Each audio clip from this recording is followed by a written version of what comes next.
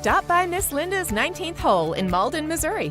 Open to the public, we have something for everyone. Daily lunch specials, a Sunday buffet, catering, and a banquet room for rent.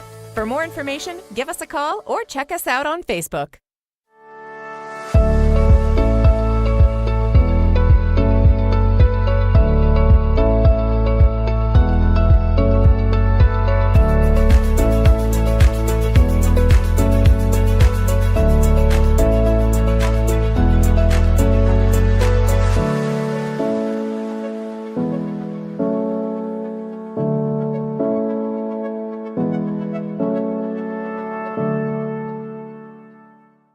At Earnhardt's Property Management, no job is too big or too small. From landscaping to lawn care, we do it all, including yard leveling, chat driveway installation, and yard restorations.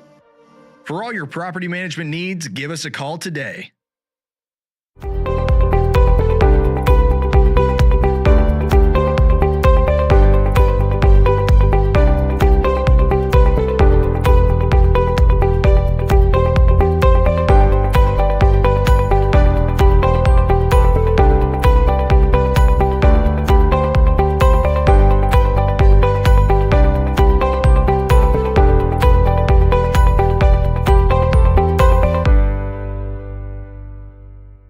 Agriculture is not a fad, and it's not for the faint of heart. Long days become long nights, sacrificing time away from your family, even on weekends, just so you can get the crop in and get the crop out. This is your way of life. At Farm Credit Southeast Missouri, we are 100% bought into your commitment. Because we are customer-owned, it is our mission to be your ag lender, and we intend to be your value-added partner for next year and the long term. Your ag lender will always be there.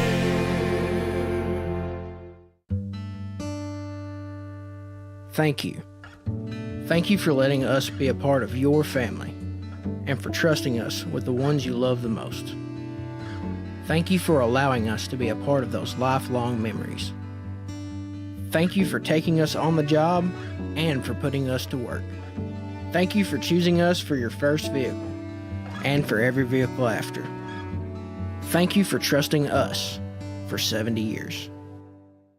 At Focus Bank, we understand your community because it's our community too. With branches across Southeast Missouri and Northeast Arkansas, Focus Bank offers services such as fraud protection, really free checking, and mobile banking that lets you bank simply and securely, anytime, anywhere. Stop by any of our branches or visit us online to open an account today. Plus, you'll receive an awesome free gift just from opening your really free checking account. And when you refer someone who opens an account, you'll both receive a gift. Focus Bank, member FDIC, equal housing lender.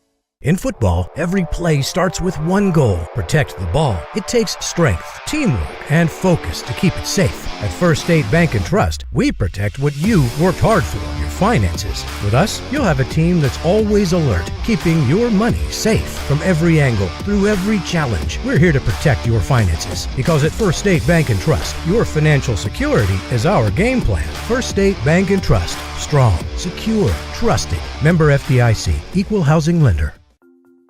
Cameron Bunting Parker, Missouri State Representative, District 150, Dunklin, Pemiscot, and Butler County.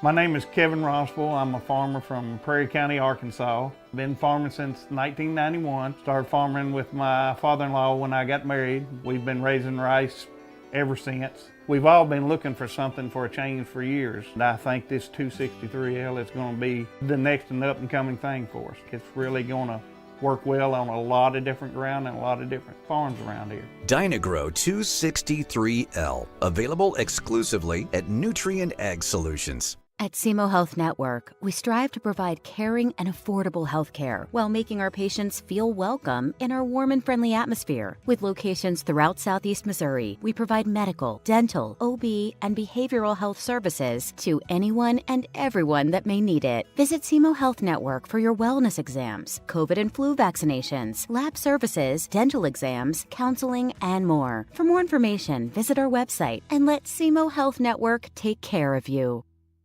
We do things the right way, we do it honestly, and we do it well. We go to trial with confidence that in Southeast Missouri, when we work hard and we do a good job of presenting the case to the jury like we know we can do, justice will be done and the client will be taken care of. If you need someone to represent you at trial, call Cook Parquet Ponder & Walls.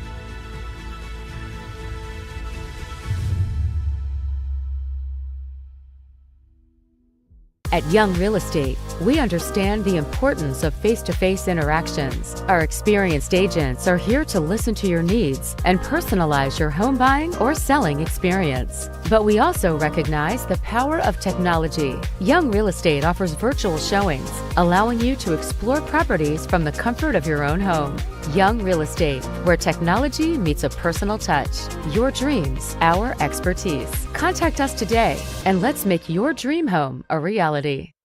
NextEra Energy Resources is the world's largest generator of renewable energy from the wind and sun, and a world leader in energy storage. Since 2016, NextEra Energy Resources has invested more than $339 million in Missouri to fuel local economic growth. Today, our company owns and operates one wind energy facility in the state and is looking to invest even more in the Show Me State. We are committed to being a trusted community partner and look forward to providing affordable, clean, renewable energy for generations of Missourians to come.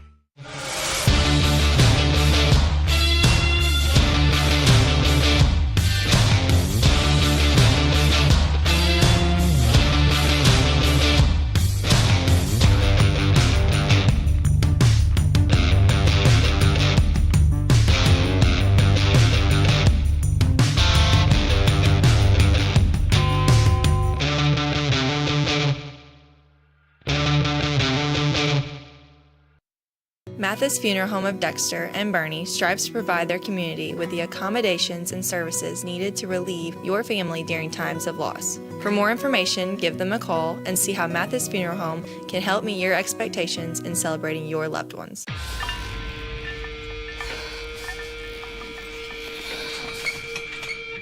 At Southern Bank, we're never not helpful.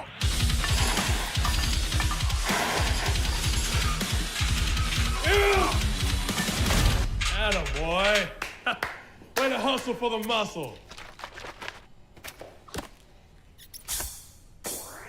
Helping positive gym bros and everybody else. Do you need personalized merchandise? Trying to celebrate the season of that big state run? Then Juju Promotions in New Madrid has you covered. Whether it's heat presses, screen printing, or embroidery, we always have an option that will leave you satisfied and looking your best. With seasonal styles and plenty of accessories, there's something here for everyone. So come in and shop around. You'll be welcome with a smile and leave more fashionable than ever. Call us at 573-748-4040 or visit us in New Madrid. What is great internet? Is it strong? Is it fast? Is it reliable? At Sparklight, we know connection goes way beyond technology. From Monday morning meetings to Friday nights with friends and everything in between. That the best connections are always there, right when you need them. So how do you know it's great internet? Because it works. We're Sparklight, and we're always working for you.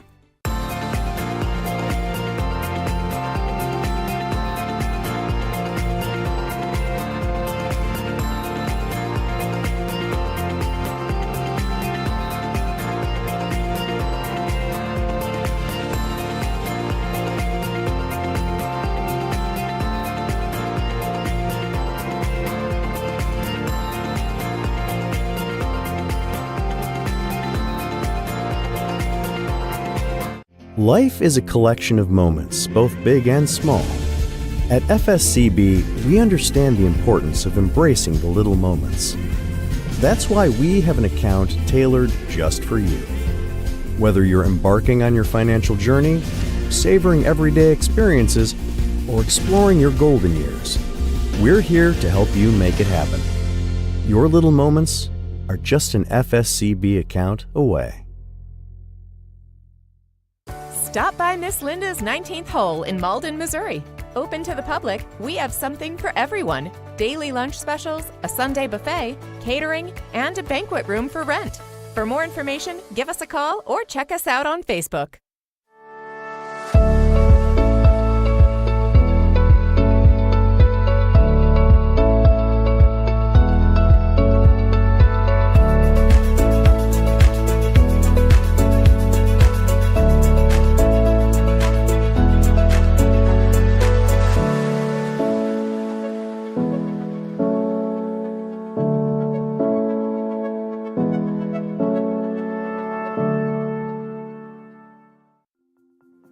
Cameron Bunting Parker, Missouri State Representative, District 150, Dunklin, Pemiscot, and Butler County.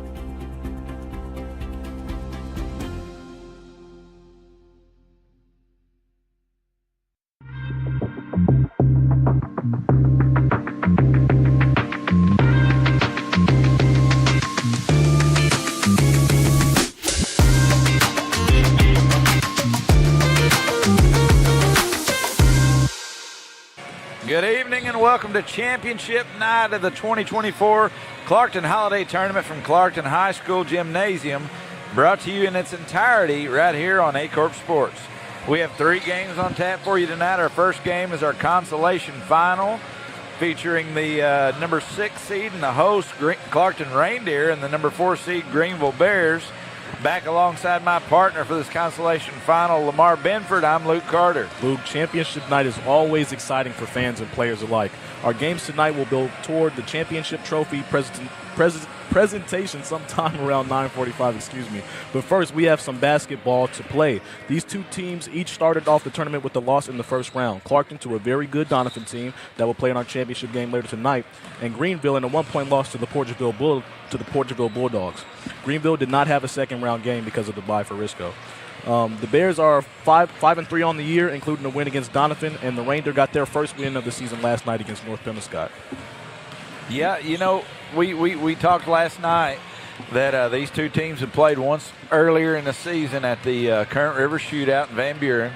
Greenville beat Clarkton pretty handily, but that was the first game of the season. It was an early game in the day, and for a lot of the Clarkton starters, like we spoke about last night, they start quite a few freshmen, play quite a few freshmen. That was their first game ever in high school. Right, but they seemed very poised with the basketball that they were playing. It didn't look like that they were freshmen at all. No, and I think with last, as the season's going on, they're getting a lot more comfortable. So this matchup tonight could be a little bit different than it was their game 1 of the season at Van Buren.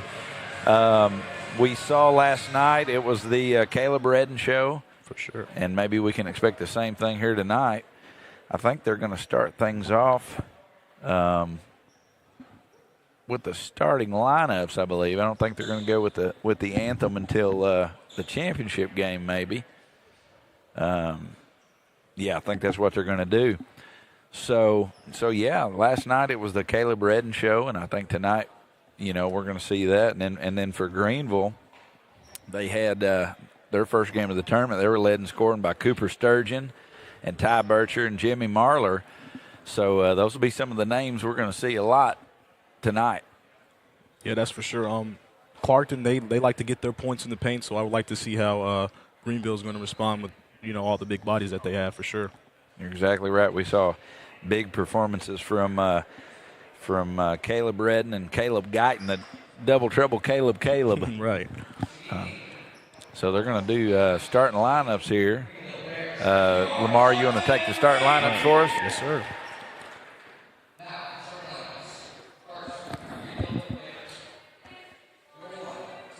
For Greenville, number 1, Ty Bircher. Number 5, Eli Evans. Number 10, Jackson Bollinger. Number 22, Cooper Sturgeon. And number 30, Jimmy Marley. Now your starting lineup for the Clarkton Reindeer.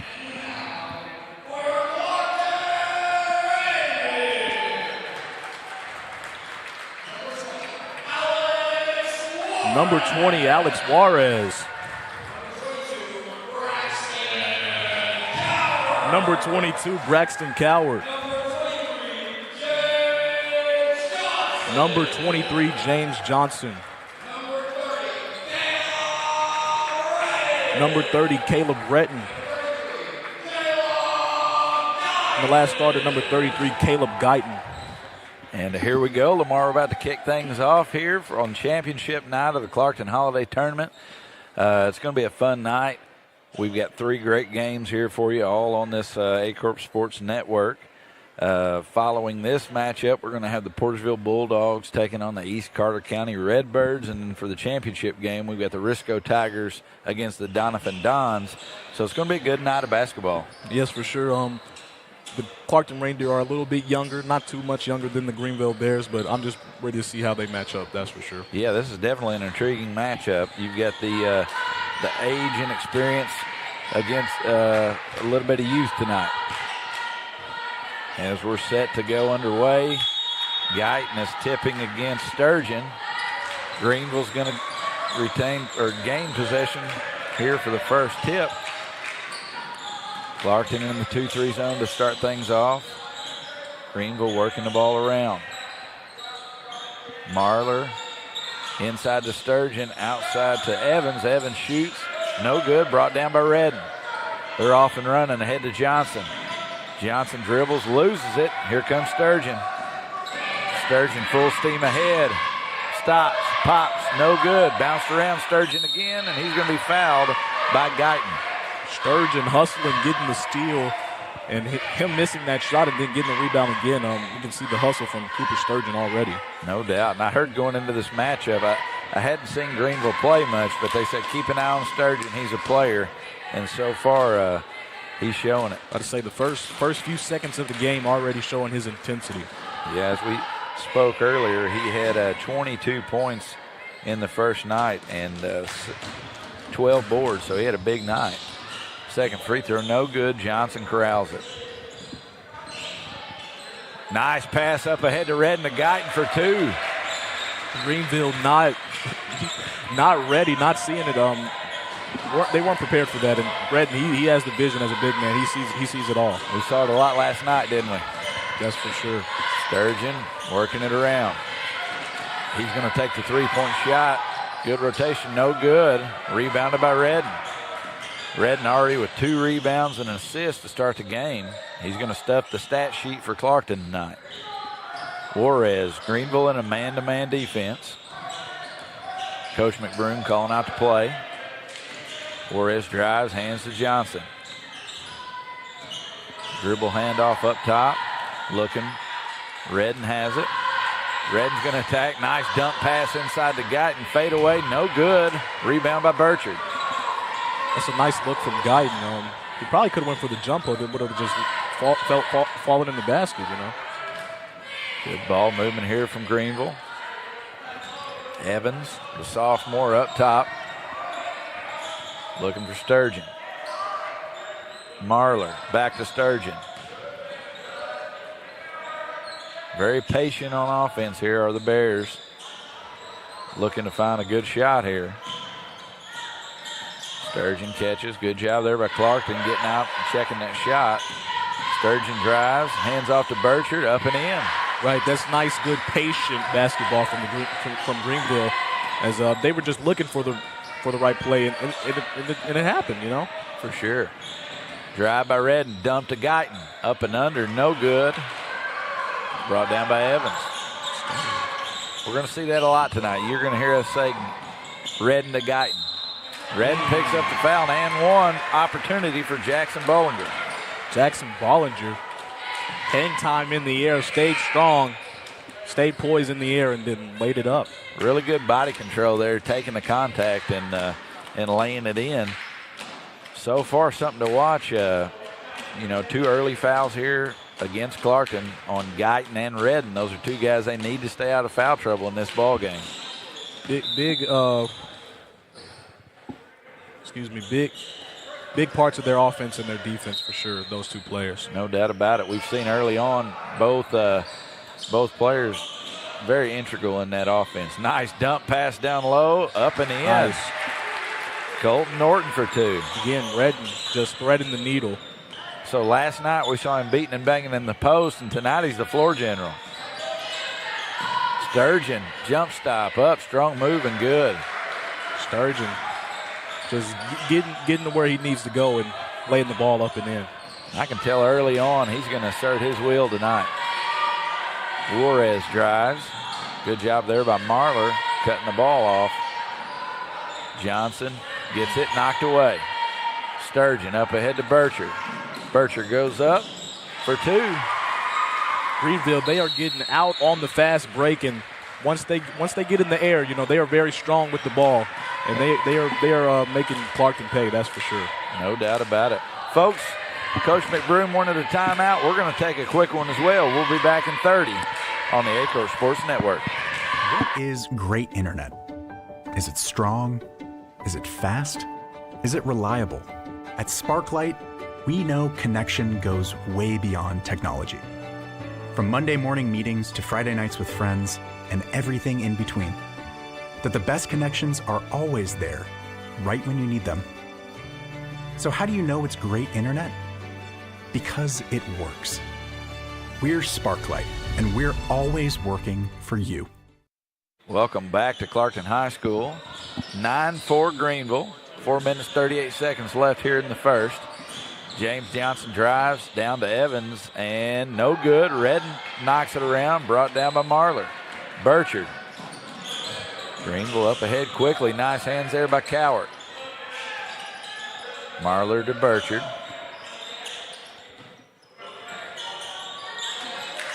Greenville very patient. Nice ball movement to the three. Evans knocks it down. Great ball movement from the Bears as they're making Clarkton move their feet, shuffle their feet, and it led into a Greenville open three. Knocked away by Marler. Marler up and in. Again, this time making them work on the offensive side. Resulted in a Greenville layup. Greenville moving that 2-2-1 press out, and Clarkton have a little bit of problems with it. Redden had Sturgeon sealed there, but Juarez couldn't hit him, and he'll be shooting two.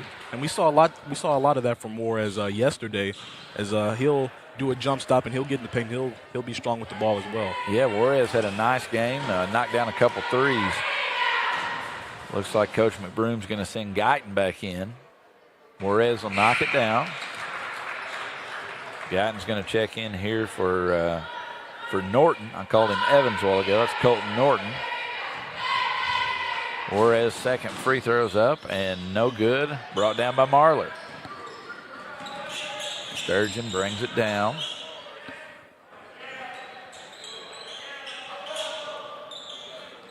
Evans thought about it. Pump fake. Kick down to Burchard. Greenville with some very nice ball movement early on, working the ball very well against this zone. Burchard's on fire here in the first quarter. Burchard got to that spot, up fake, got his defender in the air, and he went to the side and jayed the shot. Burchard with 6 points here in the first quarter. Nice pass again from Redden to Juarez. Nice, that jump stop got his defender up in the air, and then he laid the ball up and in. So every 2-point field goal that's been made tonight has been assisted by Caleb Redden. Caleb Redden he's integral to every part of their offense right now. Sturgeon shots up, and there's Redden again. Redden up ahead to Johnson. Johnson's going to attack the basket, up and in. Nice. So far, Redden hasn't scored, but he's got 4 assists and 4 boards, so he's stuffing the stat column. Right. Good attack there by James Johnson. Now, Redden hasn't gotten the ball in the post much, but every time he gets the ball, he's making the best out of it, that's for sure. He is kind of running the floor general role tonight. Greenville very solid offensively. They haven't turned the ball over yet. Almost a commentator's curse there. Right when he said it, they deflected it. As Marler knocks it down. Yeah, almost had the curse on him. But he caught it, knocked down the three. Very high field goal percentage early on here from Greenville. They've only missed 2 shots.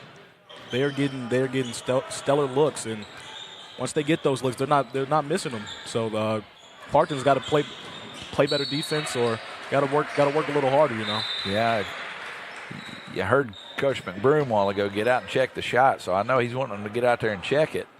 They've got to get out a little bit quicker. As Johnson knocks it out of bounds. 19-9 here in the first quarter. Championship night of the Clarkton Holiday Tournament. Evans 3-point shot, no good. Johnson with the board. Johnson wants to run. Kicks it up to Guyton. Down to Pavey. Johnson's looking. They got a little high-low action again for Redden. Redden's looking. Hand off to Pavey. Pavey retains possession of the basketball. Johnson's going to drive in. The floater up and good. Nice move there. Little sloppy with that handoff, but Johnson, his teammate recovered the ball and then gave the ball to Johnson. He hits the nice little floater. Sturgeon has it for Greenville. Marler. Clarkton in the 2-3 zone. Doing a little bit better, getting out and checking those shots. Drive, contested by Juarez, and hit the back of the backboard. Clarkton ball. Yeah, that was a little bit of a later whistle there. I'm not sure. I think one official may think that ball was deflected. I think it's going to stay Clarkton basketball here. Other ref says he did not get a hand on it, so it will stay Clarkton basketball. Juarez, I knew when he rebounded the basketball, he had a little bit of indecision in him there. He knew something wasn't right, and then the whistle blew. It hit the side of that backboard. Johnson with another good drive, good move. Johnson, fast, strong, and aggressive. Got into the lane very quickly and then powered up and laid the ball up. Johnson with 6 points here in the first quarter to lead Clarkton. Clarkton showing some fight here in the first quarter. As Sturgeon makes a move, Redden's got to be careful. And I think Redden may have picked that second foul up there. Sturgeon loses the ball off of the catch, recovers it, power dribbles, up fake, layup, and one. And that is going to be on Redden. That's 2 on Redden. As Sturgeon goes to the line. That's a big knock there for Clarkton with Redden in foul trouble here. Sturgeon knocks it down. Still in the game. 2 seconds. Pavey, no good. Folks, after one, the Greenville Bears lead the Clarkton Reindeer 22-13. We'll be back on the Aycorp Sports Network. Thank you. Thank you for letting us be a part of your family and for trusting us with the ones you love the most.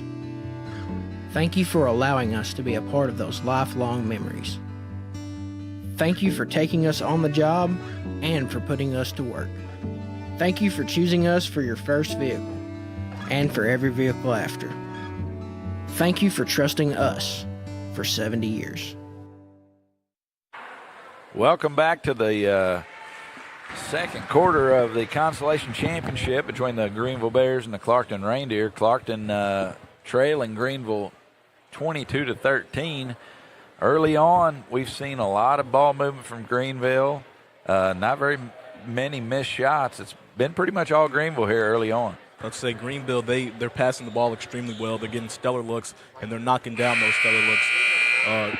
Clarkton, they got to get out on these jump shots. They got to contest, and they got to rebound the ball because Greenville is taking advantage of everything that they're doing right now. They are. We've got rebounding wise, they're pretty even right now on the stat line, 6-6. And then you look at the field goals, Greenville's attempted 3 more field goals than Clarkton. They've shot 4 free throws here early on. Really, the tail of the tape, like you said, they're knocking down their shots, and Clarkton only shooting 50% here. I say only. Right. That's a great percentage, but Greenville at a higher tick right now. But something to look out for. Caleb Redden, he has 2 fouls early on. We got to look out for that as he tries to make a pass over to James Johnson and went out of bounds. That really wasn't a bad pass. I just don't think Johnson was looking for a bounce pass there. He may have been looking for a little bit of a lob, but out of bounds nonetheless. Burchard has it up top. Burchard 6 points in that first quarter as the sophomore Evans with a sweet jumper. Evans, he went to the side. He pound dribble, pull up, and he laced the mid-range. Silky smooth on that jumper. Eli Pavey, dribble, hand off to Johnson. Guyton had a good seal. Nobody there. Redden drives, kicks, Johnson drives. Good take and good. Johnson has been big in these first 2 quarters with his his pace and his aggressiveness right now as he lays the ball up and in. Johnson being that senior leader here early tonight for the Clarkton Reindeer. 8 points. Excuse me, 6 points. Evans with the board. Juarez there, he knocks it away. We're going to have a jump ball, possession arrow in favor of the Bears. That's the thing, Greenville, with a rare miss, Clarkton has to get the rebound and they got to get out on the transition. As that's how most of their layups are coming off of Redden passes. They got to rebound the ball. Evans with another 3-point shot. Bounced around, Pavey has it. Fast break opportunity. Pavey drives, jump stop, and he walked. He drug that pivot foot. Nice move there, though. He stopped and jump stop and let that defender go by. He just drug the pivot foot. Gotta have more control. Sturgeon up top. Down to Evans. Logan Hillis and Logan Rogers. The two Logans have checked in for the Bears. Sturgeon, 3-point shot up and good. Greenville, they are knocking down every look that they get right now. And Clarkton, they're not getting out fast enough on these checks, on these closeouts. Yeah, they got to get out and check those shots a little bit quicker. As Sturgeon has 9 points, 4 rebounds here in the ballgame. Guyton trying to get it in there to Redden. Redden working hard. Good defense by Sturgeon. They've got to get Redden some touches down there around the paint. Juarez up and good. Unorthodox layup from Juarez, but great. They're denying the ball extremely well from Redden. They're not trying to let him get the ball in any capacity. That's their MO. We're going to stay here. It's a 30-second timeout, but you're right. Anybody that has watched a game in this tournament knows that the key, a big key to Clarkton's offense is Caleb Redden, and you can tell that the Greenville Bears and Coach Darren Garrison tonight are very focused on shutting him down. Right, because once he gets the ball in the paint, it's either 2 points or it's a foul. So best thing to do, make sure he can't get the ball. That's right. And something I'm impressed with as a freshman. A lot of times, if you know the offense is going to run through you, you're going to force shots in a lot of these situations. And Redden really letting this game come to him right now. He's not going out and forcing shots. He's really distributing the basketball really well here early on. And he's letting this game come to him in the flow. Clarkton switching to a man-to-man defense out of that timeout. Going to throw something different here at Greenville. Guyton staying with Sturgeon. And that's going to be 2 fouls on Guyton. Now the two Clarkton bigs are now in foul trouble, so they got to be careful. In that situation, you try to tell the guys to stay tall and keep your hands up. Guyton swatted at that basketball is really why he was called. I think if he'd have stayed put and stayed tall and had his hands up, he wouldn't have been called for that foul. But when he swatted down, that was a no-brainer. To call it the rule of verticality. Exactly. 12-point lead here for Greenville as Sturgeon knocks down 2 more. 11 points now in the first half for Sturgeon. 1-2-2 zone defense for Greenville. Guyton shoots. No good. Pavey rebound. He's blocked by Logan Hillis. Hillis brings it across. They work the basketball around. Sturgeon drives. Guyton there. Lucky he didn't pick up a third as Sturgeon knocks down another. Sturgeon absorbing the contact, taking the bump, and then putting the ball in the basket. I've heard some folks when I asked about Greenville brag on Sturgeon, and rightfully so. He's a ball player. There's Redden knocked away. Ian Meyer sees his first minutes. Sturgeon again. Juarez, nice hands knocking it away. And that's an extremely good thing for Greenville. The first possession with Caleb Redden getting the ball in the paint resulted in the Clarkton turnover. So, yeah, you're right. They collapsed really well on that pass. Up top to Meyer. Evans has it. Sturgeon kicks down, knocked away by Johnson. And it's going to go off. Last touch by Logan Hillis. Wow.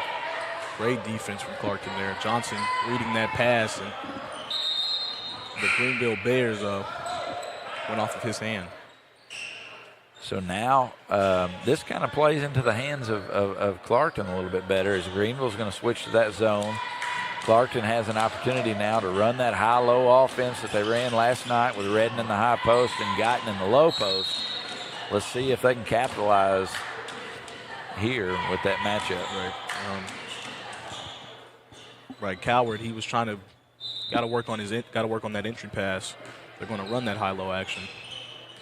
Last night we saw Clarkton shoot it very well from behind the arc. So far tonight they're 0 for 2. Good entry there. Redden doing a good job of working that basketball. Johnson's going to drive. Shots up, no good. Rebound by Greenville. Sturgeon up ahead. Marler inside to Sturgeon. Guyton guarding Sturgeon with 2 fouls. And Sturgeon asserting his will again. Sturgeon getting up in the post and then adjusting mid-air for that jump shot off the glass. You could kind of see Greenville knows Guyton has 2 fouls, and Sturgeon going right at him. Right. Juarez pump fake, drive, nice take, Alex Juarez. Juarez relentless at the rim, power dribble, layup bucket for Alex Juarez. Juarez having a nice game, 7 points here as Evans drives. He's going to be fouled by Cowart. Evans is a ball player too. We've seen him make some good moves tonight. Evans got him with a nice crossover, and Juarez had to recover, and it resulted in a foul. Evans' first shot up and good. As we have Miguel Day and Colton Norton checking in for Cowart and Guyton. Coach McBroom not wanting Guyton to pick up that 3rd foul here. Smart move from Coach McBroom. Second free throw up and good. Evans going to check out for Jackson Bollinger. 3 minutes and 15 seconds left in the ball game. I mean, in the half, not the ball game. Getting a little ahead of ourselves there. Juarez. Norton's going to drive. Another kickball. They move Johnson down to that low spot on that high-low offense with the absence of Guyton. Up top, Juarez down to Johnson. Redden was open, didn't hit him. Greenville doing a good job smothering the middle up. Day working it around. Juarez to Johnson. Greenville moving very well out of that zone defense. Johnson takes the jump shot, no good. Battle for the rebound, and who else but Sturgeon, but it's knocked away. Juarez drives over to Norton. Pump fake. Marler stays on his feet. Day, Juarez. Over to Day. Greenville doing an excellent job of ball denial from Redden. They're not letting him get the ball in the middle at all. Has he taken a shot? He's taken 1 shot, and I think he got stripped. Yep, that's right. But they've done a good job. I mean, that's the last 2 games. I think he had 28 game 1, 20 in the game last night. And tonight he's only had 1 shot opportunity. Right, that's an excellent defense from the Greenville Bears. Johnson goes to the line, misses his first free throw attempt. He's going to step up here for his second. Shots up and good. Cuts the lead to 15. Clarkton needs a couple stops here if they want to get back in this ball game. Burchard, the hot hand in the first quarter, has it on the wing. Marler, nice curl cut. Nothing there. Dribbled by, knocked away by Johnson. He is quick. He is fast. And he is on every pass right now. Johnson having a solid ball game so far. 7 points, 2 boards. He's going to guard Marler. Redden again, 2 fouls. He's guarding Sturgeon. Drive, Bollinger, up and good. Miguel Day just not having the foot speed of, number 10, Bollinger. and he got right past him, and nice little floater from him. Pretty balanced scoring here early on for Greenville.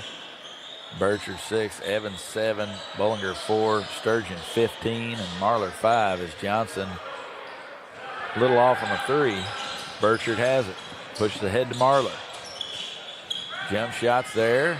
Sturgeon knocks it away to Johnson. Johnson gets it knocked away, but it's going to go off of Norton. It's going to stay here. Right, what Greenville is doing once the ball reaches a side of the court, everybody's focused on that side. If somebody can make a good skip pass for Clarkton, they could result in some open shots, Oh, no doubt about it. Burchard follows his own shot. Good job, and he's going to be called for the foul as he goes over the back of Redden.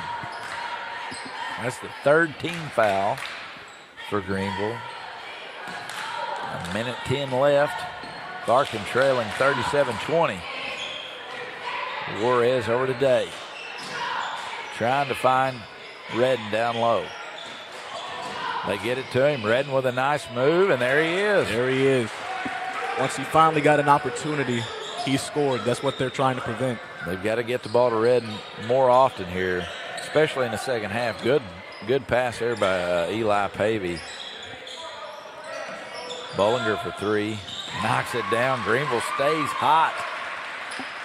Clarkton has to move those puppies.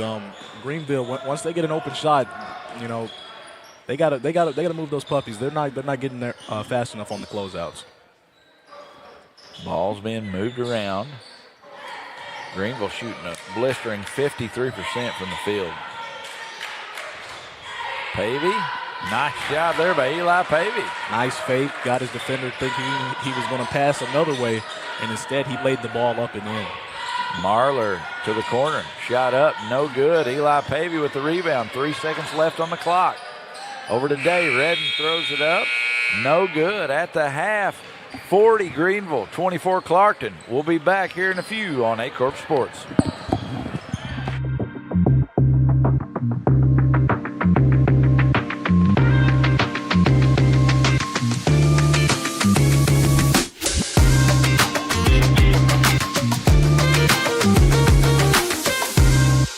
Stop by Miss Linda's 19th hole in Malden, Missouri.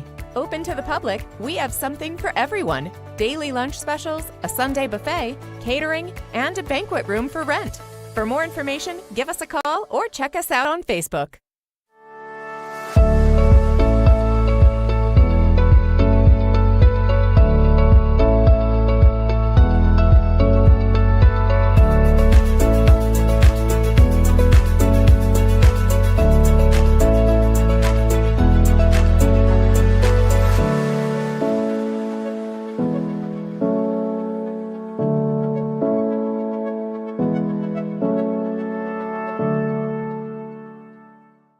At Earnhardt's Property Management, no job is too big or too small. From landscaping to lawn care, we do it all, including yard leveling, chat driveway installation, and yard restorations. For all your property management needs, give us a call today.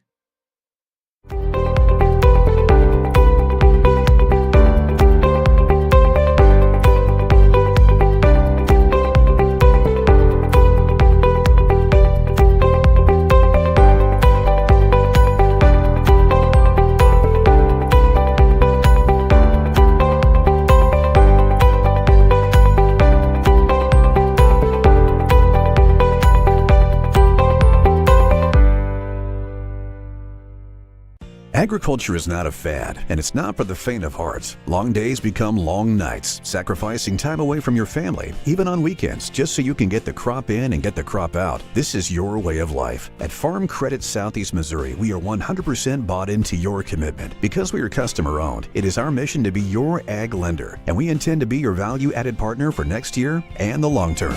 Your ag lender will always be there.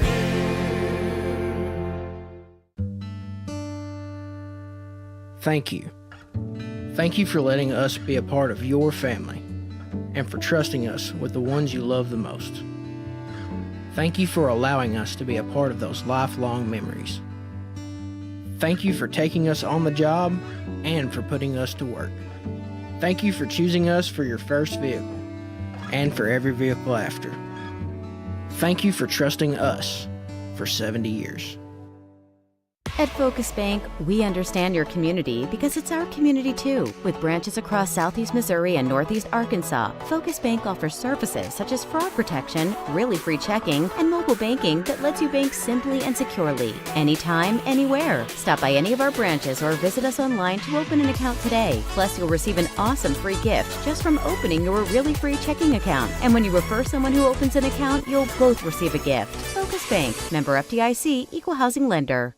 In football, every play starts with one goal: protect the ball. It takes strength, teamwork, and focus to keep it safe. At First State Bank and Trust, we protect what you worked hard for, your finances. With us, you'll have a team that's always alert, keeping your money safe from every angle, through every challenge. We're here to protect your finances because at First State Bank and Trust, your financial security is our game plan. First State Bank and Trust. Strong, secure, trusted. Member FDIC, equal housing lender.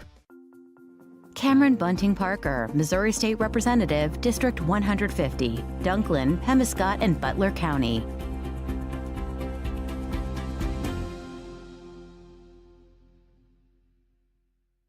My name is Kevin Rossville. I'm a farmer from Prairie County, Arkansas. Been farming since 1991. Started farming with my father-in-law when I got married. We've been raising rice ever since. We've all been looking for something for a change for years. And I think this 263L is going to be the next and up and coming thing for us. It's really going to work well on a lot of different ground and a lot of different farms around here. Dynagro 263L, available exclusively at Nutrient Ag Solutions. At SEMO Health Network, we strive to provide caring and affordable health care while making our patients feel welcome in our warm and friendly atmosphere. With locations throughout Southeast Missouri, we provide medical, dental, OB, and behavioral health services to anyone and everyone that may need it. Visit SEMO Health Network for your wellness exams, COVID and flu vaccinations, lab services, dental exams, counseling, and more. For more information, visit our website and let SEMO Health Network take care of you. We do things the right way, we do it honestly, and we do it well. We go to trial with confidence that in Southeast Missouri, when we work hard and we do a good job of presenting the case to the jury like we know we can do, justice will be done and the client will be taken care of. If you need someone to represent you at trial, call Cook Park Pet Ponder and Walls.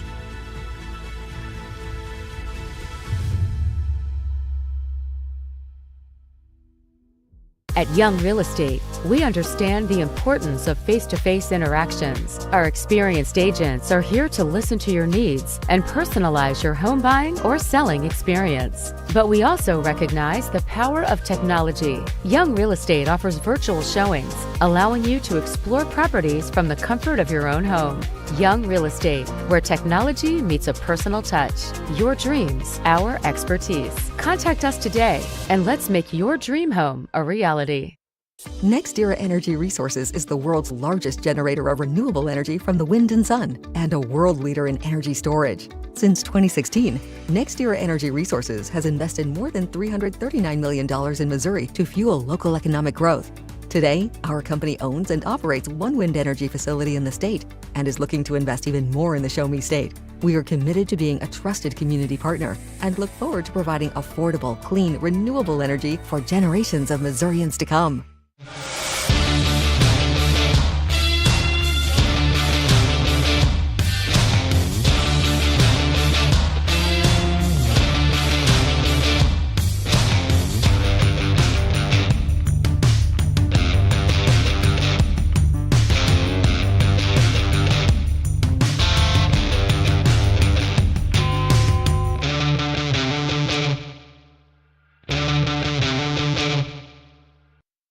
Mathis Funeral Home of Dexter and Bernie strives to provide their community with the accommodations and services needed to relieve your family during times of loss. For more information, give them a call and see how Mathis Funeral Home can help meet your expectations in celebrating your loved ones.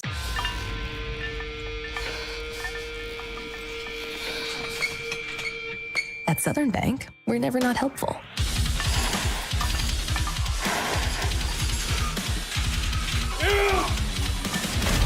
Attaboy. Way to hustle for the muscle. Helping positive gym bros and everybody else. Do you need personalized merchandise? Trying to celebrate the season of that big state run? Then Juju Promotions in New Madrid has you covered. Whether it's heat presses, screen printing, or embroidery, we always have an option that will leave you satisfied and looking your best. With seasonal styles and plenty of accessories, there's something here for everyone. So come in and shop around. You'll be welcome with a smile and leave more fashionable than ever. Call us at 573-748-4040 or visit us in New Madrid.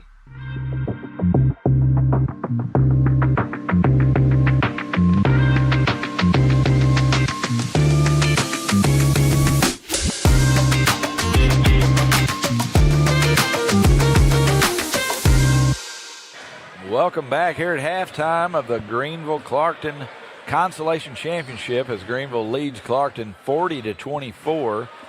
Lamar, it was hot shooting for Greenville there in the first half. I just say this game has been all Greenville. Not only shooting, once they get into the paint, they are very strong with the ball, and they're taking advantage of everything Clarkton has to offer right now. You know, I was very impressed by Cooper Sturgeon. Sturgeon led all scorers this first half with 15 points and 6 rebounds. But really, both teams having some fairly balanced scoring here in the first half. Yeah, Sturgeon, not only is he scoring the ball extremely well, his impact on the defensive end, he has the Caleb Redden matchup, and he's for a little bit in the first half, and he was denying the ball extremely well. He's rebounding the ball extremely well also. So he's everywhere in this game right now. You know, you hit on it there. The Caleb Redden factor, he's been absolutely dominating the first 2 games of this tournament. And tonight you can tell that Greenville has come out and their MO is to slow Redden down a little bit. In the first half they did. He had 2 points. But really good job there on Redden's behalf of not forcing his game. He only took 2 shot attempts and he knocked the one down. But if you're Clarkton, you're going to want to get him the ball early and often. Right, you got to get him acclimated fast for this second half, or Greenville is just going to run away with it if he doesn't get acclimated quickly. Another thing to watch, Guyton and Redden with 2 fouls for Clarkton. You're going to need those 2 in the majority of this half to keep it close. And so if you're Coach Broom, I'm sure at the half he told those guys, keep your hands up and don't foul. We need you here. So 34 seconds away from starting the first quarter. Looks like Greenville's going to come out with the same lineup they had to start the game. And Clarkton will as well. It's going to be Clarkton basketball here to start the half. You have Juarez, Johnson, Cowart, Guyton, and Redden on the offensive end here for Clarkton. Juarez will bring it down. Over to Cowart. Greenville coming out in that 1-2-2 zone defense. Redden down low, knocked away by Burchard. You know, they came out to check Cowart there. They thought that was a design play for Cowart to get that 3-point shot. They jumped out, and Redden was open. I would have liked Redden to look at the basket on that play as he lays the ball in. Look at that footwork. Right, I would have liked him to look at the basket on that play instead of going for the pass. Because as we see, it resulted in a bucket for him. Nice footwork there from Caleb Redden as he spins to score 2. Clarkton comes out in a 2-3 zone. They played 2-3 and a little man-to-man in the first half. They're going to open it up in that 2-3 zone. Sturgeon skips it over to Bollinger. Evans, Sturgeon. Skip past to Bollinger again. Wide open 3-point shots up and good. And they picked up where they left off. That's the thing about the zone. You gotta move your feet. You gotta get out on these closeouts because the zone is not going to prevent the threes as much. You're trying to prevent the layups, and these guys are hitting their shots extremely well. They are. That was their 5th 3. They're 5 for 11 from behind the arc. Bollinger knocking them down. But that's the thing. They really can't play man-to-man because both of their bigs are in foul trouble. You're right. Guyton's there to clean it up as Redden had an open shot, but Guyton corrals it and cleans it up. You're right. They really can't play man right now because it's kind of a defensive liability if you do start picking up that 3rd foul. Mm-hmm. So they can't come out like they would hope to.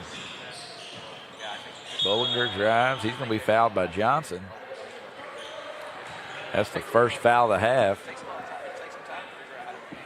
Bollinger, hit him with that hezzy, trying to get past Johnson, and Johnson wasn't there a little fast enough, so it resulted in a blocking foul.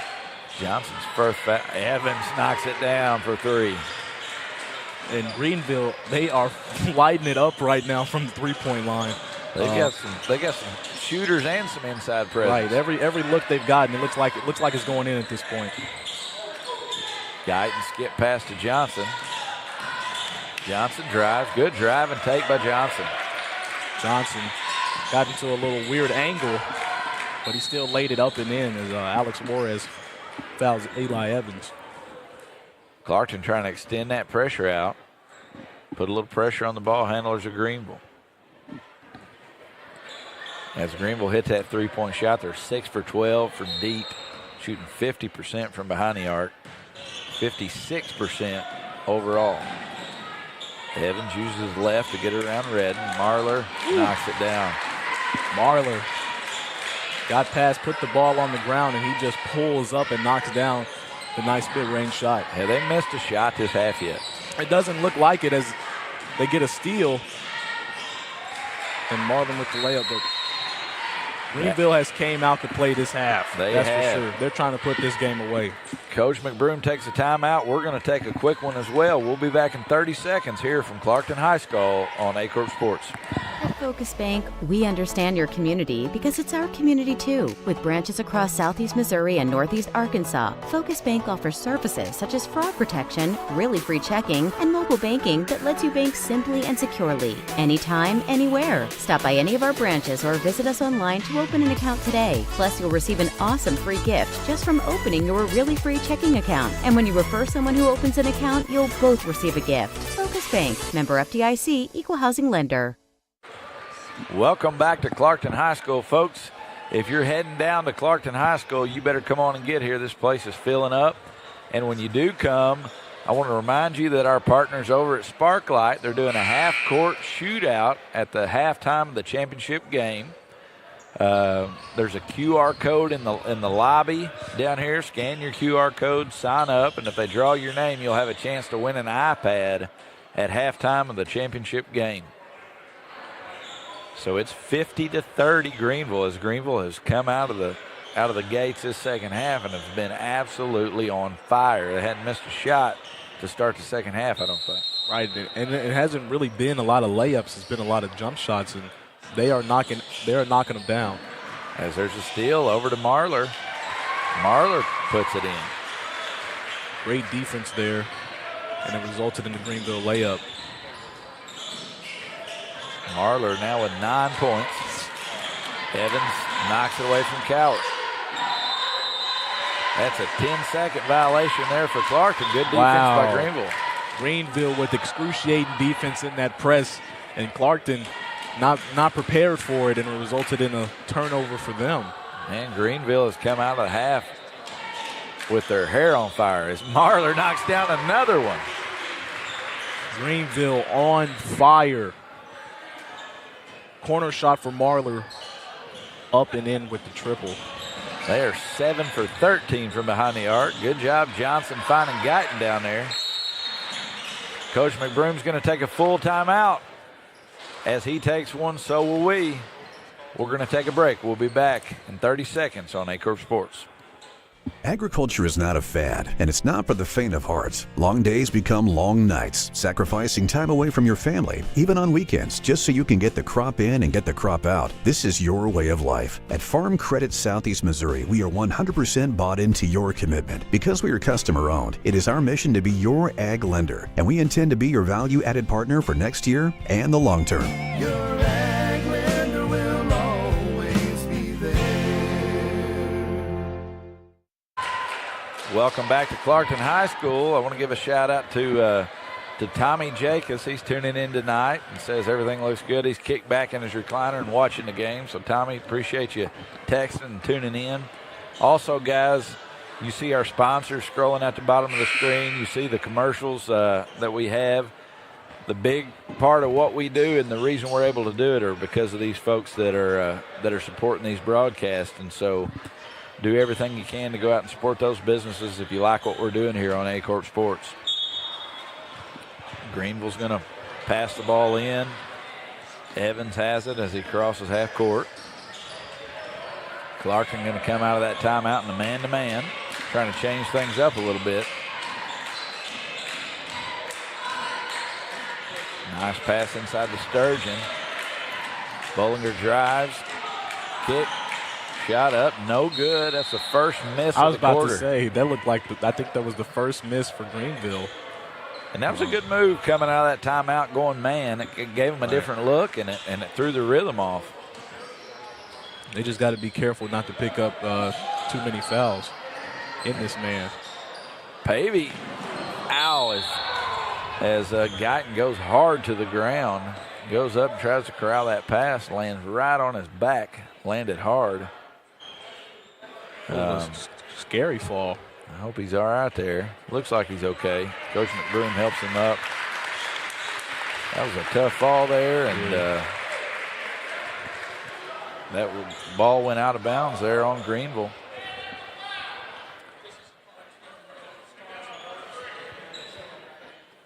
But shout out to Pavey on that pass. I like the idea of what he was going for.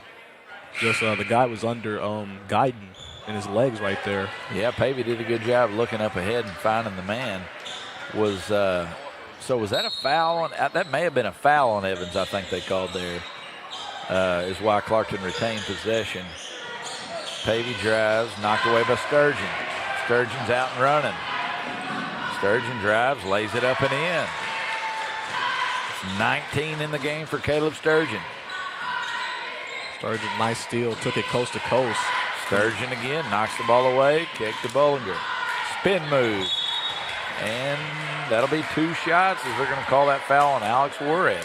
Right, looked like Juarez got mostly ball, but the swat probably what accounted for that foul there. I think you're right. He did get the ball, but anytime you swat down, majority of the time, you're going to get a whistle.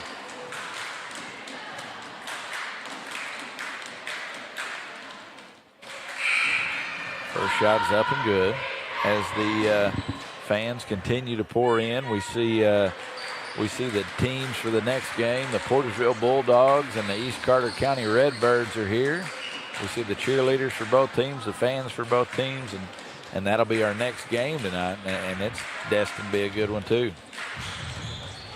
Shots up, rebounded by Redden. Redden's going to bring it down over to Juarez. Juarez drives, he looks. Miguel Day checks into the ball game for Clarkton. Pavey, he's going to drive, nothing there. Clarkton going to work it around the horn here. Juarez drives, he gets blocked by Logan Rogers. Evans catches it in the corner. Logan Rogers, no good, rebound by Juarez. Good pass. Norton fumbles it a little bit. He brings it out. Pavey. Juarez drives. Nice drive and take, and one opportunity for Alex Juarez. Juarez got into the center, absorbed the contact mid-air. Nice little floater off the glass. Juarez with 9 points for the Reindeer. Greenville back into, I think it's a timeout for Greenville. Greenville taking a timeout. I think it's a 30-second timeout here. We're going to stay put. As you can see, Coach Garrison instructing his Greenville Bears. 58-34.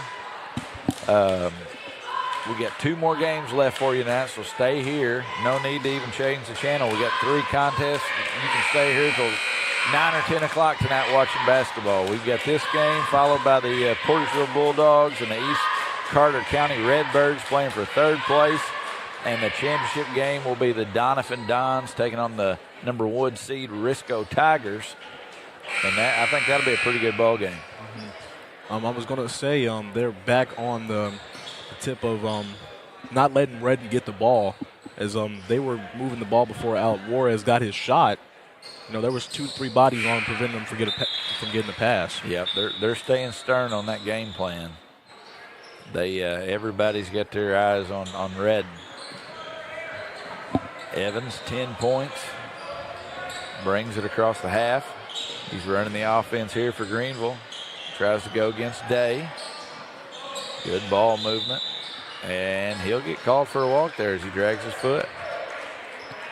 Move that foot a little, and Bollinger got a little Greenville turnover.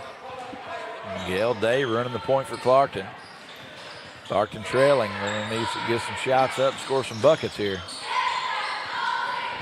Eli Pavey over to Day. Guyton looks inside their triple team, and Redden not wanting him to have that ball. Entry pass is knocked away. Right, and you said it, they're triple teaming him, and Guyton trying to force the pass in there. That's just not going to work. They got 3 men right there on Caleb Redden. So he's going to have to get the ball in the perimeter if he wants to make a play. Knocked away. Day almost comes down with the bucket. Evans running. Evans just a sophomore. Over to Bollinger. Ball's being moved around the perimeter. Ryan Payne. Evans drives up ahead to Bollinger. That'll be another walk there. Back-to-back possessions that Bollinger called with the travel. Bollinger making the move before he catches the ball completely without dribbling, and it resulted in multiple back-to-back turnovers for him. A couple of opportunities here for the Reindeer to eat into this Greenville lead a little bit. Pavey up top. They got to get some looks. They got to get make some skip passes like Guyton in the corner. Guyton three-point shot, no good. Rebound, Ian Meyer, another sophomore for Greenville. Greenville still hot, shooting 56% from the field. Three-point shot up, no good. Rebound by Burchard. Burchard puts it up. Rebound by Guyton, up ahead to Redden. Redden's going against Evans. Nice pump fake, up, almost an and one. As Redden with a nice little pump fake to get the foul. Yeah, I like the little pass fake. Nobody was running with him. He still made it. Yeah, a little razzle-dazzle from the freshman. Redden toes the line. First free throw opportunity of the night. Up and good. That's his 5th point of the night. Chance here to get number 6. Shots up and good. Clarkton slowly chipping away at this lead. They're going to want a couple more stops here and cut this thing down a little bit slimmer before the 4th quarter. That's the thing. They're getting the stops right now. They're just not getting. They're not getting any opportunities to score the basketball. You're right. They need a couple buckets here. Redden kicks it to the corner. Looking inside. Way better ball movement here from Clarkton. Miguel Day over to Norton, but knocked away by Evans. They're going to get Day for a foul. Not a bad foul there, stopping that fast break. Right in Greenville, they are preventing the post play from anybody, from both of the bigs. Something that was so prevalent yesterday with the Clarkton Reindeer was their post play, and you have not seen it much today. No, not at all. That last play there, if that had been the NBA, it would have been a take foul, clear path foul, but that was a really good foul there by Miguel Day, stopping the fast break. 4 fouls for Clarkton, 4 fouls for Greenville. The next foul will send one of the teams to the line to shoot 2. But I think Greenville's going to hold the basketball here for the last shot. As Evans going to drive. No, he's going to take it. And the ball's tipped around. It's going to be Clarkton basketball. I like how he got in there, but he just missed the shot. That was a good move. I was expecting him to hold for that last shot because you're giving Clarkton another opportunity here to cut into the lead a little bit. Like, that's the last thing you want to give is a team is hope, you know. So Clarkton down 21. They got an opportunity to cut it to 19 as Pavey is going to get called for the travel. A lot of travels this quarter. There have been quite a few. I think there were 3 possessions in a row where they've called a traveling violation. Right. Evans, quick move, spins, no good. At the end of 3, 58 Greenville, 37 Clarkton. We'll be back on the Aycorp Sports Network. We do things the right way, we do it honestly, and we do it well. We go to trial with confidence that in Southeast Missouri, when we work hard and we do a good job of presenting the case to the jury like we know we can do, justice will be done and the client will be taken care of. If you need someone to represent you at trial, call Cook Parquette Ponder and Walls.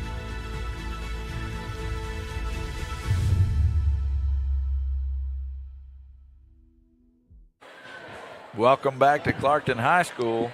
I want to remind everybody, if you're coming to the gym and you're staying home and watching these early games, don't forget when you get here to go down and sign up for the Sparklight halftime half-court shot of the championship game for your chance to win an iPad.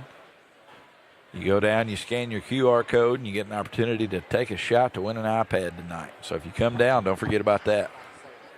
Lamar, Greenville still very hot from the field. Clarkton's got a lot of work to do if they're going to get back in this ball game. Right, Clarkton, they gotta take a hold of these opportunities when they have the ball. They're getting the stops as of right now, but they're not getting many chances to score the basketball. There's been no post play this entire game, and that's how they were scoring yesterday. Yeah, and another stat that sticks out to me is Clarkton has yet to make a three-point field goal. Greenville doing a good job of going out and checking the shots. And Clarkton 0 for 4 for deep. As Guyton goes for a steal and gets in a bad position as Logan Hillis puts one in for 2. Also, there's been no Johnson this half. No, you're right. We haven't seen James Johnson. Rebound Burchard.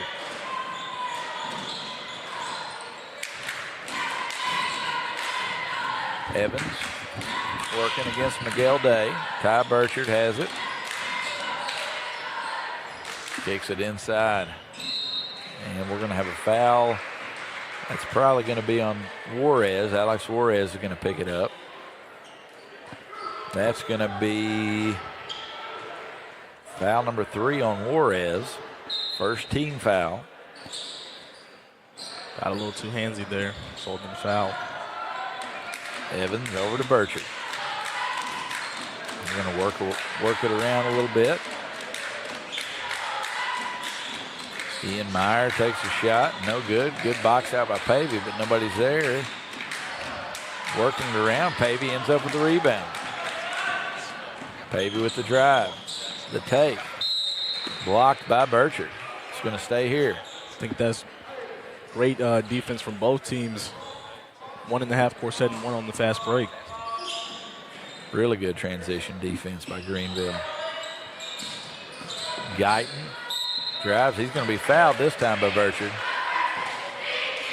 Guyton with 8 points on the night. He's going to have a chance here as he goes to the line to get to double digits.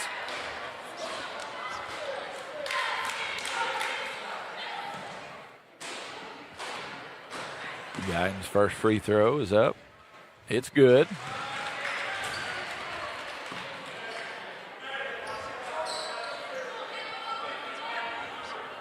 Guyton's second shot. Up and good. Guyton now with 10 points. Cutting the lead to 21. Now Greenville, they can hold the ball a little bit for these possessions. Yeah, work on that offense. Just tire out Clarkton for the most part. That's what they can do. That's exactly right. Set down, work on an offense, work on some stuff here through Greenville. And those last free throws for Clarkton, they're shooting it very well from the line. They're 7 for 9 from the line. Burchard crosses. He looks. Evans working against Day.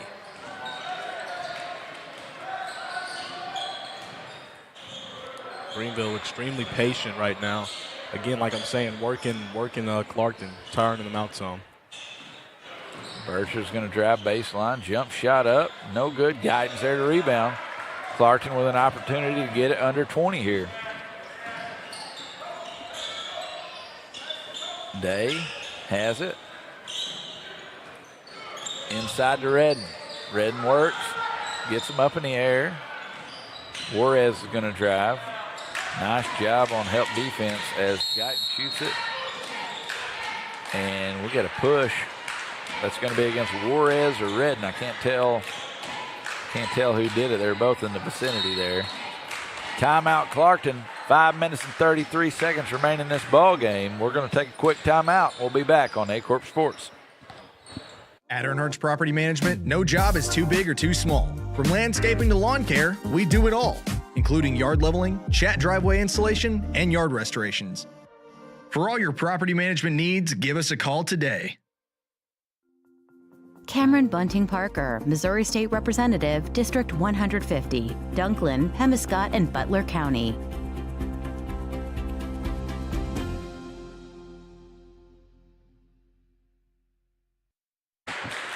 Welcome back to Clarkton High School.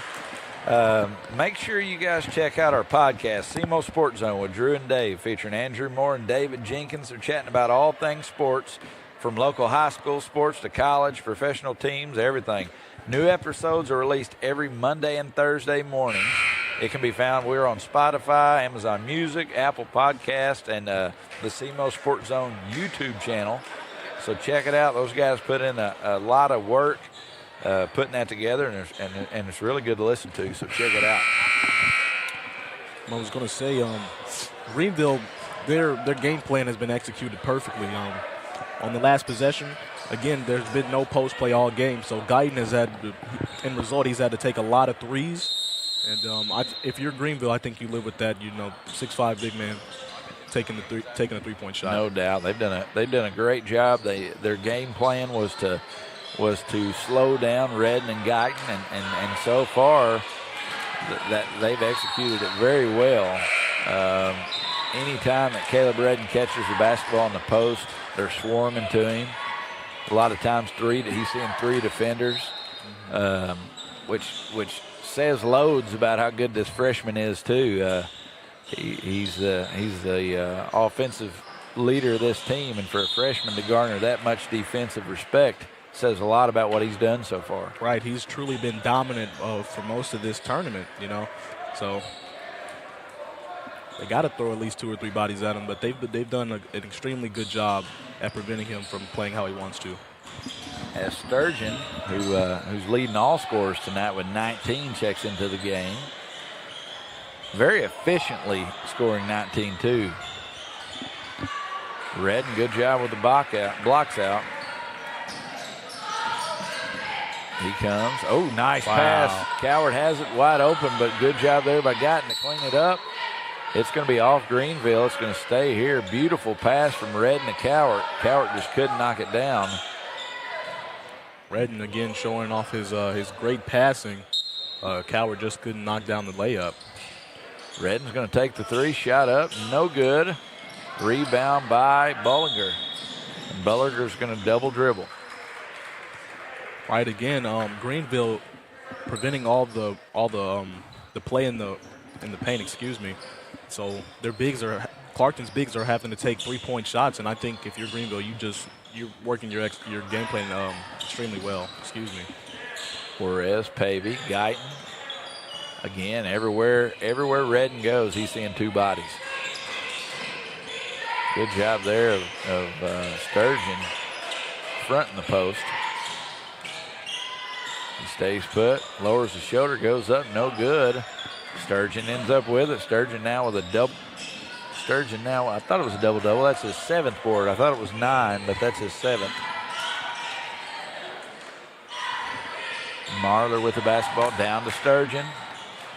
Redden with good defense. Sturgeon goes up. Guyton has it. Juarez.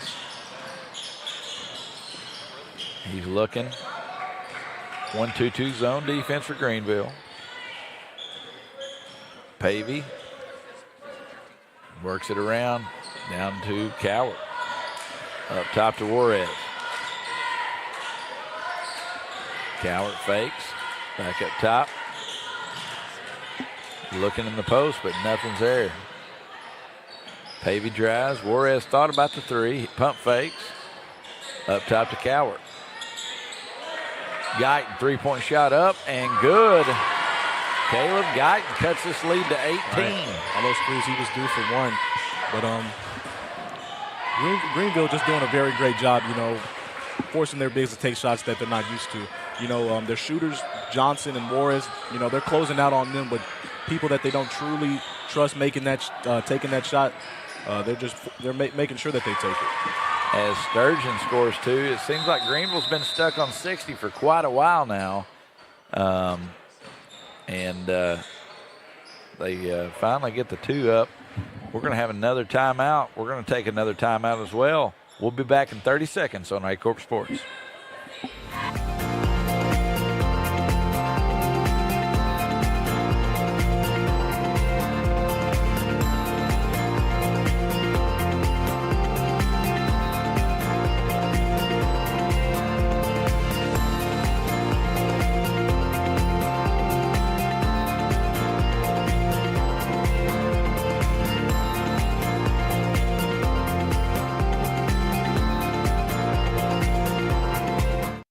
Welcome back to Clarkton High School. Clarkton was doing a good job there defensively. They couldn't capitalize on offense. It seemed like that Greenville had 60 for quite a while.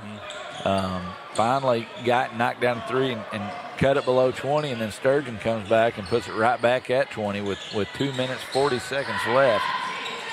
Clarkton needs to get up some shots in a hurry. Guyton has it in the corner. Thought about it inside to Redden.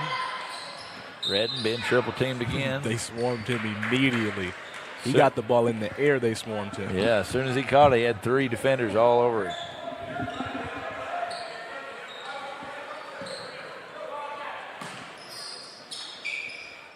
Clarkton looking for something out of bounds. Tossed up top to Juarez. Guyton with another three-point shot, up and good. Okay. Guyton getting a little hot right now. Guyton back-to-back three-point baskets. He's leading Clarkton with 16 points.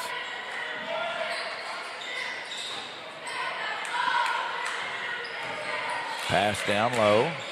Good defense, interior defense there. That ball's going to be knocked away. Clarkton basketball. Good defense from their two bigs resulted in the ball hitting under the rim and out of bounds on Greenville.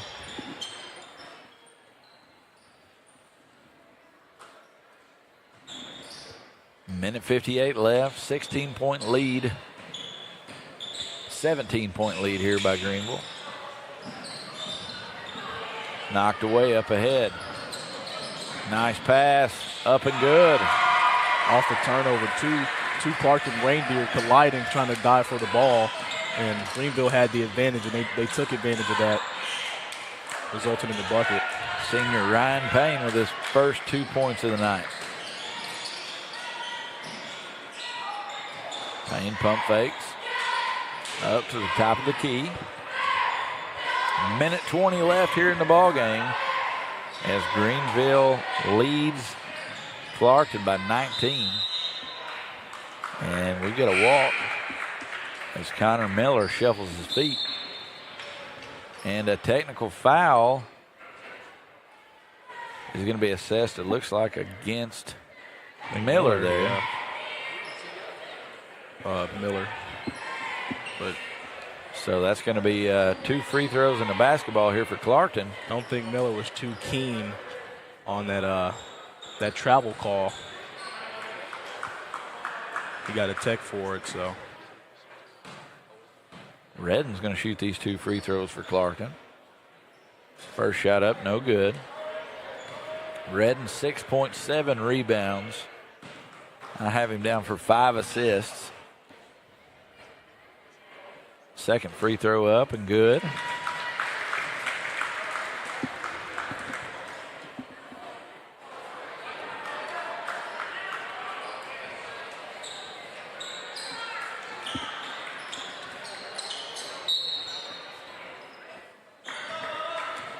Day has it.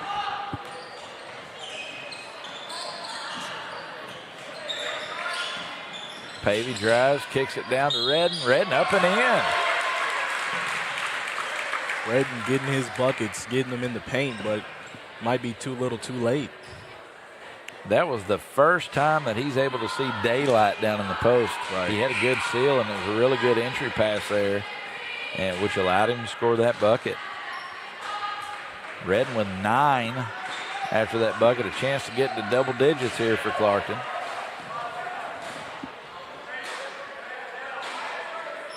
Shots up and good. Redden now with 10 points. He cuts the lead to 15. Clarkton showing some fight here late in this ball game. 64-49, 55 seconds remain in the ball game. If I'm Greenville, I'm trying to take off as much clock as I can. Yep, I'm holding on to this basketball. As we await our next matchup, the Portageville Bulldogs and the East Carter County Redbirds. That's good defense from Norton, making his opponent make a little lazy pass and resulted in a backcourt violation. Pavey today. Clarkton working the basketball around the perimeter. Redden catches. Nice footwork down there. Caleb Redden cuts it to 13. That little drop step inside has been working on that baseline. Redden with 12. Drive, and he's going to walk. 9 seconds left in the ball game. Clarkton hits a 3 here. They can cut it to 10.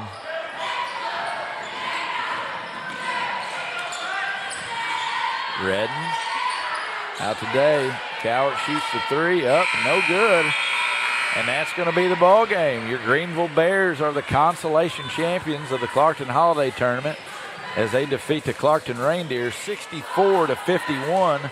Lamar, you going to run down the stats for us? All right, for Greenville, we have Ty Bircher with 8 points and 2 rebounds. Number 5, Eli Evans with 10 points, 1 rebound. Jackson Bollinger, 11 points, 2 rebounds. Cooper Sturgeon, 21 points and 9 rebounds. Jimmy Marler, 10 points, 2 rebounds. Ian Mayer with 2 rebounds. Ryan Payne with 2 points. And for Clarkton, Alex Juarez, 10 points, 3 rebounds. Johnson with 9 points, 2 rebounds. Caleb Redden, 12 points, 7 rebounds. Caleb Guyton, 16 points, 7 rebounds.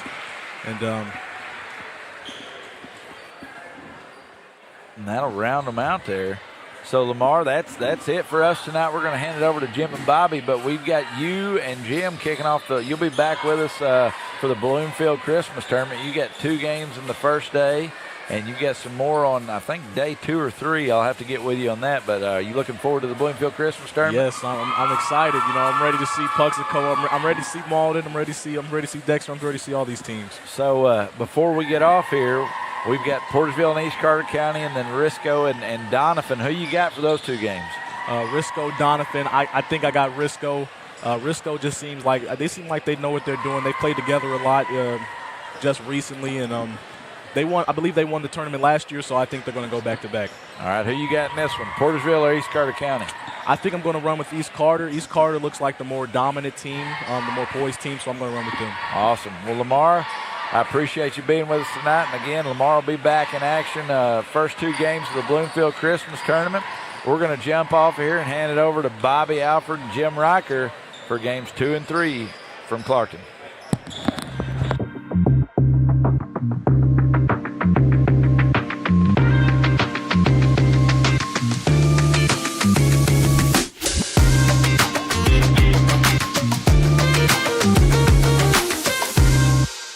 Stop by Miss Linda's 19th hole in Malden, Missouri. Open to the public, we have something for everyone. Daily lunch specials, Sunday buffet, catering, and a banquet room for rent. For more information, give us a call or check us out on Facebook.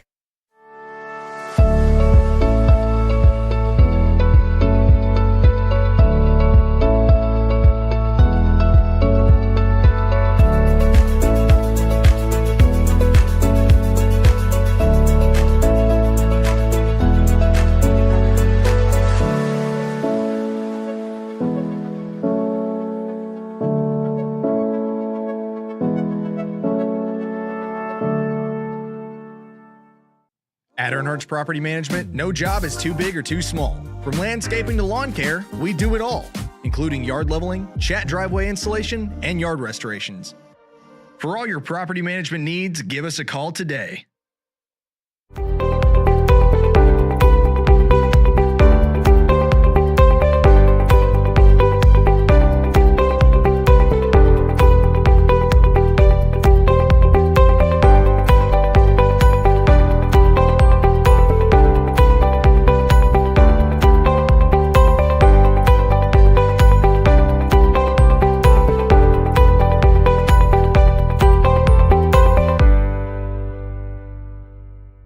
Agriculture is not a fad, and it's not for the faint of heart. Long days become long nights, sacrificing time away from your family, even on weekends, just so you can get the crop in and get the crop out. This is your way of life. At Farm Credit Southeast Missouri, we are 100% bought into your commitment. Because we are customer-owned, it is our mission to be your ag lender, and we intend to be your value-added partner for next year and the long term.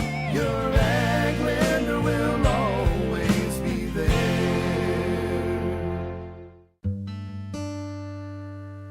Thank you.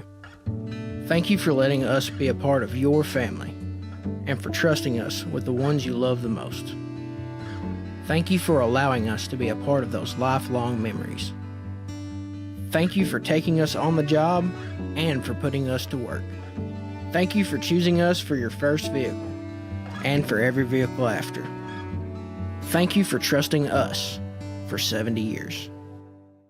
At Focus Bank, we understand your community because it's our community too. With branches across Southeast Missouri and Northeast Arkansas, Focus Bank offers services such as fraud protection, really free checking, and mobile banking that lets you bank simply and securely, anytime, anywhere. Stop by any of our branches or visit us online to open an account today. Plus, you'll receive an awesome free gift just from opening your really free checking account. And when you refer someone who opens an account, you'll both receive a gift. Focus Bank, member FDIC, equal housing lender.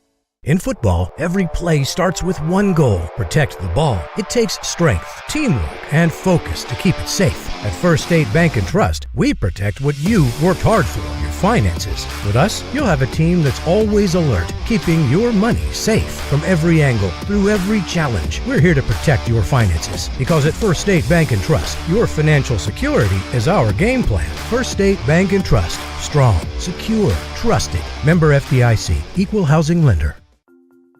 Cameron Bunting Parker, Missouri State Representative, District 150, Dunklin, Pemiscot, and Butler County.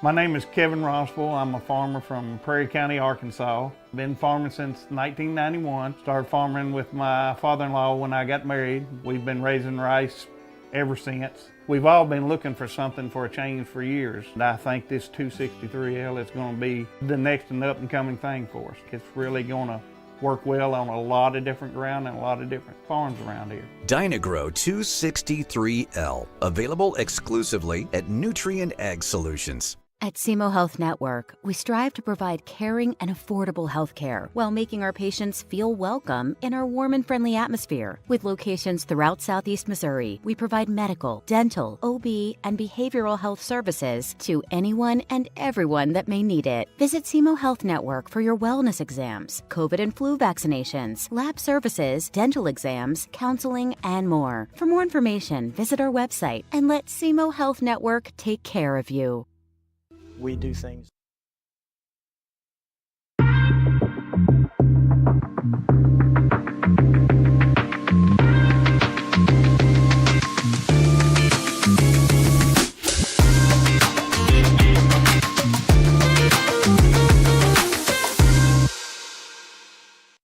Stop by Miss Linda's 19th hole in Malden, Missouri. Open to the public, we have something for everyone. Daily lunch specials, a Sunday buffet, catering, and a banquet room for rent. For more information, give us a call or check us out on Facebook.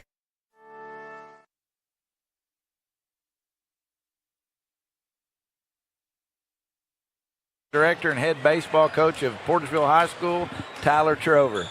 Tyler, thanks for jumping on with me here for a second. No problem, man. So I wanted to bring you on as your Portageville Bulldogs warm up. They're going to take on the East Carter County Redbirds here in the third place game. And I know next week we've got a big tournament up ahead of us, the Bloomfield Christmas Tournament, and that's something that you've played in, you've coached in, you're going to officiate in this year. How exciting is it for you once that tournament rolls around every year? No, it's one of the neatest tournaments in the area, right? I mean, having the opportunity to play. Didn't have much success when we were playing. Able to coach with Jason Carnes for a few years in it, and then obviously been able to officiate in it several times. It's one of the neatest experiences in terms of crowds and really memories that you have about high school basketball. And I know you're excited being a former Risco alum, right? I mean, they're in it. It's going to be a neat thing, and it's funny. TJ was telling me the other day that Coach Blank got a little teary-eyed at the seed meeting, or maybe it was you. I can't remember, but either way, it was kind of that's neat because I mean that's how big of a deal that it is to really the whole area. It's a great tournament. You ain't kidding. It's a big deal for the area, and as far as like gyms go. If you guys haven't been to the Bloomfield Christmas Tournament, that gym is just a wonderful place to take in a basketball game. And as far as the tournament goes, there's not many better. You'd be tough to find a better one in the state of Missouri or in the country, in my opinion. No, I mean, that's what was so neat about it. I know whenever I first was hired there a long time ago now, but I can remember, walking in and just having that feeling of emotion just kind of come over you. And obviously you get used to it after a while when you're working in there every day. But it was just a place that, kind of was in lore or whatever, it was a big deal. And it's just a super neat venue, a super neat facility that you don't take for granted to be able to play in. I mean, it's one of the nicest gyms in the state, no doubt. And as you said, my kids go to Risco. I graduated from Risco. It's cool to have them in the tournament this year, so I'm excited to see them play. We're only, a month or two into the basketball season. Do you miss baseball yet? I'm getting there. Usually I just I start to turn the page after Christmas, Yep. I try to give it till Christmas. This year I'm a little more excited about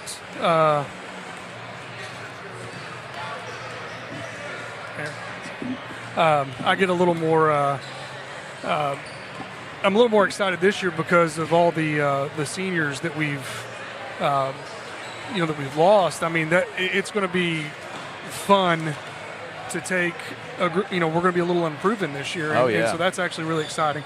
Well, I know you've had some great success at Portageville, and from afar, I admire what you do down there, and you run a great program down there, and I'm excited for baseball season. So, man, I appreciate you jumping on with us here, and looking forward to seeing you with the whistle in the championship game, and looking forward to calling you some games at the Bloomfield Christmas Tournament as well. Appreciate you having me, man. All right, Tyler. Thanks, bud. Stop by Miss Linda's 19th hole in Malden, Missouri. Open to the public, we have something for everyone. Daily lunch specials, a Sunday buffet, catering, and a banquet room for rent. For more information, give us a call or check us out on Facebook.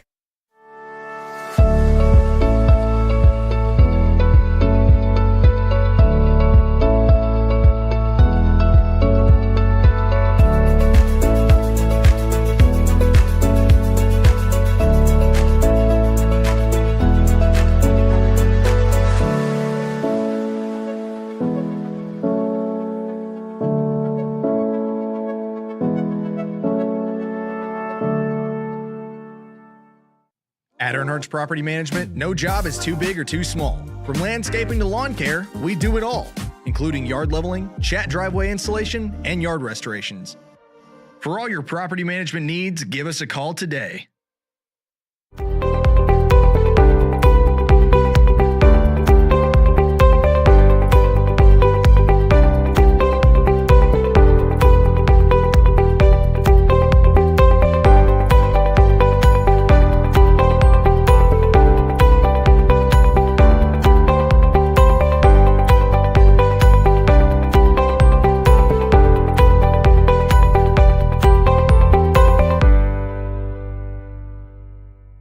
Agriculture is not a fad, and it's not for the faint of heart. Long days become long nights, sacrificing time away from your family, even on weekends, just so you can get the crop in and get the crop out. This is your way of life. At Farm Credit Southeast Missouri, we are 100% bought into your commitment. Because we are customer-owned, it is our mission to be your ag lender, and we intend to be your value-added partner for next year and the long term. Your ag lender will always be there.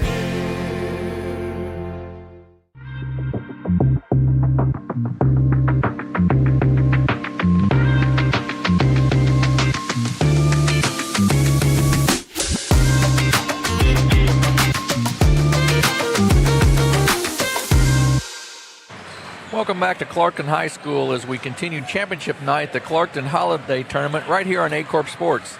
2 more games and we'll crown a champion. Our third place game features the number 2 seed, the East Carter Redbirds, taking on the number 5 seeded Portageville Bulldogs. Alongside my broadcast partner for the next 2 games, Bobby Alford, I am Jim Riker.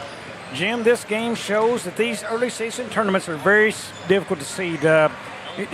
We've got the third game features the 2 seed and the 5 seeds, or the third place game, The third place game faces off with a 2 seed and a 5 seed in this tournament.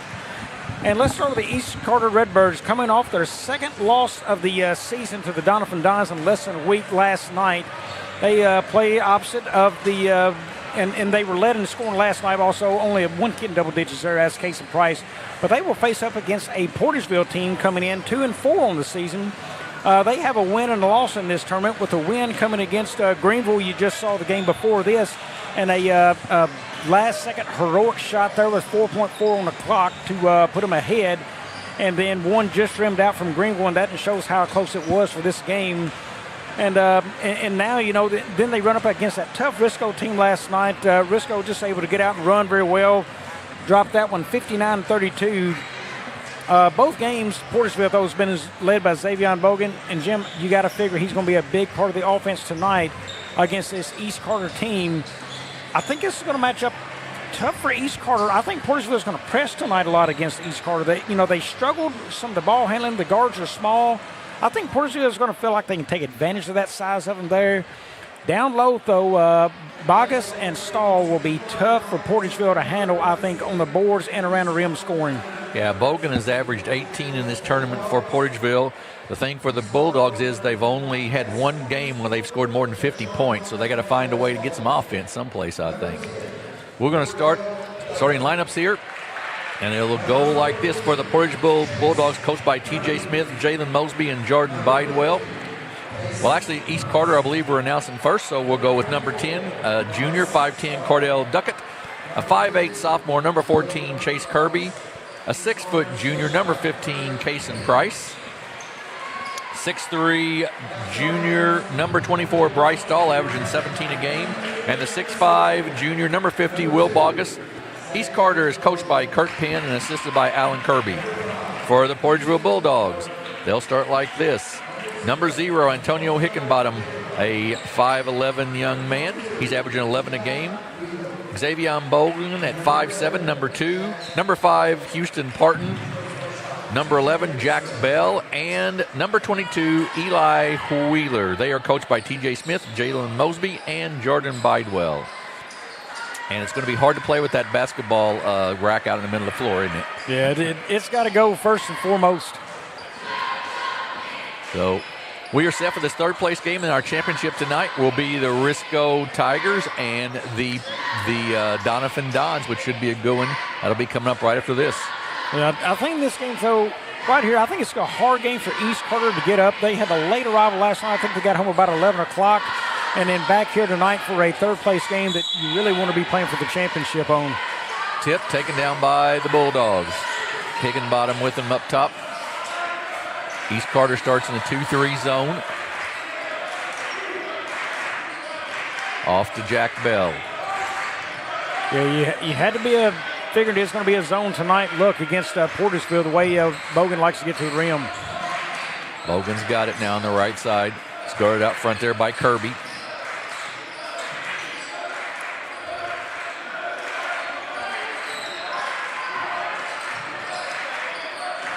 Bogan gets it back.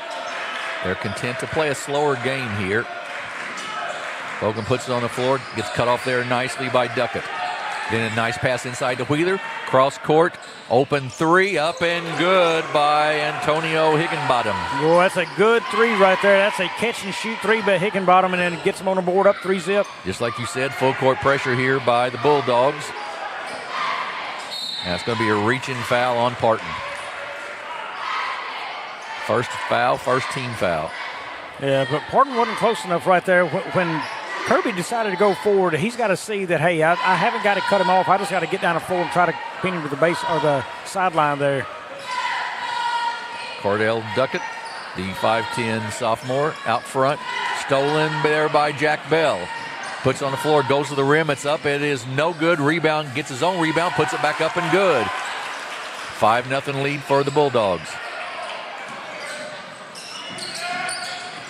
Into Baugus, up and good. He's only averaged 2 a game, Bobby, and that's been a little surprising to me. Yeah, they really focused last night on shutting him down, and, you know, in the press right there, he's going to get a lot of points. When they break the press, they got it to Stahl. Stahl's big enough and strong enough to take that on. He's able to dish that to Baugus very well. These teams are right next to each other in the Bloomfield Christmas Tournament seeding. East Carter at 12 and Portageville at a 13. Jack Bell out top with it.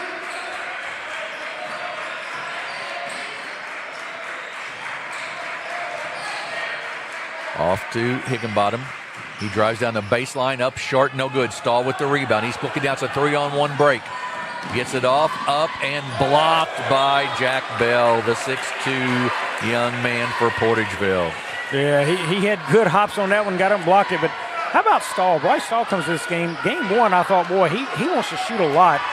Last night, he dished the ball a whole bunch to other teammates. Tonight, right there, he could have took that shot himself, kicked it out to another teammate. Duckett in the lane to Price. He loses it, gets it back. Bell all over him. Gets down the baseline, and there's going to be a hold on Jack Bell there as he cut down the baseline. Yeah, I think the story is out on East Carter right now. Pressure the small guards and body up against them. They struggle with the physicality.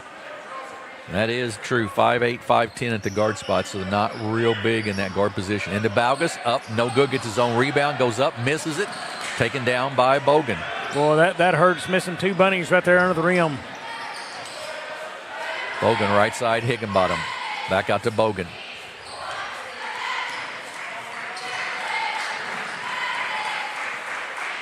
Bogan is, I believe, the quickest kid on the floor, probably. Parton with it. Portageville patient around the zone. They get it inside to Wheeler. Try to get it to Parton. Bad pass, though, taken away by one of the guards, and then quickly up to Duckett. And Bell's going to pick up his second foul. Just didn't get down the sideline. Yeah, that was an easy call right there. Evan Windsor and Mason Babb going to check in for Portageville. Babb at 6'6", gives them some size. Windsor 6'1" will replace Jack Bell 6'2". 6'6", but Babb didn't really play big last night. You know, he's going to have to body up stronger and front that guy. Look at him. He's just getting sealed right now by Baugus. Little runner, no good, tipped.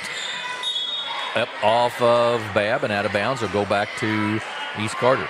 Yeah, but Babb's got to find a way to fight himself around and try to deny from the basket anyway. He just let the big man control him that last set. But Duckett to Stahl, good. Bryce Stahl with his first 2 of the night. He's averaged 17 in this tournament for the Redbirds. Yeah, a little colder than he'd like to have been last night, but he's starting off right tonight. Windsor with it. They've had to move Higginbottom up top now with Bell on the bench with 2 fouls. Inside to Babb. He goes up, a little jumper, off the mark, no good. Tipped, tied up, and it will go to East Carter on the alternate possession. Notice the difference there, too, for East Carter. You know, when they get a chance to trap, they can't really trap with the size of the guards. They just have to play good, strong defense inside and give up an opportunity for a trap. Steal by Parton. He gives it off. Higginbottom goes up and good. Antonio Higginbottom now with 5, and it is 7-4 for Portageville. That's going to be a travel on Cason Price. Well, as this tournament winds down, I can tell you the Christmas tournament tournament is right around the corner at Bloomfield, and teams will be taking notice of this right here. Well, I noticed sitting down here on the left to us, Coach Jason Long is here from Bernie. As Higginbottom hits another jumper, Heat's team plays Portageville in that first round, so he's down here doing a little bit of intel work. You know what, interesting. I talked to him just for a second there. I said, are you doing some scouting tonight? He said, you know, you can't take anybody for granted in that tournament, and what a statement and improvement that is. He is very true, and that's going to be a foul on Babb. And a really bad, sort of a bad foul there, Bobby, because Baugus was really too far under the basket to get a shot off even. Yeah, he had no spacing right there at all, and surprised he didn't use his big frame to kind of back a guy up a little bit to get better shot. I don't think he knew where he was exactly when he went up, but, you know, the Portersville just committed a bad foul on him. Babb checks out. That's his. Oh, he's got maybe some blood on him. So yeah, I think something on the jersey there. So Hopgood is in the ball game for him.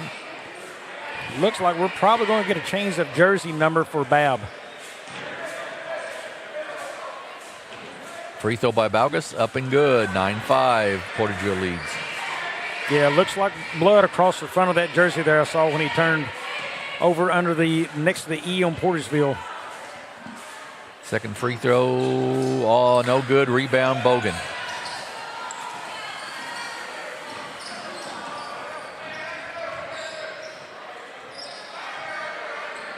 Off to Windsor in the corner, then to Parton.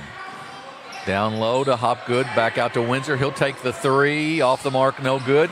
But Higginbottom right there, back up and good. He's having a big night already. He's got 9, and it's 11-5 Portageville. Nothing East Carter could do on that rebound. It come off strong. They had everybody pulled in tight. Still in the backcourt. Now they get it across the timeline. Price kicks it off to Duckett. Little jumper in the lane, off the mark, no good. Rebound, Higginbottom. He's going to take it to the basket. He goes up and good. Boy, he used his body nicely to shield off Stahl that time. 13-5.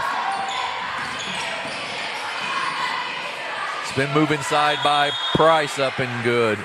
And we're going to have, I guess a warning for a flop there. Yeah, I don't know that would be a flop in my case. It looked like pretty there good was some contact. Yeah, I would contact, agree. But he did not lower his shoulder. Right. So there's no charge there, but good contact. I don't know that one warranted a warning on the sideline there. Yeah, I would agree. Next time if they get something like that again, the next time it would be a technical foul. So we've identified the blood. That is Bogus that is bleeding on the elbow. They're going to tape that up. New player in the game is number 4. That goes to Babb. So, it looks like he's changing jerseys again, so he's not going to be 4. Yeah, because Parton, let's see. Parton had to take his jersey off because he got blood on him from Baugus also. Yeah, so we got to have a stoppage in play. I think now they're out of jerseys, so they're going to have to wash a jersey right here to get some blood off of it. So 13-7. In our first game tonight, it was a win for Greenville, 64-51 over Clarkton. So Greenville wins the consolation prize here. Jim, I've just noticed we've got a new screen here tonight to show us the fouls and who it is. Yep, exactly right. Lucky us, huh? So we've got Coach Cole McBroom with the shout that he's going to put on the uniform here, doing a little bit of laundry as we wait a little bit. You know, that last possession coming up for East Carter, I thought a couple of times, too, they missed Stahl in the middle of the floor. They could have got a pass to him.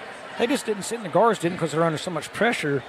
Smaller guards, and I think Portageville is doing a really good job right now of putting pressure out there on those guys. They're making it tough. They're getting turnovers.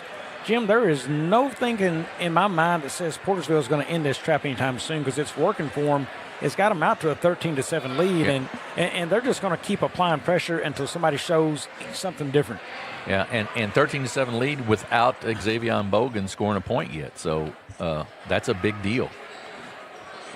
Yeah, hitting a couple of threes. Let's see, they are sitting 1 for 2 on a night for 3. I thought they had hit another one out there, but 1 for 2. That was starting out the game, Hickenbottom. Yep, 6 of 10 overall. So now we're trying to get everything. Looks like Parton has got some spray on his jersey, so he may be allowed to come back in. Yeah, he's going to remain number 5, and that is Babb into the game, who was 35. He is now 4.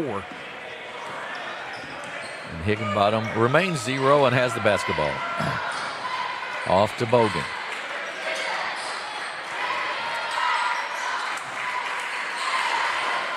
In the lane, nice pass to Babb, right at his feet, misses the shot, goes back up, missed it the second time, and rebound by East Carter. Stahl with it. Gets it ahead to Duckett.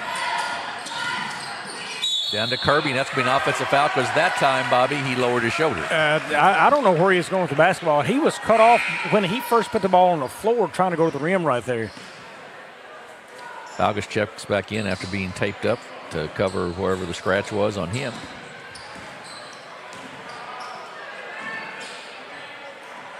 Bogan with the basketball, kicks it off to Higginbottom.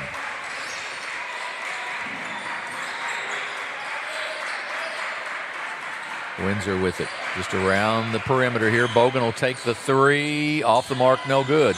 Long rebound down to Duckett. To Bradshaw. Back to Duckett in the lane, pulls up there. Gives it back to Bradshaw for 3. He hit a couple last night, hits one right there. It's 13-10. Yeah, picking up where he left off there.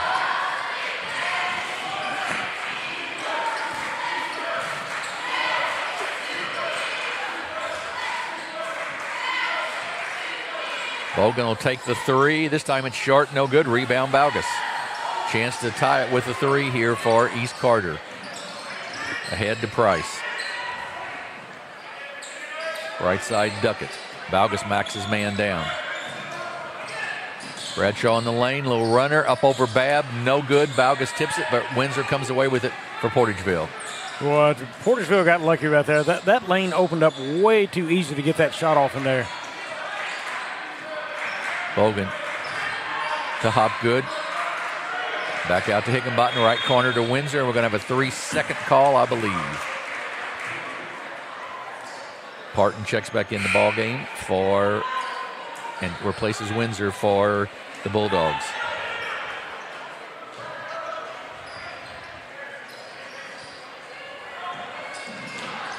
Duckett with it in the back to Price. Back to Duckett and gets it across the timeline now. Drives down into the lane. Nice kick out to Bradshaw to tie it. It's tied up at 13. Somebody better be out there and guard that boy. I tell you, that's 2 threes in a row by him. Bradshaw with 6 now.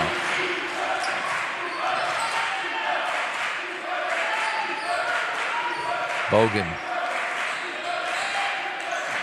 Into Babb. Back out to Bogan. Good catch there. 18 seconds on the clock. Bogan in the lane, up and no good. Babb with the offensive board. Goes back up. No good. Tipped. Taken down by Bogan. Kicks it out to Higginbottom for 3. Long, no good. Babb's going to get a foul over the back on that one as he was blocked out there nicely by Casey Price. Yeah, good play by Price. Just got up underneath him and let Babb do the rest of it. It's the second one on Babb. And we'll let East Carter shoot free throws here, and a chance for them to take the lead at the end of the quarter, Bobby, as much as Portageville's really dominated the ball game up to this point. And Casey Price is a shooter, so I mean this is a kid who could definitely knock down 2 right here. Free throw up and good. Chase Bradshaw's given the Redbirds a big lift here with 2 threes. Got Parker Thompson in for Mason Babb for Portageville. As Bell and Babb both have 2 fouls now, both their post players. Second one, good. So 2-point lead for East Carter. Higginbottom's going to try to get on the floor quickly off to Bogan. 4 seconds to go. They get it to Higginbottom. He will get a shot is off and off the mark, no good. So we're at the end of 1. And it's the East Carter County Redbirds, the number 2 seed, 15, the number 5 seed, Portageville Bulldogs, 13. We'll be back in 30 seconds with the second quarter here on Aycorp Sports.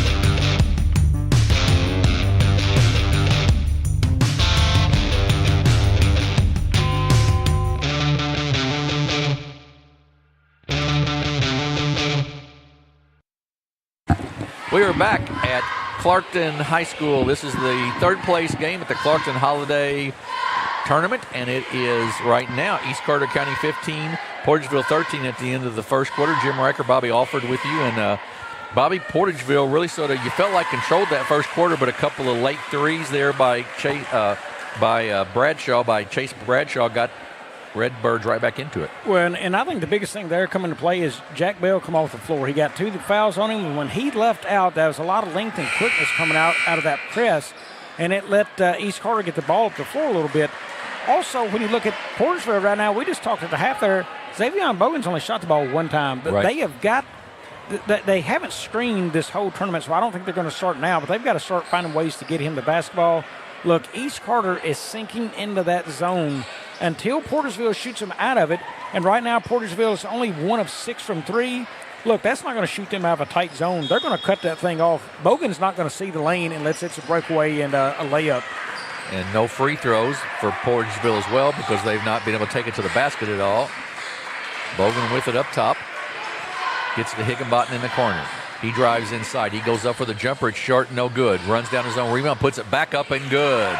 Higginbottom with 13 now. Also 7 rebounds already, so it's 15-15.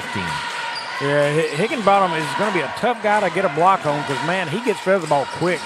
Duckett kicks it off to Baugus. Goes inside up, and it'll be a blocking foul as Tanner Hopgood didn't quite get there in time, and they'll send Baugus to the line to shoot 2 free throws. Well, if East Carter can find their way through the pressure, it is hard to stop them inside. You know, last night we saw Doniphan sink more and play inside. They'd get out and contest, but they really shut down the middle. Tonight you're seeing Portageville trying to use the speed to cut them off and to get hands in the passing lanes, and that's not working because it's leaving the big boys down low to get around the rim and score. Baugus has got 4 already, and it gives East Carter a 2-point lead. 17-15. East Carter still in that zone. To Hopgood, right side, Higginbottom for 3. Short, no good. That's going to be an over the back, I believe, on Bradshaw. That's Price again in there drawing that play. It was Price, you're right. It's going to be on Parton. Bradshaw was over his back, but he was over Price's back first. And Hopgood kicked one out there. He had the ball in the high post. Nobody near him or touching him, and he passed that thing out. He's got to know, if you feel the hand on your back, you've got pressure behind you. When you don't feel the hand, at least turn around, square up, and look at the rim. That was the second foul, by the way, on Parton, so they've got all 3 of their sort of bigger players now with 3 fouls, or 2 fouls each. And Evan Windsor checks back in for Portageville, so they're going to play a little bit short. Shots no good by Bogan. Quickly down the floor. Yeah, Higginbottom's got to be careful there. Yep, absolutely. To Stahl, he'll take the 3, off the mark, no good. Rebound taken down by Thompson. He kicks it out to Higginbottom.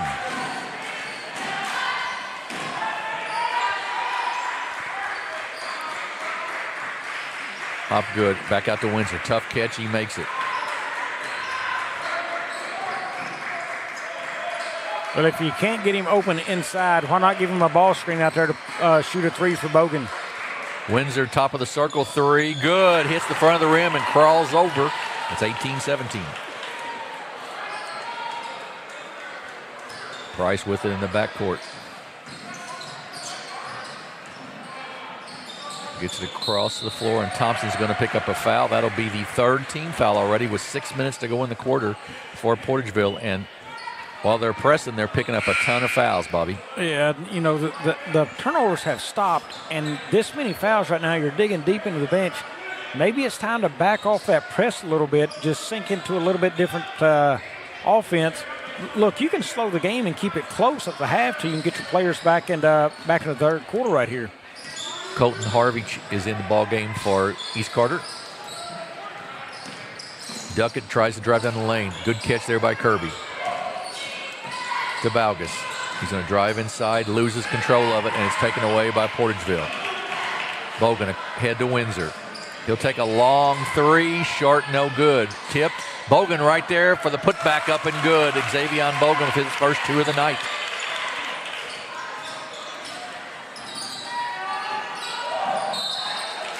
Just knocked out of bounds there by Tanner Hopgood. So East Carter's basketball in front of the Portageville bench.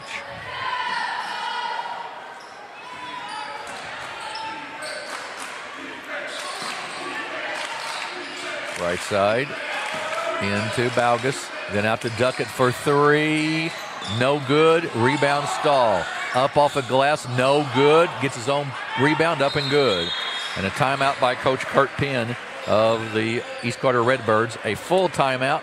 We'll take a 30-second break as it is Portageville 20, East Carter 19, and we'll be back in 30 seconds here on Aycorp Sports. At Young Real Estate, we understand the importance of face-to-face interactions. Our experienced agents are here to listen to your needs and personalize your home buying or selling experience. But we also recognize the power of technology. Young Real Estate offers virtual showings, allowing you to explore properties from the comfort of your own home. Young Real Estate, where technology meets a personal touch. Your dreams, our expertise. Contact us today and let's make your dream home a reality. Back at Clarkton High School, this is the third place game of the Clarkton Holiday Tournament. It is 2019. Portageville with the lead over East Carter County, and what's been a good ball game so far. 6 of 17 for East Carter, so they're shooting a little over 33% overall. 9 of 25 for Portageville, so they're shooting about 40%, but they're only 2 of 9 from 3, Bobby. Yeah, but the shooting struggles both teams continue. You know, East Carter had a hot game one against North Penn, but last night is a struggle. Tonight so far it's a struggle, but it's the easy ones under the rim tonight that's kind of hurt him. You know, Bogus has missed a couple of theirs. Stahl missed one just a second ago. They've got to get those to fall for them. Bogan dishes off to Thompson, but out of bounds off his hands, so go back to East Carter.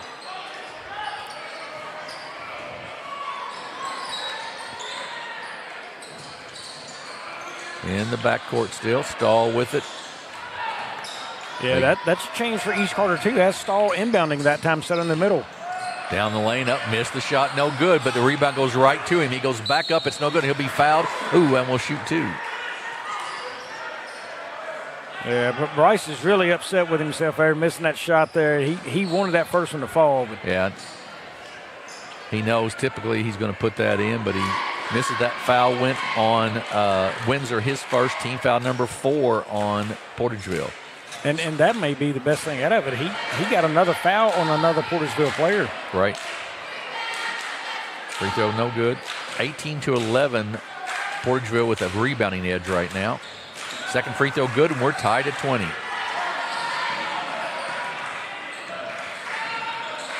Higginbottom to bring it up. To Bogan.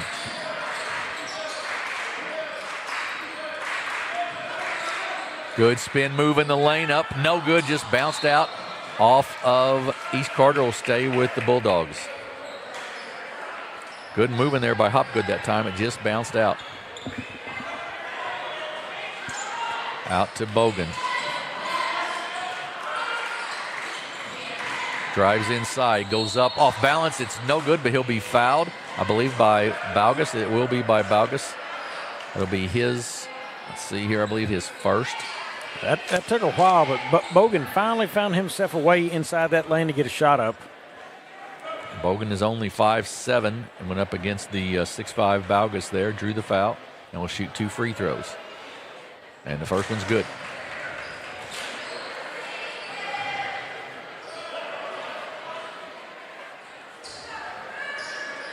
He's got a second. Stahl back in the game and taking a little break.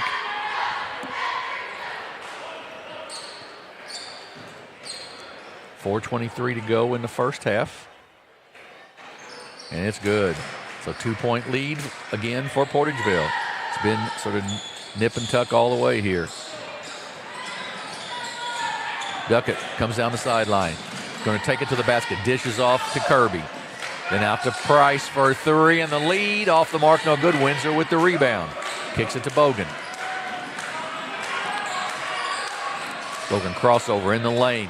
Goes up and hits the bottom of the backboard, but he's going to be fouled in there. And there'll be 2 shots again for Bogan. And Bogan's decided, I think, to take it to the basket a little bit. Yeah, he still caught him in a little bit of a transition, not settled into that defense yet, and he saw an opportunity and he took it. That one was on Price, his first, team foul number 2. Free throw, good.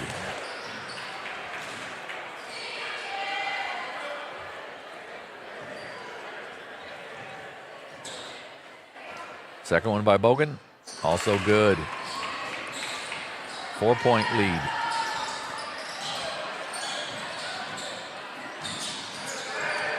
Good double team there. Then they get it ahead to Stahl, who hits it down the side to Price. Back to Stahl. He's going to go into the lane. Nice dish to Baugus, up and good. Boy, that was a good jump stop and hop and then dish. 24-22. And the best thing it is right in front of us. Right.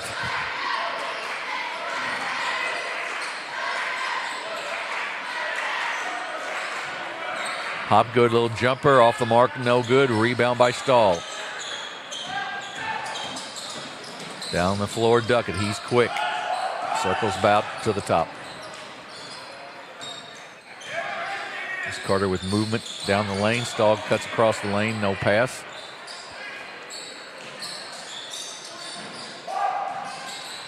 Nice read there by Bogan. He's quickly down the floor with it. He's going to go to the basket, kick it off to Higginbottom, up and good.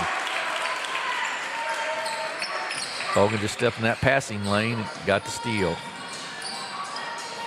Kirby with it. To Baugus, who gives it back to Kirby.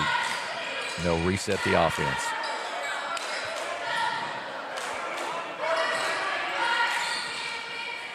Right side, Kirby for 3. Long, no good. Windsor with another rebound. To Bogan. 4-point lead for Portageville.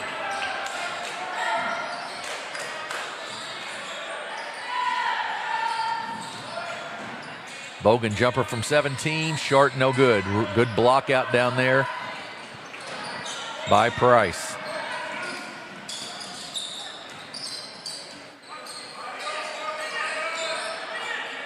Right side to Price. Looks inside for Baugus. High, knocked away, and then loose, and Bogan's going to get a run out on this. He's up for the layup and good. 28-22. Little run here. 6-point run for the Bulldogs. Yeah, right now East Carter just needs to score to stop this run. Duckett cut off there nicely by Windsor. Inside to Stahl. That's going to be a foul on Thompson. I believe that'll be the 5th team foul, so Stahl will shoot free throws. Or is it Baugus? Yeah. Baugus will shoot free throws. He's been very good from the line tonight, Jim. He has. That was the second foul on Parker Thompson.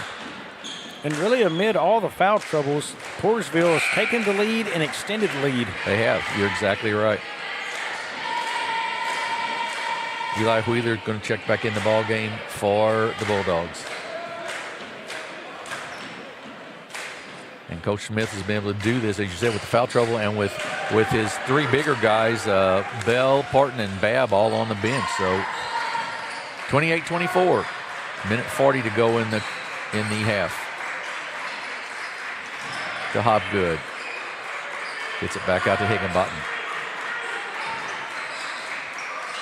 3 up and no good. Rebound, no. Hopgood kicks it out to Bogan for 3. It's long, no good. Rebound taken down by Baugus. Boy, 2 really good open looks right there for Portageville, and they come away with nothing. Bradshaw to Stahl. Stahl drives baseline, goes up and good. Well, good drive of Stahl. He looked that away like he was going more up to the top of the key or the free throw line, and then just pulled it down and drove baseline. So we got a minute to go. And Portageville with the basketball. Kick it off to Hopgood. Back out to Higginbottom.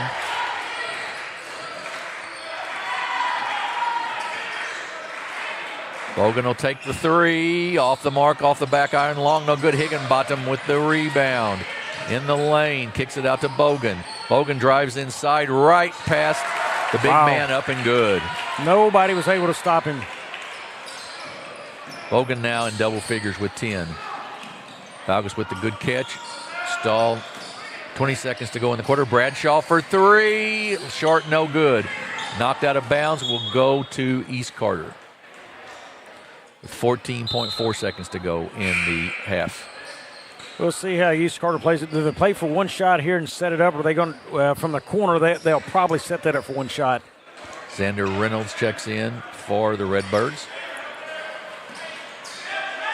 Price with it up top. Watch it swinging back to Bradshaw. He's been the guy hot for three. He's going to run the baseline here.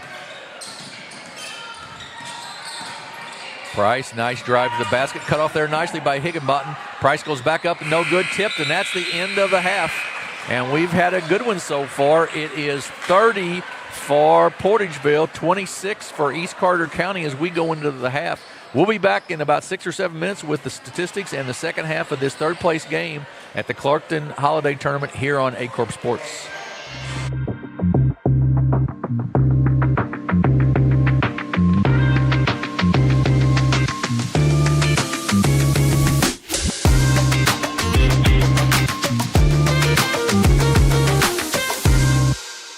Stop by Miss Linda's 19th hole in Malden, Missouri.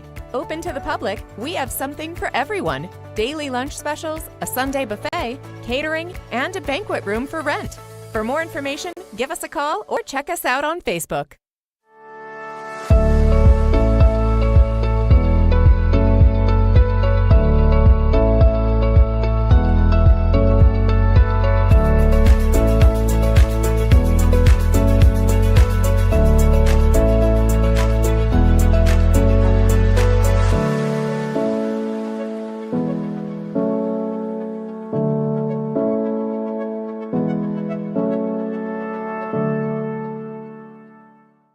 At Earnhardt's Property Management, no job is too big or too small. From landscaping to lawn care, we do it all, including yard leveling, chat driveway installation, and yard restorations.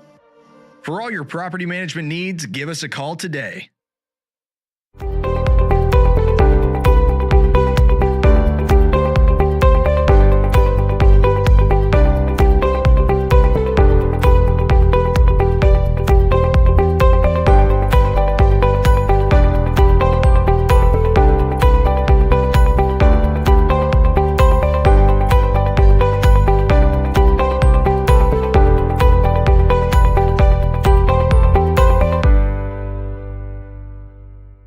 Agriculture is not a fad, and it's not for the faint of heart. Long days become long nights, sacrificing time away from your family, even on weekends, just so you can get the crop in and get the crop out. This is your way of life. At Farm Credit Southeast Missouri, we are 100% bought into your commitment. Because we are customer-owned, it is our mission to be your ag lender, and we intend to be your value-added partner for next year and the long term. Your ag lender will always be there.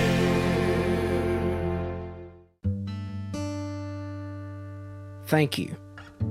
Thank you for letting us be a part of your family and for trusting us with the ones you love the most. Thank you for allowing us to be a part of those lifelong memories. Thank you for taking us on the job and for putting us to work. Thank you for choosing us for your first vehicle and for every vehicle after. Thank you for trusting us for 70 years. At Focus Bank, we understand your community because it's our community too. With branches across Southeast Missouri and Northeast Arkansas, Focus Bank offers services such as fraud protection, really free checking, and mobile banking that lets you bank simply and securely, anytime, anywhere. Stop by any of our branches or visit us online to open an account today. Plus, you'll receive an awesome free gift just from opening your really free checking account. And when you refer someone who opens an account, you'll both receive a gift. Focus Bank, member FDIC, equal housing lender.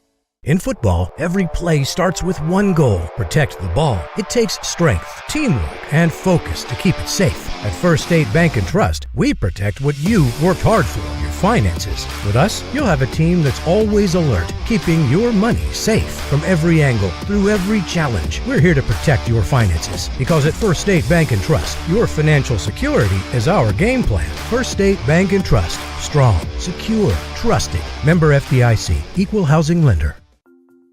Cameron Bunting Parker, Missouri State Representative, District 150, Dunklin, Pemiscot, and Butler County.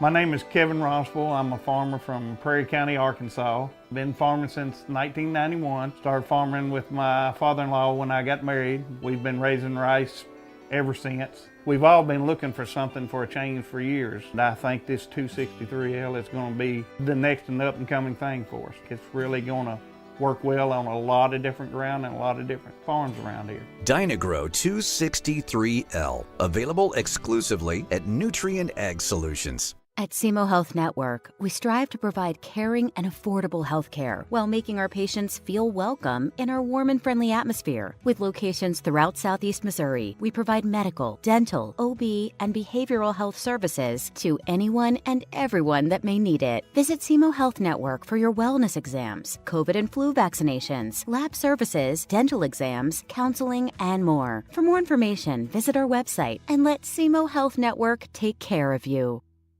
We do things the right way, we do it honestly, and we do it well. We go to trial with confidence that in Southeast Missouri, when we work hard and we do a good job of presenting the case to the jury like we know we can do, justice will be done and the client will be taken care of. If you need someone to represent you at trial, call Cook Parkett, Ponder & Walls.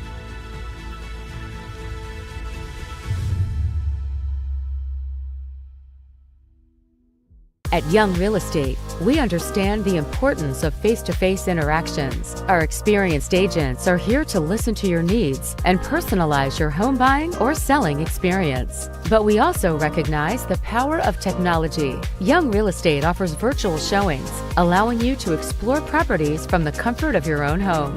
Young Real Estate, where technology meets a personal touch. Your dreams, our expertise. Contact us today and let's make your dream home a reality. NextEra Energy Resources is the world's largest generator of renewable energy from the wind and sun, and a world leader in energy storage. Since 2016, NextEra Energy Resources has invested more than $339 million in Missouri to fuel local economic growth. Today, our company owns and operates one wind energy facility in the state and is looking to invest even more in the Show Me State. We are committed to being a trusted community partner and look forward to providing affordable, clean, renewable energy for generations of Missourians to come.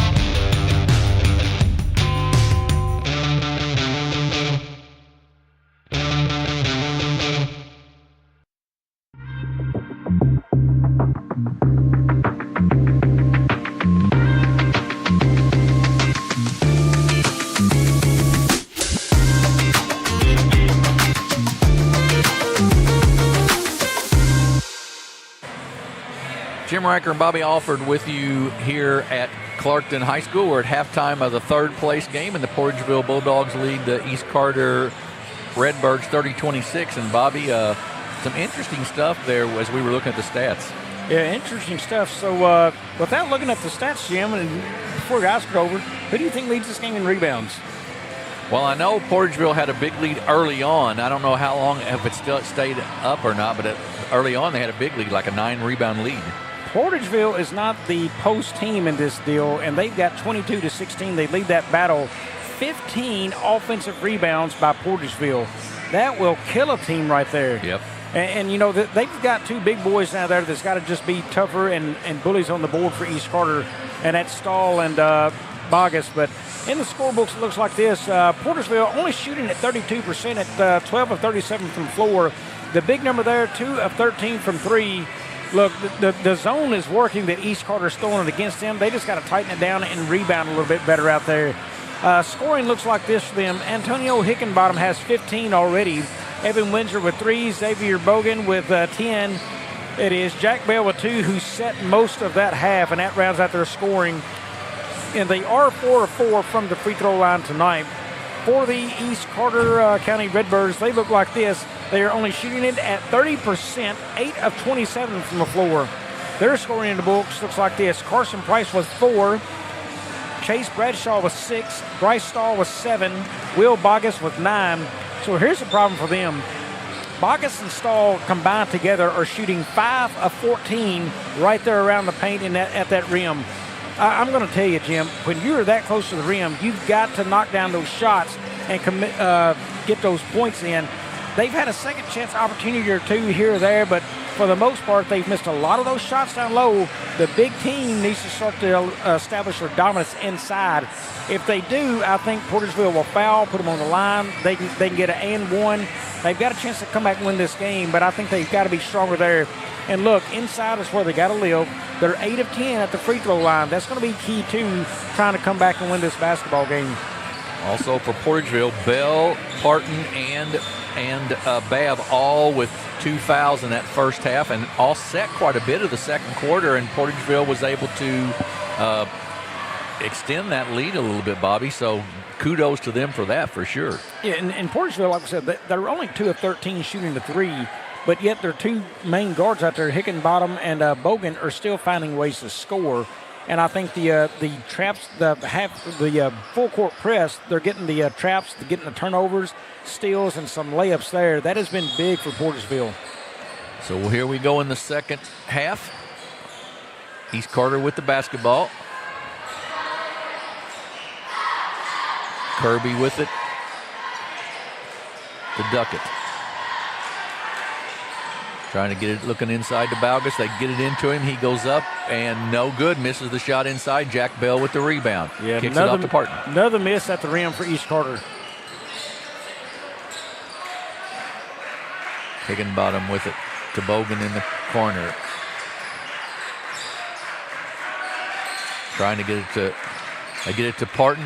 Tried to get it to Wheeler. Bad pass taken away by Duckett. He's down the floor all the way to the basket, and it's going to be a blocking foul. A charge. I take that back. Thought it might be a blocking foul on Higginbottom, but it's not. It's a charge on Duckett. Yeah, Duckett kind of got in a hole right there. No place to go with the basketball, and Hickenbottom just stayed his ground right in front of him. He just ran through him. If you get a chance, pay close attention to Bryce Stahl down here. If the ball goes away from his side of the floor, there he's going to stop any kind of pass coming in, and he sees it so well and then anticipates. Just a second ago, he was looking at the backside help coming too. There he is. Parton going to be fouled by Baugus.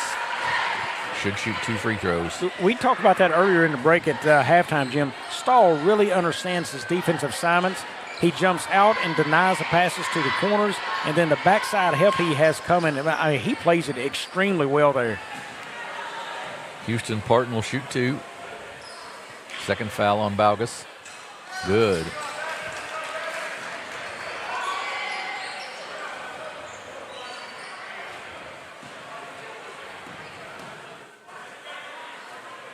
Parton's second one. Short, no good. Stahl with the rebound. Kicks it out to Duckett. Interesting move. They come out in a half-court set from Portageville. They didn't press off that missed shot there. May only do it out of the made shot, though. Duckett up top. Right side to Price, inside to Stahl. Nice pass to Kirby, but he loses out of bounds. It'll be a turnover. A little bit of a pass at his feet, but nevertheless turnover, and it goes back to Portageville. Yes, Stahl may be bending down a little too far in that high-low there. He may need to stay up closer to the elbow to get some space. He's got a nice jumper. He can pull it up from there, or he's got strong enough strength to take it to the rim and then dish it to Backus if he needs to. Steal by Duckett. Good anticipation. Nice crossover, and then loses it out of bounds. Good job by Bogan back there to knock that away.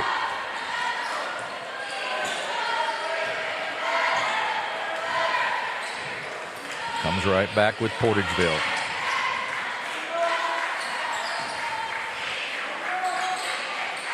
Higginbottom. Nice into Parton, up off the glass, and good. Well, that's good ball movement for Portageville right there, finding a seam and getting it inside of the rim. Kirby with it. Good trap. Sure was, great spot for it. And they're going to have a foul ultimately. It's going to be out of bounds to East Carter. It's going to go on I believe that will be on Higginbottom. I mean, they did everything they needed to do. Once the press was broke, they forced the ball to the corner and had a great trap going there. First foul on Higginbottom and the first team foul on Portageville in the half. Price will take the long three. It's off the mark, no good. Long rebound, run down by Wheeler. And off to Bell.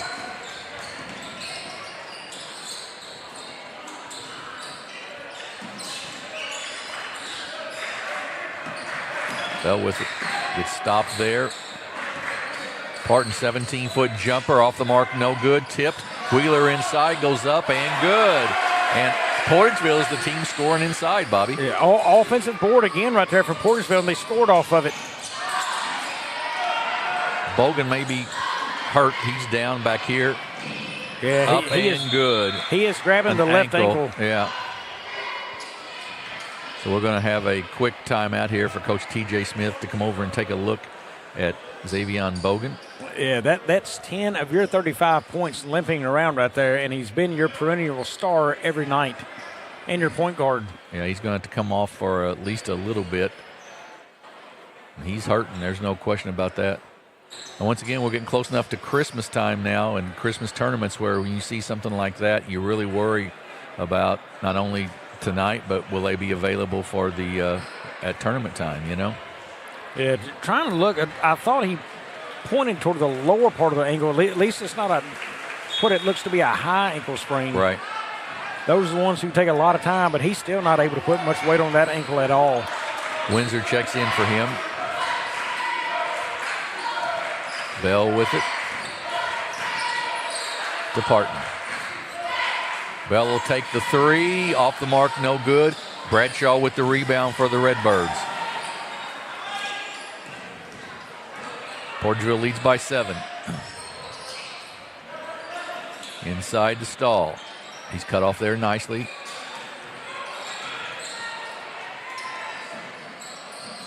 Boy, you can tell East Carter is trying to work it inside on that high-low. They get it in. Bad pass. Windsor saves it to Bell. Bell's quickly down the floor with it. He's going to take it all the way to the basket. It's no good. Rebound, loose on the floor. Stahl comes away with it. We'll have a tie-up and a jump ball. And it will stay with Portageville.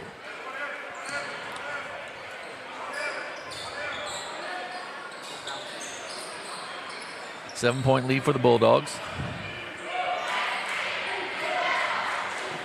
Bogan starting to put a little more weight on that foot, thankfully. They get it up top and into Bell. Windsor pops out. Screen set. Windsor takes the three. Air ball, no good. Kirby with the rebound. They got the screen they wanted. The look, just not the shot.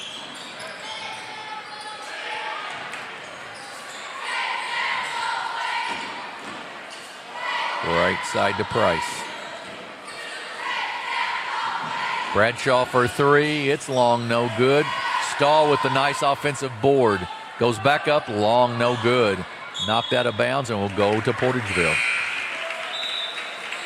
And you talked about it at halftime, and it's not changed really. East Carter has really struggled with just the inside shooting in the lane.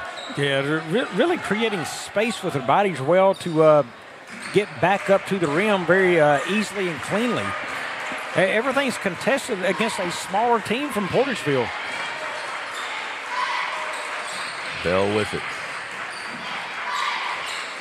And to my knowledge right now, the big guys, neither one of the big guys for East Carter has been out of this ball game.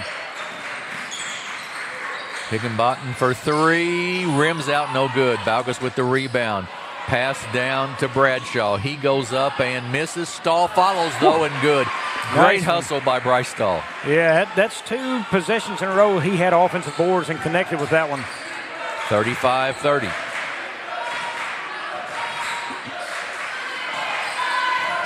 Portageville's not scored since Bogan went out. There's a turnover. Bradshaw off to Duckett. He's going to take it to the basket. Little floater up and good. Cardell Duckett for 2, and it's 35-32. And I do not see Bogan on the bench over there. I'm sure he is somewhere trying to get tape on that ankle. to Windsor. He'll take a long three. Off the mark, no good. Rebound, Duckett. Portageville sort of falling in love with the three here. Yeah, and the zone is doing its job right now for East Carter. Bradshaw to Kirby to tie it. It's short, no good. Rebound to Parton. He's down with it for Portageville. Stops, pulls it back out. Goes cross court. Stahl reads that though, gets the break. Goes in for the layup, up and good. Bryce Stahl. It's 35-34, 6-0 run for the Redbirds. And another steal. Bradshaw down this time. He goes up. Bell blocks him, but they'll call him for a foul and will send Bradshaw to the line to shoot 2 free throws. Boy, you talking about a team who needs their leader back right now. That is Portageville. They are needing Bogan some kind of bad. Third foul on Jack Bell. Second team foul on Portageville in the quarter. And Chase Bradshaw, the 6-foot sophomore, to shoot 2 free throws to give East Carter a chance to take the lead. First one off the mark, no good. So all they can do is tie. Hopgood and Babb check in for Portageville. That shot for Bradshaw is way too close. He's the 3-point shooter on this team. Yeah. If they could let him step back about 4 or 5 foot, you're exactly right. Second one up and good. So we're tied at 35, a 7-0 run for the Redbirds.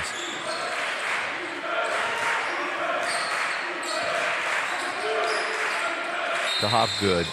And a timeout by Coach Smith, and here comes Bogan back, and he tells Coach, I'm ready, and Coach said, go to the scores table. Yeah, all the weight he wanted to put on that ankle was on it, so he's back in this thing. 35-35, minute 28 to go in the third quarter. We'll take a 30-second break and be back here on Aycorp Sports.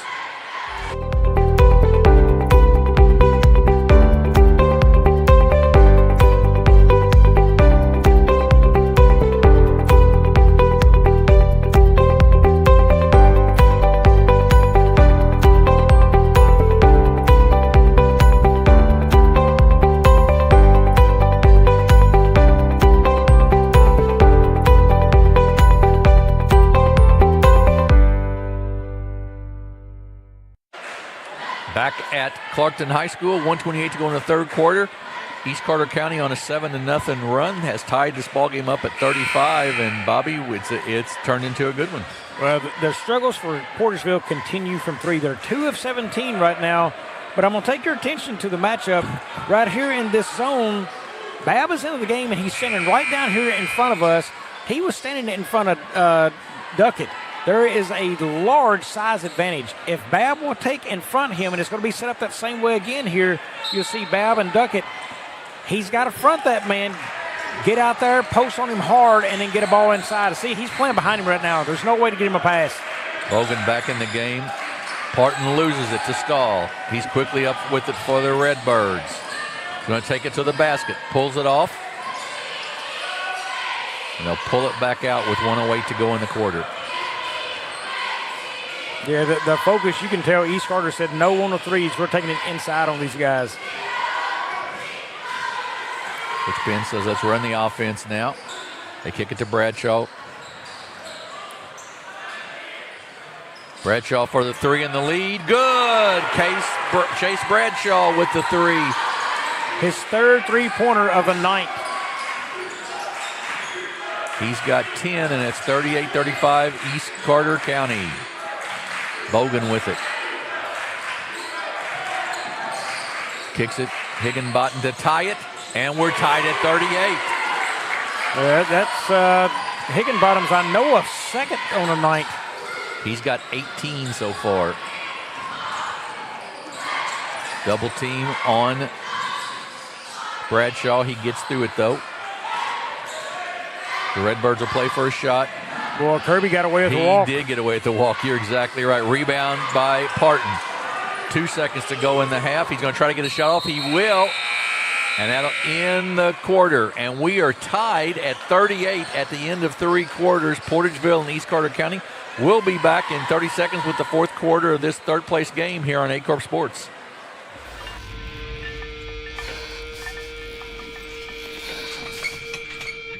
At Southern Bank, we're never not helpful.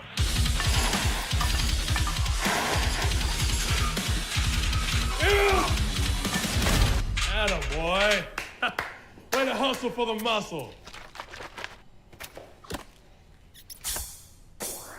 Helping positive gym bros and everybody else.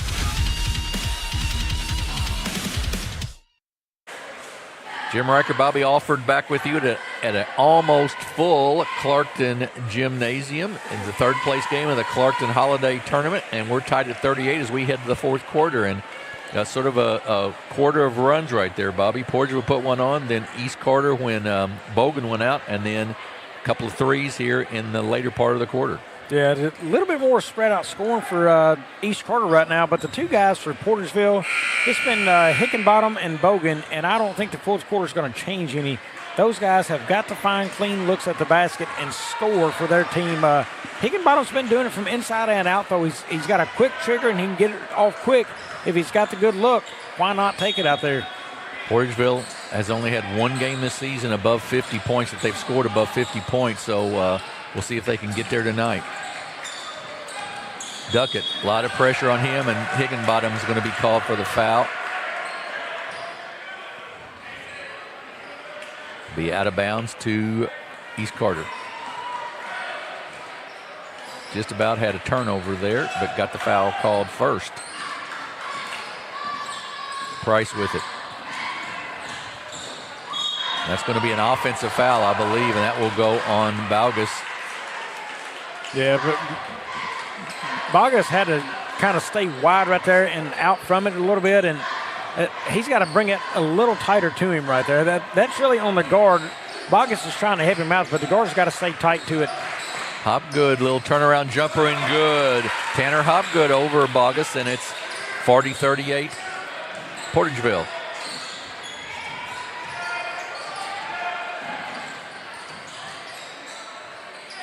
Parton, good defense over there in the corner. Now they kick it across to Duckett inside to Baugus. He gets around Babb up and good, and he'll be fouled on the shoot one.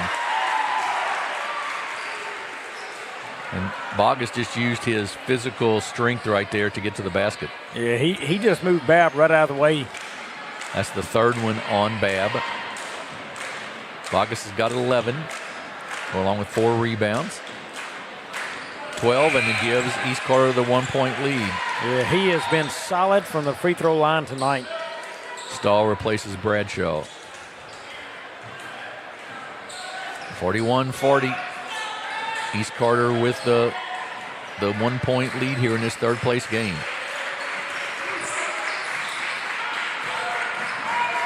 To Bogan. Screen set. He'll take the three. No good. Rebound Babb. He goes back up. No good. Rebound taken down by Duckett. He comes out of there quickly with it now. Going to take it in, going to pull it back out and kick it off. Out to out to Kirby, and it's knocked out of bounds by Bogan. Parker Thompson checks back in for Babb for the Bulldogs.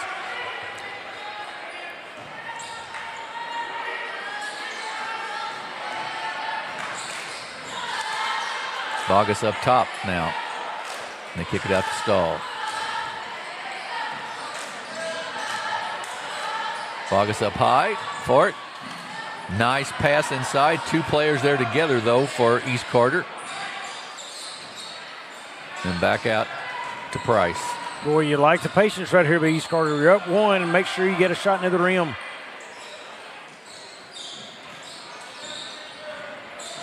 Price gets around his Parton up and missed the shot. No good, and then Baugus knocks it out of bounds. Instead of grabbing it, tipped it, and it went out of bounds.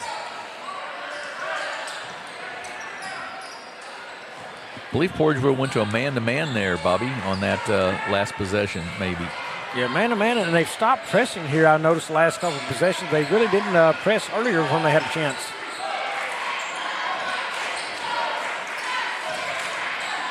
Hopgood to Hickenbottom for 3. Off the mark, no good. Baugus with the nice rebound. I think I'd want Bryce Stahl to get his hands on the ball in this possession if I could, probably if I was East Carter. There or Baugus. Baugus has been strong enough down low if they can get him a good, clean look. Baugus there. Stahl puts it on the floor. Nice move up and missed the shot. No good. Thompson brings it down, though. The jump ball will go to Portageville. But great move by Stahl, just didn't finish.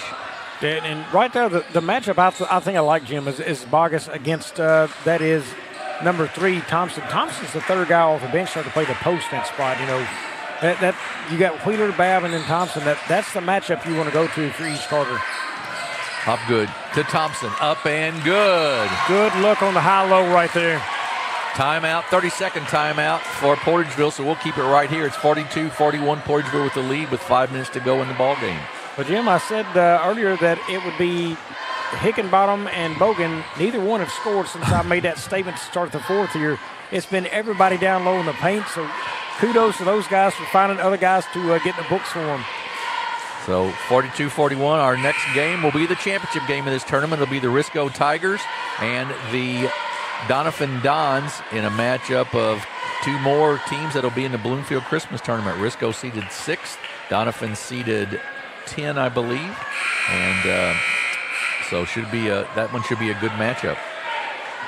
Yeah, from all reports we have heard, Sammy Smith is good to go tonight. After twisted an ankle last night, and we wondered about that, but he's healthy and ready to go. So here comes the press again.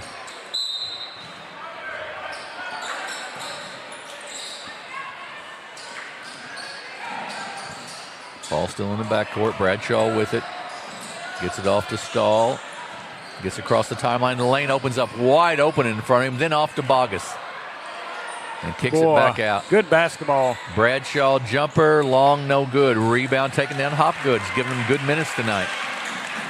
They pulled it out to take that look. You know, he's open, but they did a good job pulling that back out, being patient. Didn't get the look they wanted.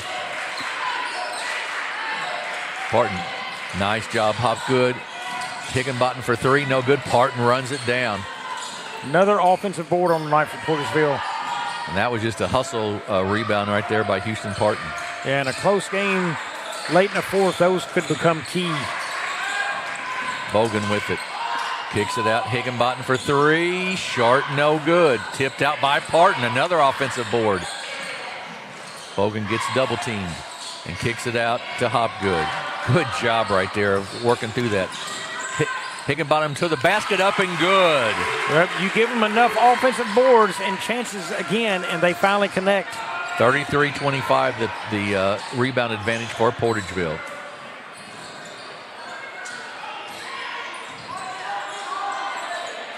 Bradshaw to tie, long, no good. Rebound by Hopgood. Stahl yanks it away, goes up and good. Good physical play by Stahl. That ball got low, and he got in there and took it away from him. Timeout by Coach Penn of the Redbirds. It's going to be, I believe, a full timeout. So we're going to take a 30-second break as well. It's 44-43, a one-point game, a good one. Take 30 seconds here and join us right back at the Clarkton High School gym here on Aycorp Sports. SEMO Health Network, we strive to provide caring and affordable health care while making our patients feel welcome in our warm and friendly atmosphere. With locations throughout Southeast Missouri, we provide medical, dental, OB, and behavioral health services to anyone and everyone that may need it. Visit SEMO Health Network for your wellness exams, COVID and flu vaccinations, lab services, dental exams, counseling, and more. For more information, visit our website and let SEMO Health Network take care of you.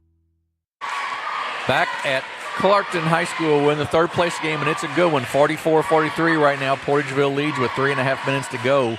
And Bobby, it's how you asked the question. I think it's a good one. How long can they stall? I think that's a real possibility. Look, East Carter is packing it in on a tight zone. They don't want to let anything near the rim. They definitely don't want Bogan driving to the rim on them. If they pack this thing in and try to get in a zone look again against them, don't be surprised if Portageville is content with just passing this thing around the perimeter. I think there could be a good 2 minutes go off this clock and no shot if Portageville manages to steal correctly. Maybe more. Little pressure there. First time we've seen that by the Redbirds. Hopgood with it to Bogan. Out front. And here we go into the zone. Portageville got what they wanted, and look at Bogan back it out. That's what they're going to do. They're going to ice this game down. Extended zone now, but they're still in the zone. They're going to take as much time as they possibly can off the clock if they can't get a layup.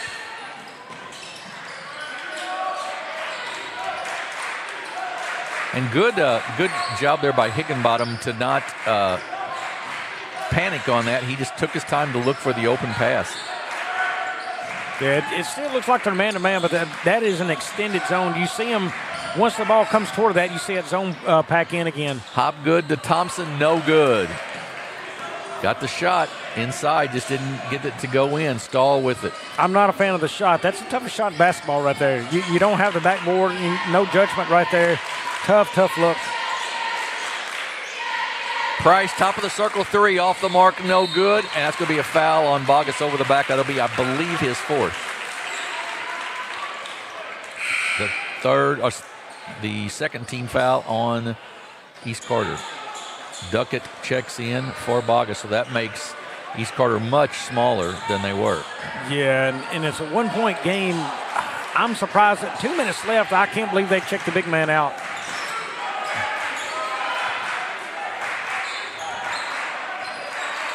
They checked him out so they can go out and guard man-to-man if they need to, or get out and cover traps quicker, I believe, Jim. Bogan with it. Bogan would like nothing better than it go to man-to-man.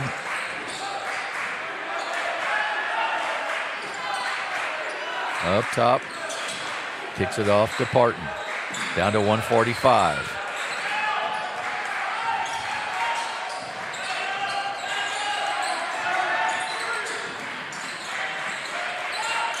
But they are going to have to push that basketball out of Bogan's hands and get somebody else to have to take that and trap. Hobgood takes the shot, and Higginbottom runs it down but stepped out of bounds. I can't believe. That was not the shot in any way, shape, or form they wanted. Yeah, I can't believe it. And here comes Bogus back in. Sure, on the offensive end. Yeah, that's what it was. Is a defensive substitution, put more speed on the floor. Does that 3 come back to haunt them in this game? 44-43. Kirby with it. Off to Duckett. He gets down the sideline. He's going to go to the basket. Up and no good. Rolls across the rim. It's loose on the floor, and it's going to be out of bounds on East Carter. Well, they've got to get up and pressure the ball here, and they're not going to do it. 2 fouls on each team. Minute 7 to go. They've got to push him, and they're going to try to trap here. And that'd be a reach-in foul on Stahl, a reach across the body. That'll be the 3rd team foul with exactly a minute to go. Stahl was too quick. He should have let him get near half court and pushed him to the corner for the trap. Parton to try to inbounds here. He gets it into Higginbottom. Breaks through, kicks it to Parton. Sort of a bad spot, but he manages to get rid of it and get it out. And he double dribbled. He did. He sure enough did. Yes, he did. Both hands on the basketball. 2 possessions in a row by Portageville, trying to let East Carter grab a lead right here. To Duckett. 48 seconds. And that's going to be a blocking foul. He didn't get there. That'll be the 3rd team foul on the Bulldogs, and the 3rd one on Parton.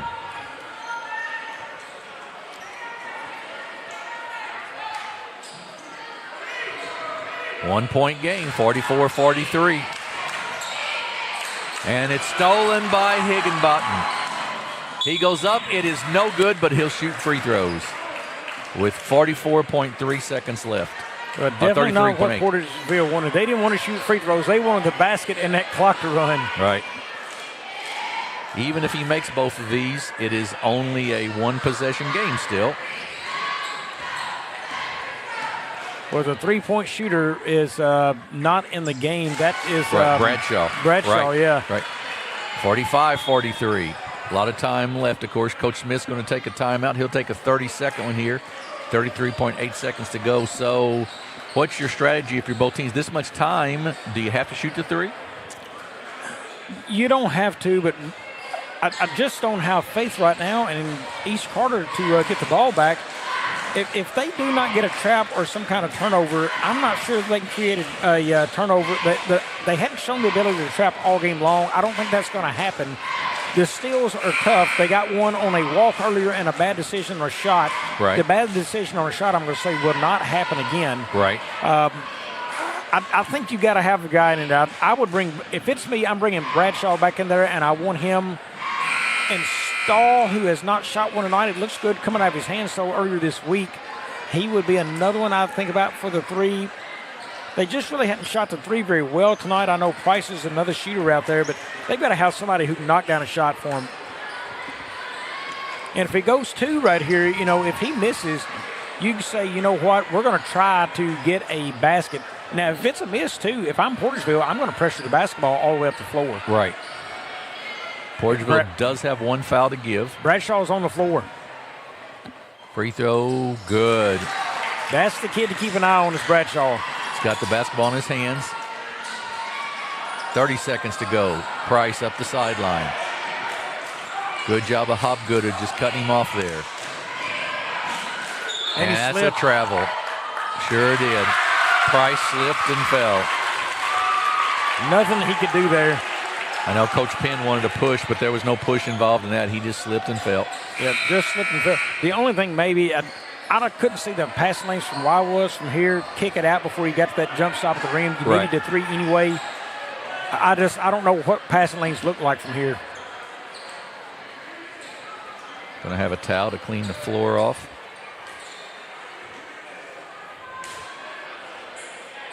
In the third quarter, Sykeston only up 38-29 on Notre Dame. So Notre Dame's be able to slow Sykeston down a little bit tonight and make that a close ball game. Hickenbottom, number 0, is a fine athlete and strong. Do not be surprised if he goes deep. Inbounds to Bogan. They trap him, which is where they wanted it. They get it to Windsor, and a timeout by Coach Smith. That's a very good timeout by Coach Smith there. Yeah, it was. He's got one left. Windsor was already off balance, and that didn't look good from the start. Yeah, it was a walk waiting to happen, I think. So 16.3 seconds left. We're going to take a quick 30-second break. It's a full timeout. We'll be back right here on Aycorp Sports. Stop by Miss Linda's 19th hole in Malden, Missouri. Open to the public, we have something for everyone. Daily lunch specials, a Sunday buffet, catering, and a banquet room for rent. For more information, give us a call or check us out on Facebook. Mathis Funeral Home of Dexter and Bernie strives to provide their community with the accommodations and services needed to relieve your family during times of loss. For more information, give them a call and see how Mathis Funeral Home can help meet your expectations in celebrating your loved ones. Back at Clarkton High School, 46-43, 16.3 seconds left. Portageville with the lead and the basketball. 4 fouls on the Redbirds, so on the next foul, Portageville will be shooting 2 free throws. Possession arrow is in favor of East Carter County. Well, Bogan is the guy that you do not want getting this basketball right here. He's going to run it through and get it. They double team him in the back floor. He loses it. Up for the layup. It's no good. Stahl with the rebound. Up, no good inside. Stahl again. It's no good, and he'll shoot 2 with 5.7 seconds left. Well, now at 5.7, if I'm East Carter, I'm going to shoot the first one and hopefully hit it and call a timeout because you've got to miss a shot and get another one. Stahl to shoot 2 free throws. Portageville had what they wanted, I think. And I don't know that he's thinking that. Stahl makes the first. If he's got a timeout, which he does, he's got several. He's got 3 timeouts, and he's not taking one. He's telling him to miss here. Valgus in the ball game. But if he misses, Jim, has he told his guards where to get to on the floor to get this shot up? He's only down 2. Stahl's free throw short, no good. Tipped. Duckett gets it, goes inside. It's up, it's short, no good. It's loose. And we're going to have a foul with 4/10 of a second left. Bogus will foul out, and Windsor will shoot 2 free throws. Well, they had their opportunity. They had the bounce. It went right. They got the rebound and an opportunity and could not come up with another basket. The overall number that will do them in tonight, Jim, the 21 offensive rebounds they allowed. Now, they had 18 of their own, but the 21 you allowed, and you're the bigger team, that one's going to hurt for a while. Yeah, absolutely right. Free throw, that makes it a 3-point game. Evan Windsor makes this one. It will seal it. Misses it. Oh, we've got a timeout by Coach Penn. Well, Windsor did that one just right, too. He did, but Coach Smith said, just shoot it. Just shoot it. Even if the bounce you miss and it bounces off, 0.4 of a second left, and it's a 3-point lead for Portageville. And we've got another good one coming up after this one. It'll be the Risco Tigers and the Doniphan Dons in the championship game. Yeah, and against the strong zone all night from East Carter, Portageville is going to survive a 3 for 23 performance from three-point land. Yeah, there's not many nights you would be able to say that you got to win shooting 3 for 23 from three-point line. Yeah, their percentage is not going to look very good, and that's going to have a lot to do with it when you look at their shooting percentage on the night. And less than 33% total shooting. And so Windsor will shoot the free throw here. 0.4 of a second left. Up, and he knocks it down, and that seals it. 4-point lead. Doesn't really matter. Yeah, they might as well just touch it and go.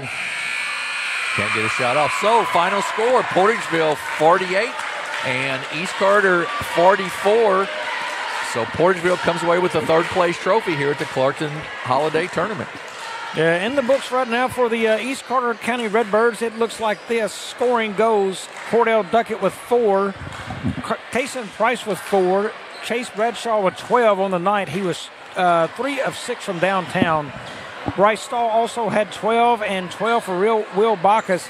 They had 8 of 21 inside the paint, Jim. That right there is a deal that did them in, too. They just could not score around the rim as they needed to. On the night, they shot at 28% from the field at 15 of 23, 12 of 40 inside the arc at 30%, 3 of 13 beyond at 23%, 11 of 15 at the free throw line, 73%, 18 offensive boards, 14 defensive, 32 total on the night for East Carter. And for the Portageville Bulldogs, it goes like this. Antonio Higginbottom, 22 points on the night to lead all scorers, 9 of 18 shooting. He was 2 of 9 from deep out there. Evan Windsor had 5. Xavion Bogan with 10. Parker Thompson with 2. Hudson Parton with 3. Jack Bell with 2. Eli Wheeler with 2. Tanner Hopgood with 2. And that rounds out their 48 points. They were 18 of 57 shooting the basketball at 32%. 15 of 34 inside the arc, 44%, and 3 of 23 at 13% beyond.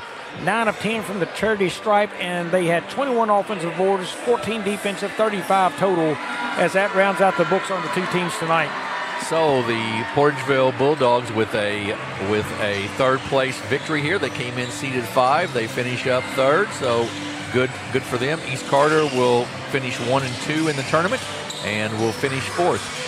We've got the Doniphan Dons who are out warming up right now, and then the Risco Tigers will be out in just a minute to warm up as well. We've got about 10 minutes or 11 minutes or so. We'll be back here with pregame for the championship game, and then the start of that championship action of the Clarkton Holiday Tournament here on Aycorp Sports.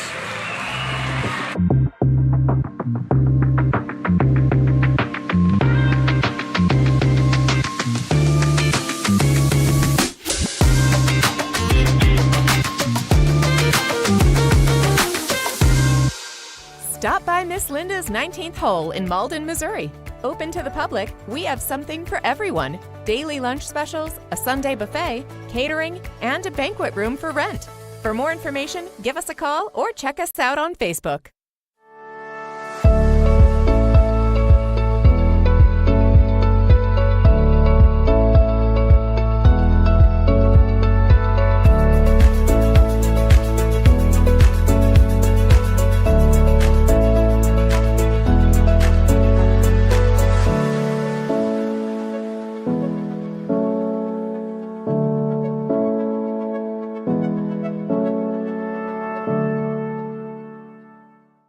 At Earnhardt's Property Management, no job is too big or too small. From landscaping to lawn care, we do it all, including yard leveling, chat driveway installation, and yard restorations.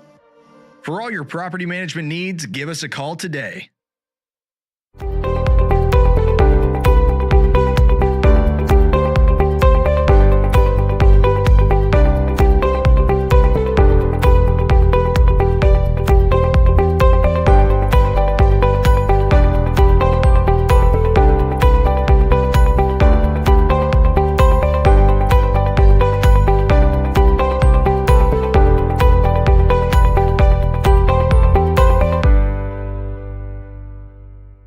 Agriculture is not a fad, and it's not for the faint of heart. Long days become long nights, sacrificing time away from your family, even on weekends, just so you can get the crop in and get the crop out. This is your way of life. At Farm Credit Southeast Missouri, we are 100% bought into your commitment. Because we are customer-owned, it is our mission to be your ag lender, and we intend to be your value-added partner for next year and the long term.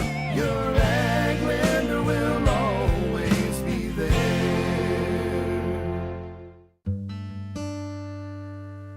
Thank you. Thank you for letting us be a part of your family and for trusting us with the ones you love the most. Thank you for allowing us to be a part of those lifelong memories. Thank you for taking us on the job and for putting us to work. Thank you for choosing us for your first vehicle and for every vehicle after. Thank you for trusting us for 70 years. At Focus Bank, we understand your community because it's our community too. With branches across Southeast Missouri and Northeast Arkansas, Focus Bank offers services such as fraud protection, really free checking, and mobile banking that lets you bank simply and securely, anytime, anywhere. Stop by any of our branches or visit us online to open an account today. Plus, you'll receive an awesome free gift just from opening your really free checking account. And when you refer someone who opens an account, you'll both receive a gift. Focus Bank, member FDIC, equal housing lender. In football, every play starts with one goal: protect the ball. It takes strength, teamwork, and focus to keep it safe. At First State Bank and Trust, we protect what you worked hard for, your finances. With us, you'll have a team that's always alert, keeping your money safe from every angle, through every challenge. We're here to protect your finances because at First State Bank and Trust, your financial security is our game plan. First State Bank and Trust. Strong, secure, trusted. Member FDIC, equal housing lender. Cameron Bunting Parker, Missouri State Representative, District 150, Dunklin, Pemiscot, and Butler County.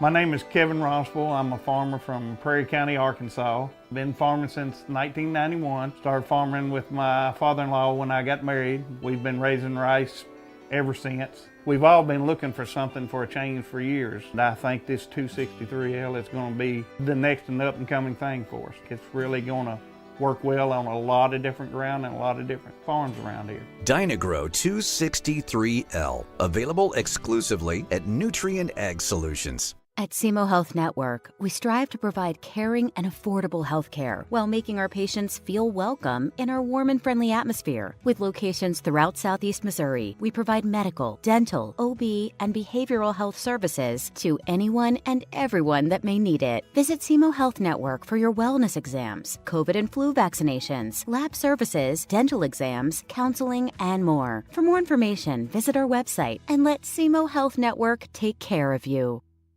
We do things the right way, we do it honestly, and we do it well.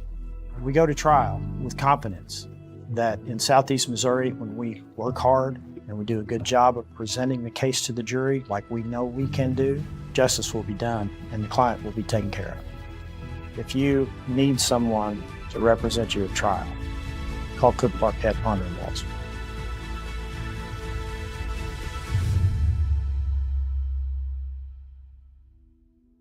At Young Real Estate, we understand the importance of face-to-face interactions. Our experienced agents are here to listen to your needs and personalize your home buying or selling experience. But we also recognize the power of technology. Young Real Estate offers virtual showings, allowing you to explore properties from the comfort of your own home.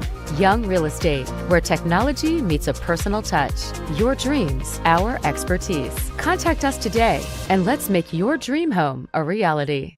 NextEra Energy Resources is the world's largest generator of renewable energy from the wind and sun and a world leader in energy storage. Since 2016, NextEra Energy Resources has invested more than $339 million in Missouri to fuel local economic growth.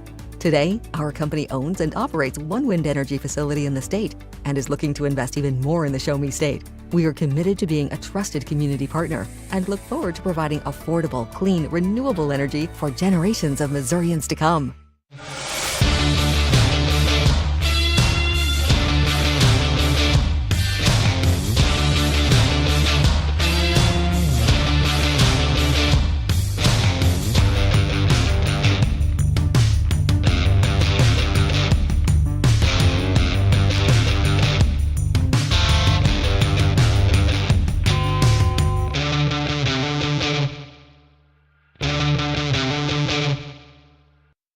Mathis Funeral Home of Dexter and Bernie strives to provide their community with the accommodations and services needed to relieve your family during times of loss. For more information, give them a call and see how Mathis Funeral Home can help meet your expectations in celebrating your loved ones.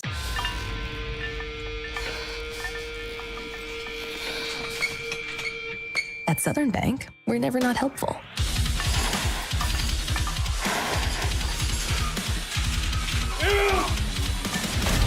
Attaboy. Way to hustle for the muscle. Helping positive gym bros and everybody else. Do you need personalized merchandise? Trying to celebrate the season of that big state run? Then Juju Promotions in New Madrid has you covered. Whether it's heat presses, screen printing, or embroidery, we always have an option that will leave you satisfied and looking your best. With seasonal styles and plenty of accessories, there's something here for everyone. So come in and shop around. You'll be welcome with a smile and leave more fashionable than ever. Call us at 573-748-4040 or visit us in New Madrid. What is great internet? Is it strong? Is it fast? Is it reliable? At Sparklight, we know connection goes way beyond technology. From Monday morning meetings to Friday nights with friends and everything in between. That the best connections are always there, right when you need them. So how do you know it's great internet? Because it works. We're Sparklight, and we're always working for you.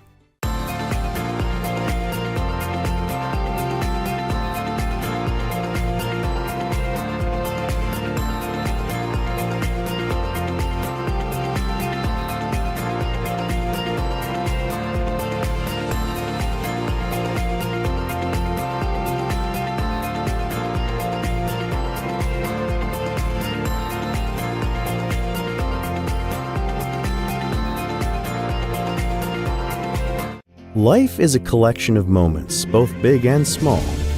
At FSCB, we understand the importance of embracing the little moments. That's why we have an account tailored just for you. Whether you're embarking on your financial journey, savoring everyday experiences, or exploring your golden years, we're here to help you make it happen. Your little moments are just an FSCB account away. Stop by Miss Linda's 19th hole in Malden, Missouri. Open to the public, we have something for everyone. Daily lunch specials, a Sunday buffet, catering, and a banquet room for rent. For more information, give us a call or check us out on Facebook.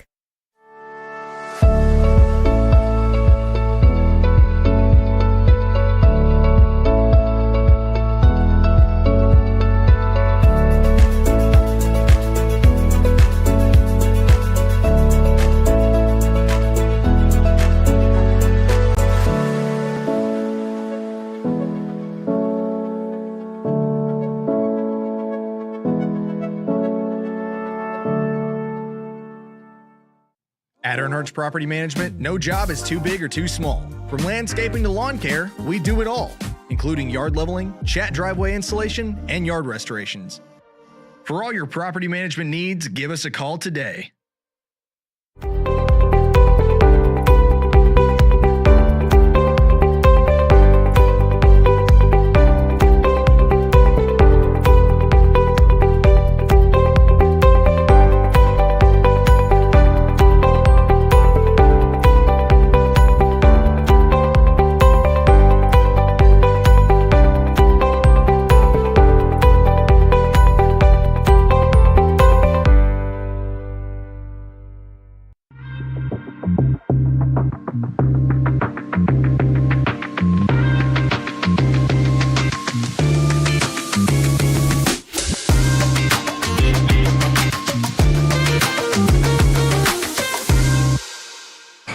Welcome back to the Clarkton Holiday Tournament right here on Aycorp Sports. It's finally time for our championship game. We've been looking forward to this game since the week started. The number 1 seeded Risco Tigers are looking to defend their Clarkton Holiday Tournament championship, and they're taking on the number 3 seed Doniphan Dons. I'm Jim Riker alongside my broadcast partner Bobby Alford. Our championship game features a rematch of the first round game from this tournament last year that Risco won by 20 points. However, tonight, this matchup is featuring a much improved Doniphan Dons team that has been impressive, winning their opening round game against Clarkton with a very balanced scoring attack. And then last night against the East Carter Redbirds, they were led by Emmett Jones with 20 points, including his 1,000th point and 18 points by Corey Haygood. The Tigers are now 6-1 on the season, with their only loss coming to the Bernie Mules. Last night's semifinal win against the Portageville Bulldogs was close for 2 quarters, but the Tigers took over in the third quarter and never looked back. Jim, I'm telling you, this has the makings of a great championship game. It really, really does. You know, you've got great players on both sides. Corey Haygood and Emmett Jones both averaging 17 points a game for the Dons. Eli Rogers had 13 last night. Owen Fortner 12. Sammy Smith went out a little early. He only had 10. He went out a little early with an ankle injury, but it should be a great matchup tonight. Yeah, everything we've heard, the reports on Sammy is the ankle felt great. He's 100% to go tonight. And I think it's going to be key tonight. You're going to see that 1-3-1 defense of Risco come into play. How can Doniphan find ways around the rim to score? They've shown their reluctance to shoot the 3. They did shoot it decently last night, but they're going to have to knock down some shots out there again tonight. And can they keep Risco out of transition basketball? On a missed shot, they've got to get back and stop Risco from converting into big plays right there. Yeah, that's good. That is going to be the key. You are exactly right. And we are just about set to go here in our championship game, the Risco Tigers and the Doniphan Dons. This will be an alternating announcing of the starting lineups tonight. But first, we're going to have our national anthem. We'll take a quick break and be right back. Stop by Miss Linda's 19th hole in Malden, Missouri. Open to the public, we have something for everyone. Daily lunch specials, a Sunday buffet, catering, and a banquet room for rent. For more information, give us a call or check us out on Facebook.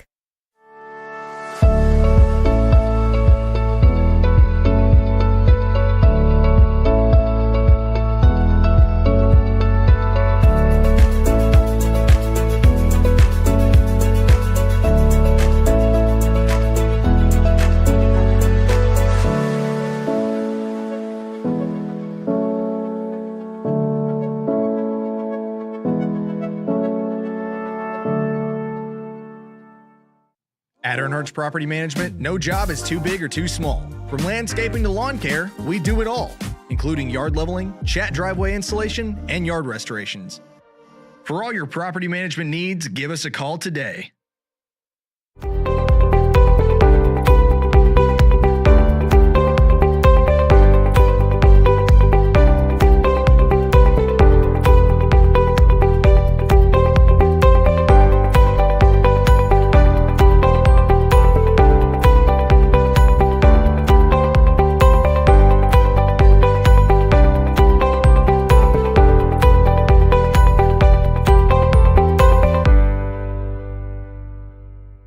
Agriculture is not a fad, and it's not for the faint of heart. Long days become long nights, sacrificing time away from your family, even on weekends, just so you can get the crop in and get the crop out. This is your way of life. At Farm Credit Southeast Missouri, we are 100% bought into your commitment. Because we are customer-owned, it is our mission to be your ag lender, and we intend to be your value-added partner for next year and the long term.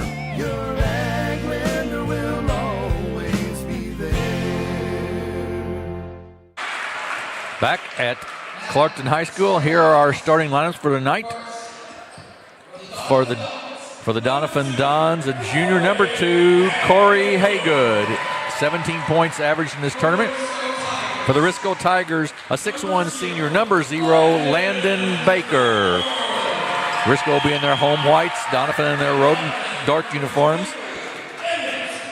For Doniphan, number 23, Emmett Jones, averaging 17 points a game. He's a senior. And number 3, 6'1 junior, Eli Rogers. For Doniphan, number 30, a junior, Tyler Lowry. And for the Risco Tigers, also a junior, number 14, a 6'4", Owen Fortner. For Doniphan, a sophomore, number 35, Lansing Todd. And for the Risco Tigers, the 6'3", senior, number 20, Sammy Smith. And finally, for the Doniphan Dons, a senior, number 41, Cooper Jackson. And for the Risco Tigers, 6'1", senior, number 34, Clayton Godsey. Head coach for Risco, Brandon Blankenship. And for the Doniphan Dons, Hunter Dilbeck. And we are just about set to go here. I do notice that Lane Allen is not in the lineup for Doniphan. And, he was a starter for them. Typically, he had an ankle injury last night. And I don't know if he's totally unavailable or just not starting, to tell you the truth. Yeah, looking down through the bench, I think I see him there with a white shirt on, shorts on, and basketball sneakers. So looks like he's probably got the warm-up on, but not starting tonight. Exactly right. So we're set to go here in this championship matchup. Tip taken down by Doniphan. Jones quickly to the basket. He goes up and good. Emmett Jones with 2. Quick 2-0 lead. Doniphan starts sort of a 1-2-2 zone. Smith inside to Godsey. Kicks it off to Baker, up and good. Good look, good interior pass there by Clayton Godsey. Yeah, nobody expected Baker to be crashing from that side right there. Really good look for Risco. 1-3-1 for Risco. Haygood up top. It's had a really nice tournament. Jackson with the catch. Back out to Haygood. He drives into the lane, kicks it off to Jones. He goes up off the glass and good. And it's 4-2. Boy, Emmett Jones is going to have a really good night if that continues. It was too easy for him to get the basketball in there. Rogers inside to Smith. Long, no good. Rebound by Haygood. He had a big night rebound last night, too. Lowry to the basket, right around Eli Rogers, up and good. 6-2. Quick pace of the game so far.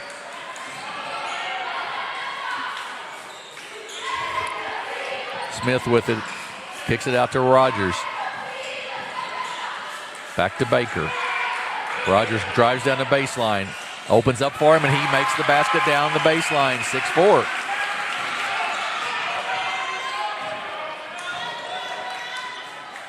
Lowry with it. Jackson goes way cross court, and he stepped out of bounds. He caught the pass. Just a little too much on that pass out of bounds, a turnover on Doniphan. Yeah, it's going to get a lot longer night for Doniphan. They continue to throw those kind of passes. That's 2 this game, and that one out of bounds, and the other one was a tough one just a little bit ago.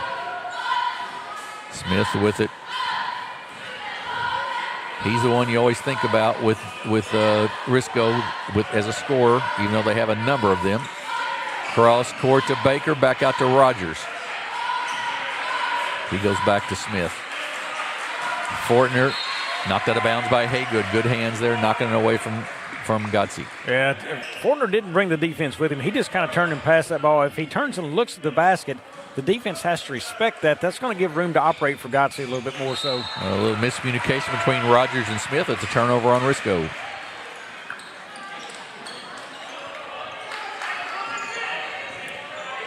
.6-4 just underway here in this championship contest. Risco's the defending champion in this tournament. They beat Malden last year in the championship, I believe. Lowry with it, and it's a steal. Beat Portageville last year in the championship. Oh, that's right. Portageville. Up by Smith and good. Good job, Rogers. He looked his man off and then fed him. Smith's ankle is not bothering him in the least. To Lowry. Knocked away, loose on the floor. Jones gets it back though, and then we're going to have a travel on Lowry. So Risco with the basketball after the turnover. I do notice a brace there on Sammy Smith's left ankle. He's got open for 3, long, no good. Rebound, Haygood, but taken away by Rogers. Dishes it off to Fortner, missed the bunny inside. Back up by Smith and good. Boy, that's one Fortner's going to want if he's got that close all night. In the corner to Lowry. Nice head fake. Drives inside. Kicks it off to Jones inside. He gets double teamed, but puts it off the glass and good. That's already 6 for Emmett Jones. Yeah, that ball was right in the midsection of Risco, and they just didn't reach out to grab that thing and tie it up. Inside to Fortner. He goes up off the glass, short, no good. Rebound, Gotze makes a spot open inside, misses it, and we're going to have a jump ball, and it will stay with Risco. Yeah, Gotze felt like he never got tied up, and we couldn't see it really from here on the other end of the floor, but he had his look the first time where he wanted. Fortner to inbounds. Inside to Gotze. He goes up, and he's going to be called for a travel. So we'll turn it over.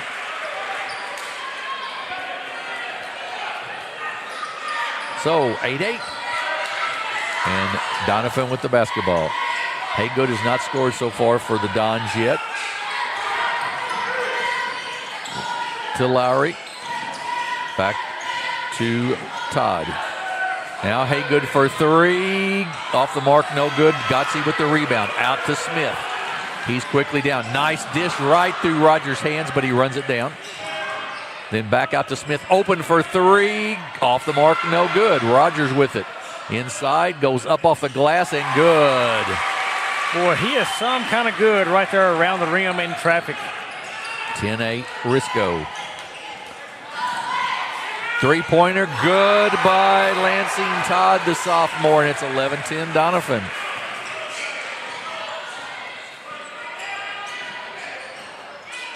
Cross court to Baker, inside to Gotze. He goes to Smith, up and no good.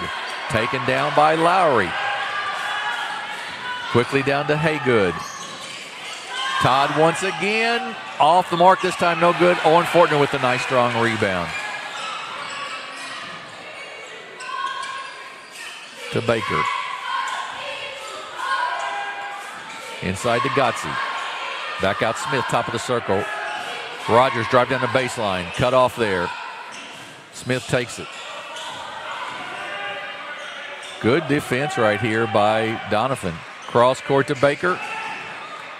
Rogers top of the circle, 3 off the mark, no good. Tip taken down by Haygood. All the way to the basket, and that is a charge. And that was a good call right there, right in front of us. We could tell that, couldn't we? Sure was. Just right into him and bowled him over. Yep. Easy call on that one. And that will be the first one on Haygood. First team foul on Doniphan. First foul on either team. Jim, a lot of times listeners will hear me talk about teams, being soft for the ball, out top, not good ball movement. Watch how quickly and crisp the passes from Risco come out. Not a whole lot of lollipops out there. They usually swing this thing around really quick to people. Just like that. Baker kicks it off to Smith for 3. It's long, no good. Rebound taken down by Jones. Brings it down, kicks it off to Haygood. Haygood's going to be picked up. Going to see, is it on? It is on, I believe, Calvert, but I'm not positive of that. Yes, Calvert's first. 11-10, Doniphan with the lead. We're going to see Caden Carlisle and Josiah Vasquez check in for Risco. Jones is your inbounder. Watch for a pass in and then right back to him here. Alfonso and Kelly in for Doniphan here.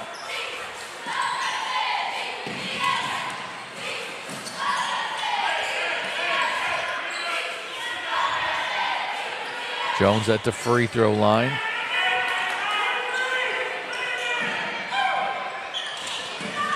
Shot no good. Fortunate for Risco because I think they had a player who didn't know whose assignment was on defense right there. Smith, 17-foot jumper, good. And that's really Sammy Smith's bread and butter, sort of that pull-up jumper. I'm telling you, and it was good passing, good sharp passes, and it got him a wide open because the defense couldn't recover in time enough. Jones to the basket, no good. Vasquez tries to save it, but went out of bounds off of Doniphan, so will belong to Risco. Tell you, scary thing again for Risco. Emmett Jones is finding himself with the basketball right at the rim a lot tonight. Dangerous area if you're a Risco Tiger. Carlisle with it up top. Cross court to Smith. Long three, off the mark, no good. Tip taken down by Kelly. Maybe a step out of Sammy's comfort zone there. Haygood with it. Right side, Alfonso kicks it back to Haygood. He's going to go to the basket, up and no good. Tipped again. Baker with the rebound. Was looking down for a fast break, nothing there. Smith now is going to take it all the way to the basket, up and missed it. Jones with it for Doniphan, and that's going to be a foul on the floor. It's going to go on, I believe, Josiah Vasquez, his first, team foul number 2. Maddox Balcom checks in for the Dons.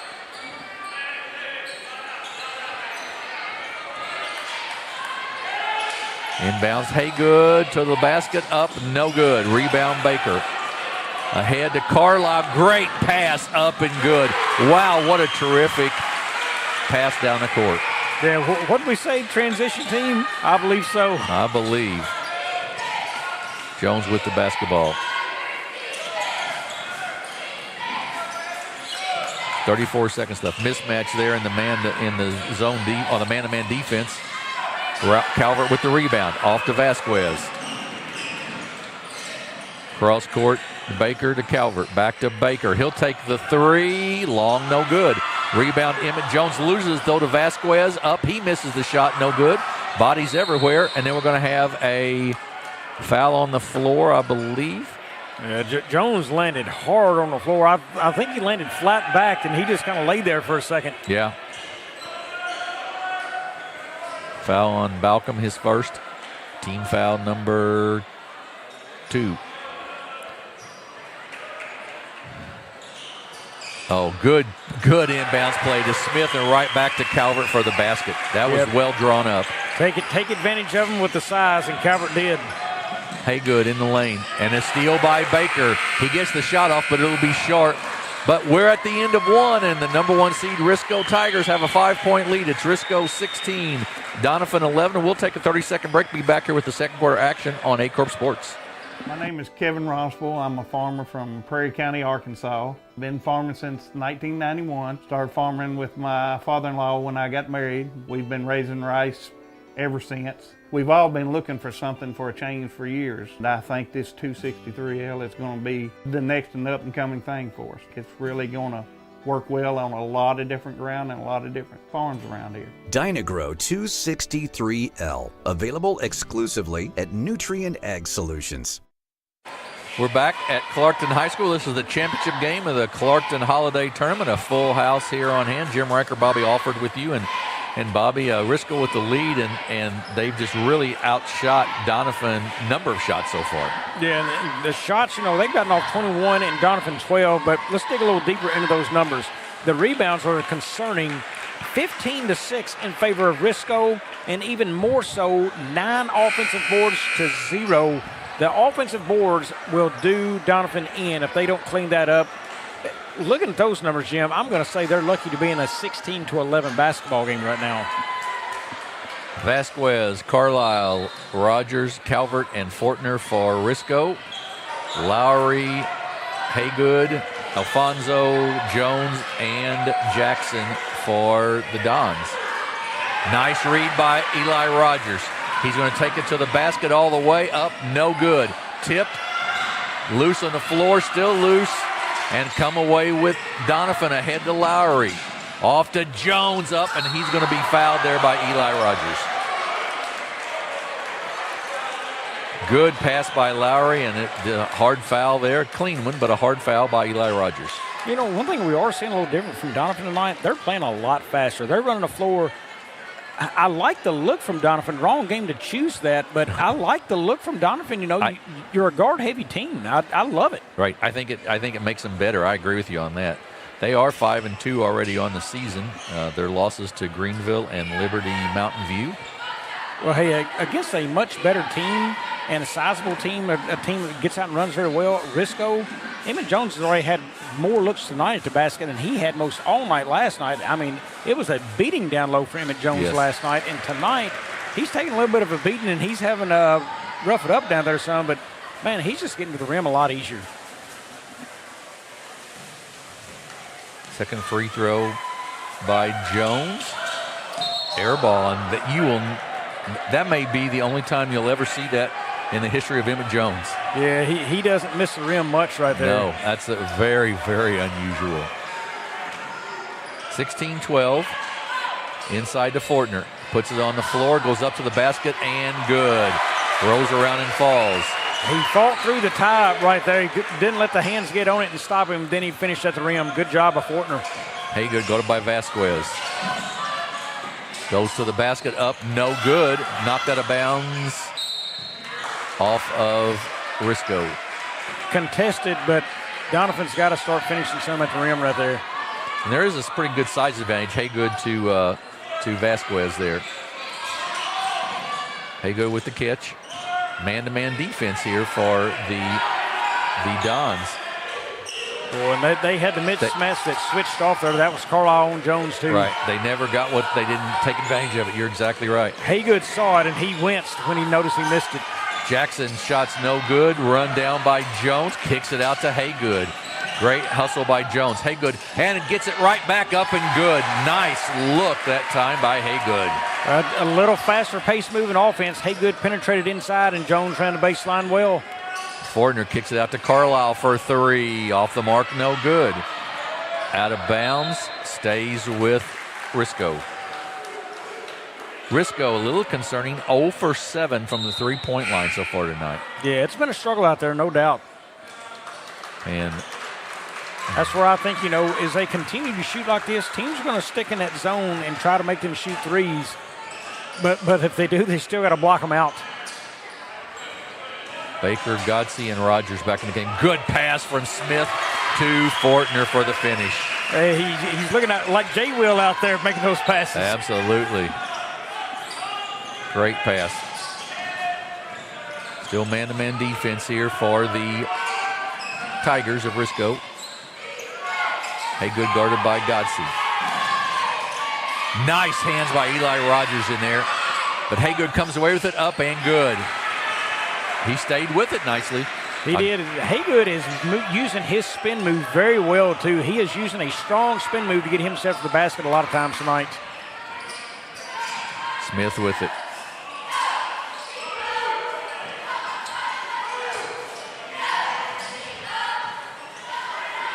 Cross court to Rogers, onto Baker, and then up and good by Sammy Smith on the feed from Landon Baker. 22-16. Inside to Jackson. He goes up and good. They just sort of got caught sleeping there. Coach Blankenship's going to take a timeout about that, I think. Not very happy with that. Yeah, right now, several points coming off that baseline right there for Doniphan just running in, getting the pass down low and putting it up off the glass and scoring. 5:23 to go. And our fifth place game tonight, it was a win for the Greenville Bears over the Clarkton Reindeer. And in our third place game, it was the East Carter Redbirds falling to the Portageville Bulldogs for third place. So good ones here. And a lot of these teams we'll see again in a week, Bobby. Yeah, a lot of them going to play them again in a week. And it's going to be a fun tournament. This one's still a 4-point game here, 5:23 left. So, it hasn't been a runaway at all. And I think it's maybe a 10 seed versus a 6 seed right here for the Bloomfield tournament. So, that one's going to be a good one. But, hey, we've got a fine tournament going on here. We've got a good game right here, absolutely. Last game was a really good game, and this one following up as well is a close one. Baker with the basketball for the Tigers to Smith in the corner. To Rogers. He'll take the 3. Short, no good. But Baker, nice putback by Landon Baker. Yeah, somebody better shut that back door. They're letting in the flies right there, Jim. Nice putback by Baker. Back to the 1-3-1 zone now for Risco after the timeout.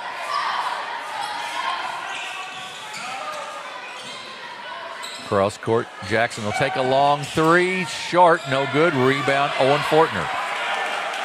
To Smith. Drives down, kicks it in the corner to Baker. Back out top now to Fortner. He drives into the lane and kicks it back to Baker for 3. Off the mark, no good. Rebound, no Fortner. Then he put it down low, and it's loose, and it'll be a jump ball and will belong to, well, we'll see if Before I call it, we'll see what the officials call. And it is a jump ball, and it'll stay with Risco. Boy, that was a physical battle down low for that basketball before it come out of Fortner's hands.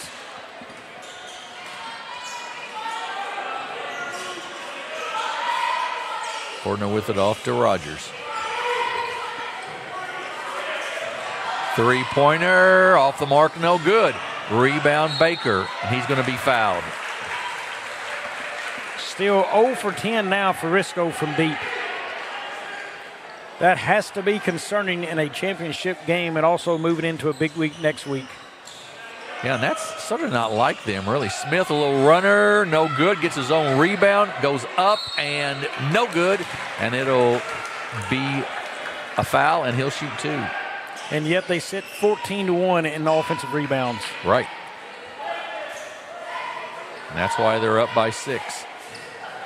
I think the word of the day, if you're going to play Risco, block out. I think you've got to block out. I think you're exactly right. They hit the boards hard. I wonder if these rims here are maybe a little bit tight. It seems like we've seen a lot of just like bunnies and everything bounce off. I don't know what they are, but it makes you sort of wonder a little bit.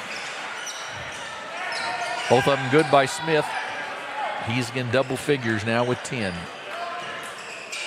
Haygood goes in the corner and gets it back. Good hands from behind, knocked out of bounds by Eli Rogers. I think Haygood's asking right there, where's the wolf, guys? You got to tell me. Right. Jones to inbounds. Falcom with it up top. Jones goes to the high post at the free throw line.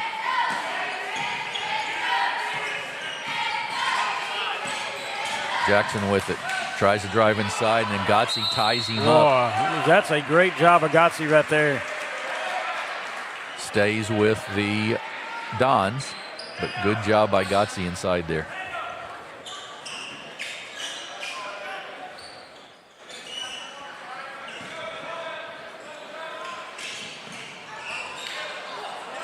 Up top to Todd. Jones loses the handle on it, but the Dons get it back. Lost the handle and his shoes coming off as well. Into Jones to the basket. He goes up and good. Boy, that is a matchup they will take all night long. Is Jones's athletic ability against Gotze. Rogers dishes it off to Fortner, up and good. Fortner's got 6 now.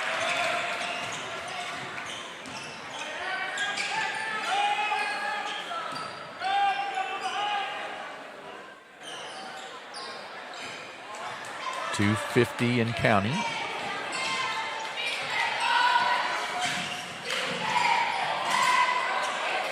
Todd for 3, off the mark, no good. Great block out by Fortner.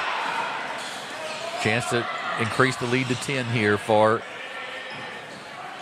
the Tigers. Nice dish off to Baker and good. Good ball sharing right now. They share the ball so well. 30-20. The lead. Jones with it up top.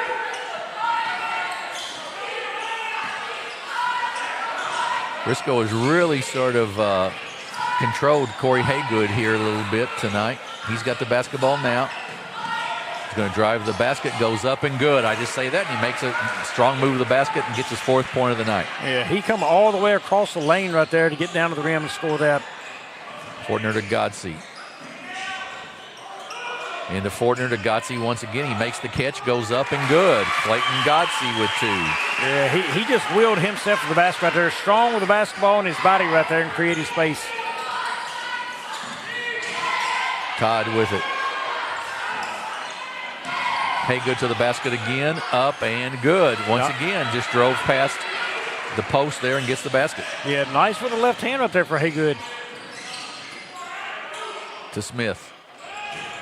Inside, great catch by Fortner there in a tough spot.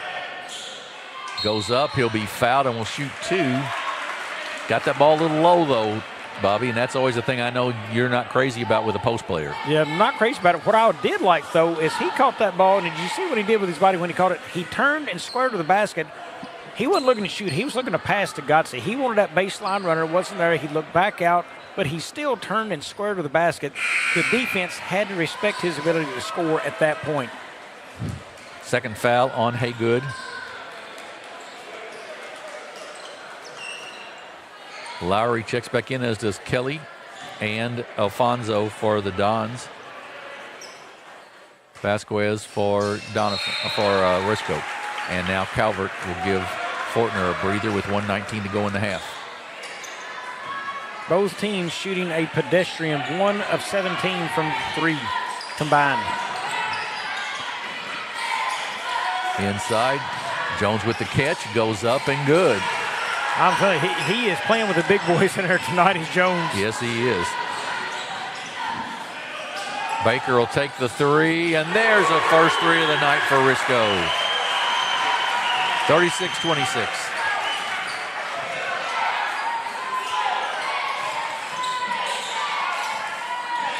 To Jones at the free throw line. Nice job of cutting him off there between Smith and Vasquez. Haygood runner in the lane, no good. Vasquez, nice rebound. Gets it across to Smith. To Baker. I'll say a lot of hacking going on in there, it seemed like, so they do get a call there on Alfonso. Yeah, it needs to be a strong foul. I mean, they let them play tonight, no doubt. That was the fourth foul. So Risco will still have the ball out of bounds.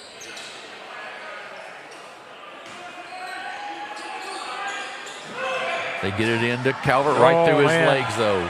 Ahead then to Alfonso. He goes up for the layup. He's going to walk. I'm telling you, on that inbound right there, Calvert was one crab step away from having an easy one off the glass, and that thing went through his hands. Gotze checks out. Eli Rogers checks in with 22 seconds to go in the half. 36-26, and Smith will walk it up for Risco. I would guess they would play for one shot here.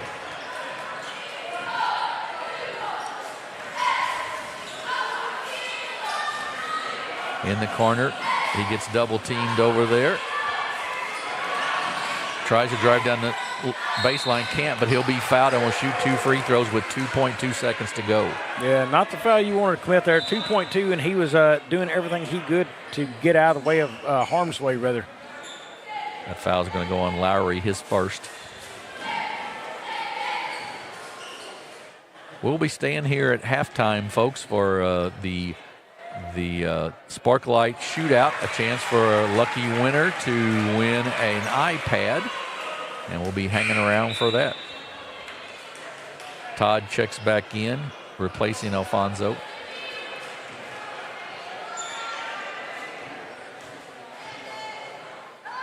Second free throw, rims out, no good. Rebound, Haygood. That's going to be the end of the first half, and the score is the Risco Tigers 37, the Doniphan Dons 26. Tell you what, we are going to take a quick 30-second break, and then we'll come back with this the Sparklight Shootout here in 30 seconds.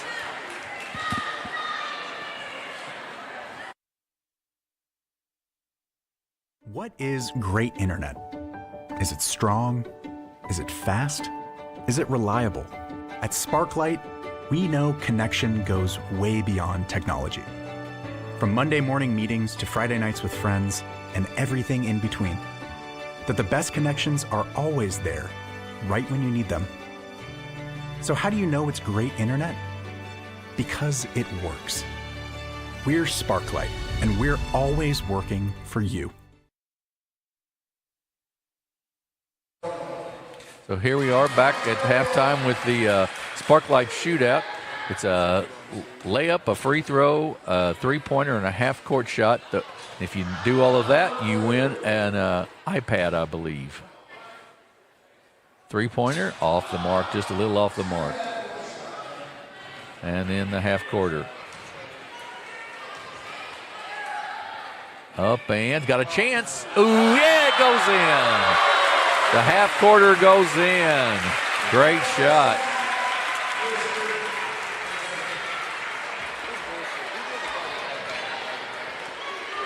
Congratulations there. An iPad to be won, I believe.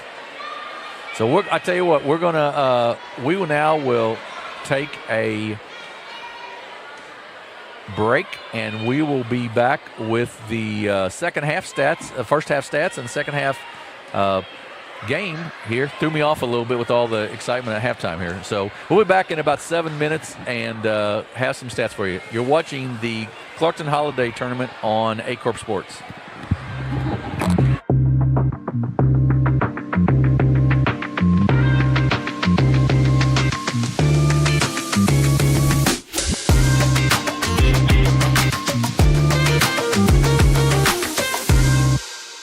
Stop by Miss Linda's 19th hole in Malden, Missouri. Open to the public, we have something for everyone. Daily lunch specials, a Sunday buffet, catering, and a banquet room for rent. For more information, give us a call or check us out on Facebook.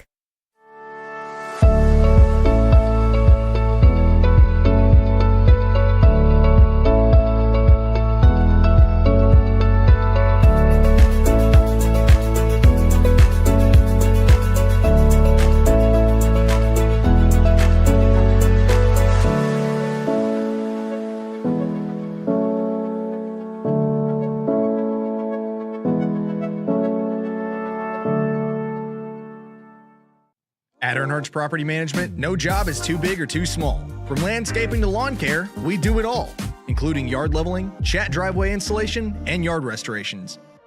For all your property management needs, give us a call today.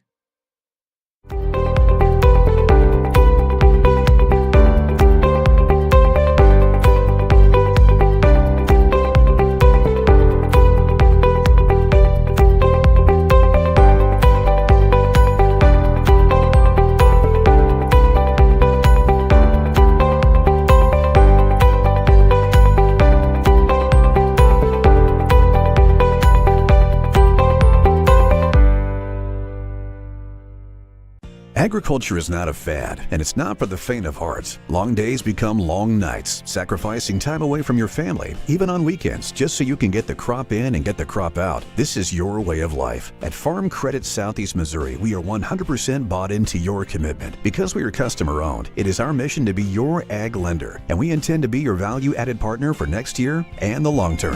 Your ag lender will always be there.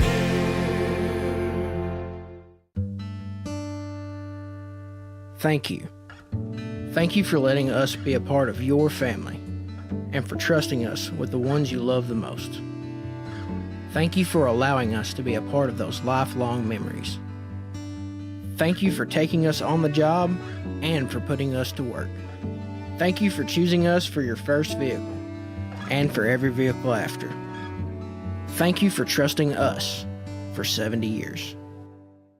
At Focus Bank, we understand your community because it's our community too. With branches across Southeast Missouri and Northeast Arkansas, Focus Bank offers services such as fraud protection, really free checking, and mobile banking that lets you bank simply and securely, anytime, anywhere. Stop by any of our branches or visit us online to open an account today. Plus, you'll receive an awesome free gift just from opening your really free checking account. And when you refer someone who opens an account, you'll both receive a gift. Focus Bank, member FDIC, equal housing lender.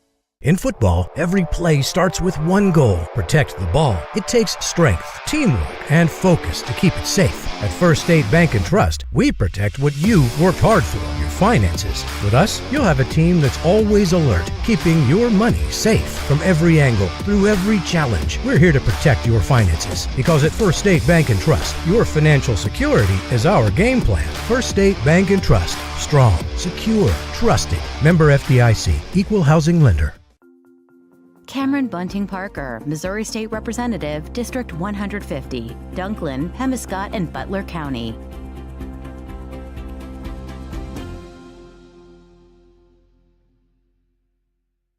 My name is Kevin Rossville. I'm a farmer from Prairie County, Arkansas. Been farming since 1991. Started farming with my father-in-law when I got married. We've been raising rice ever since. We've all been looking for something for a change for years. And I think this 263L is going to be the next and up and coming thing for us. It's really going to work well on a lot of different ground and a lot of different farms around here. Dynagro 263L, available exclusively at Nutrient Ag Solutions. At SEMO Health Network, we strive to provide caring and affordable health care while making our patients feel welcome in our warm and friendly atmosphere. With locations throughout Southeast Missouri, we provide medical, dental, OB, and behavioral health services to anyone and everyone that may need it. Visit SEMO Health Network for your wellness exams, COVID and flu vaccinations, lab services, dental exams, counseling, and more. For more information, visit our website and let SEMO Health Network take care of you. We do things the right way, we do it honestly, and we do it well. We go to trial with confidence that in Southeast Missouri, when we work hard and we do a good job of presenting the case to the jury like we know we can do, justice will be done and the client will be taken care of. If you need someone to represent you at trial, call Cook Parkett, Ponder & Walls.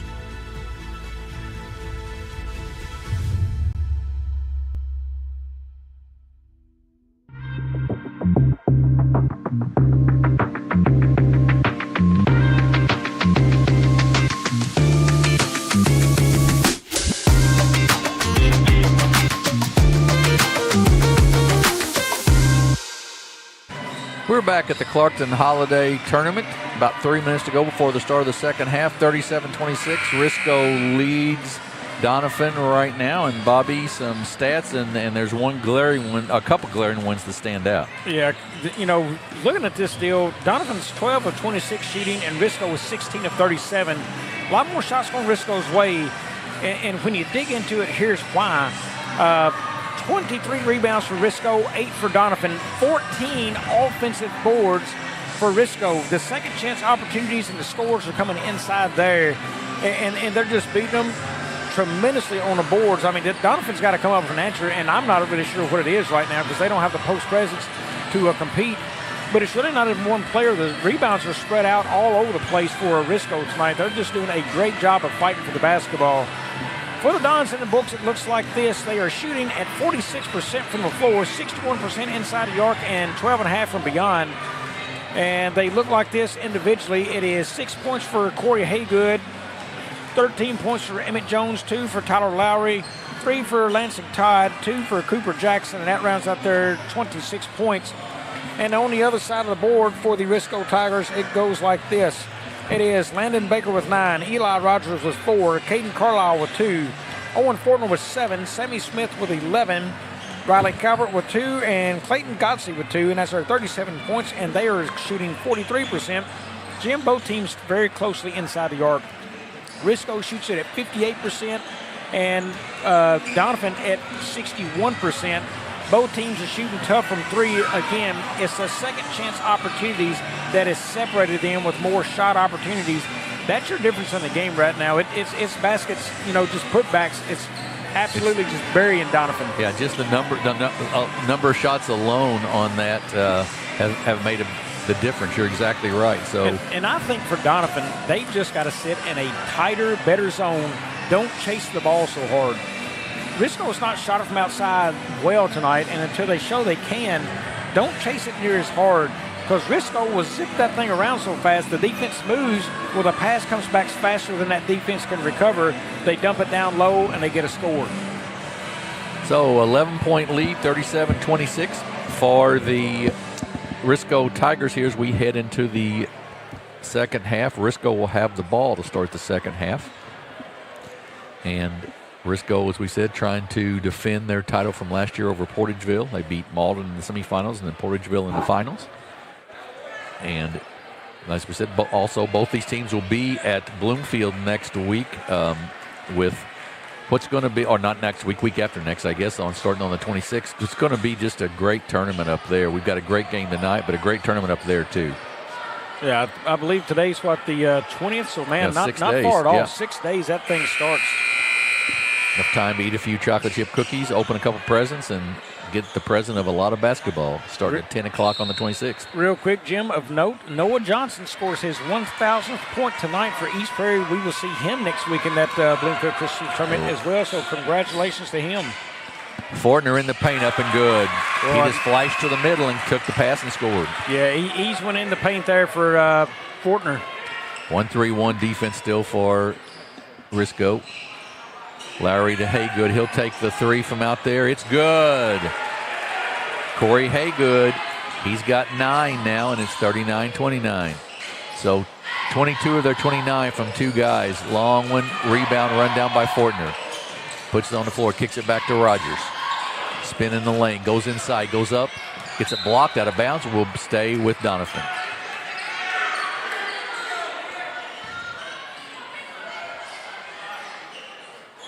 Fortner to inbounds. Gets it in the corner to Rogers. Nice. Back to Fortner, just too easy right there, Bobby. Well, Fortner stepped from the inbounds, and he went up to the yellow line and just curled, and Sammy hit him on that curl.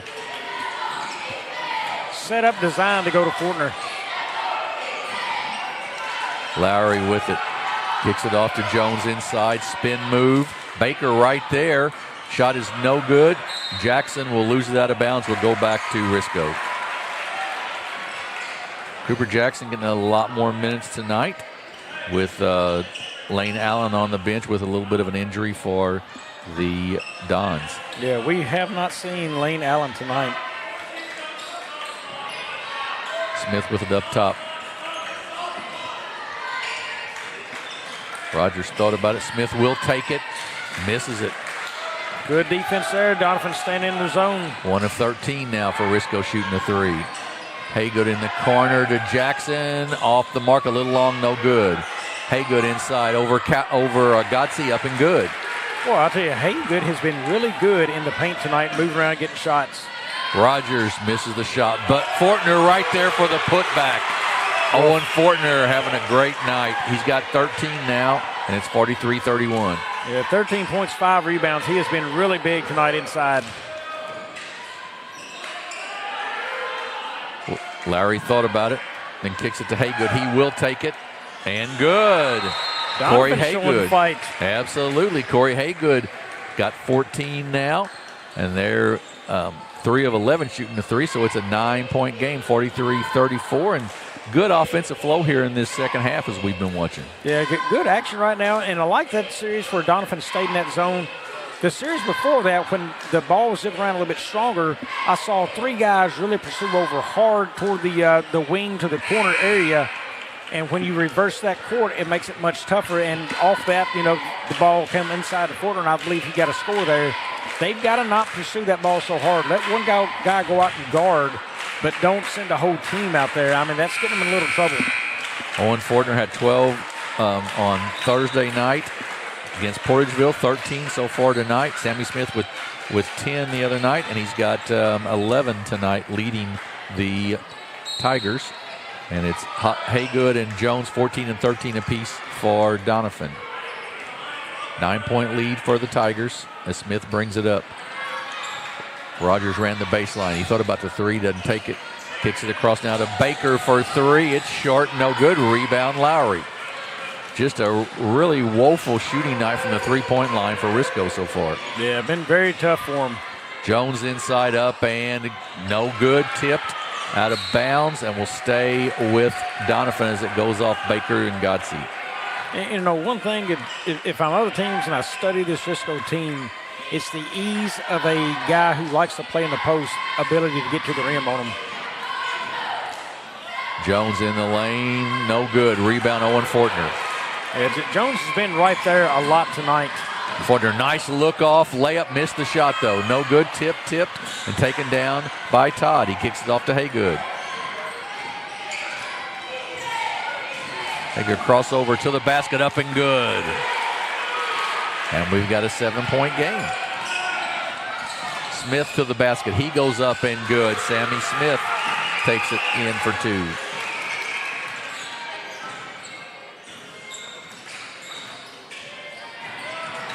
Jones kicks it back out. Todd will take the 3, and he knocks it down.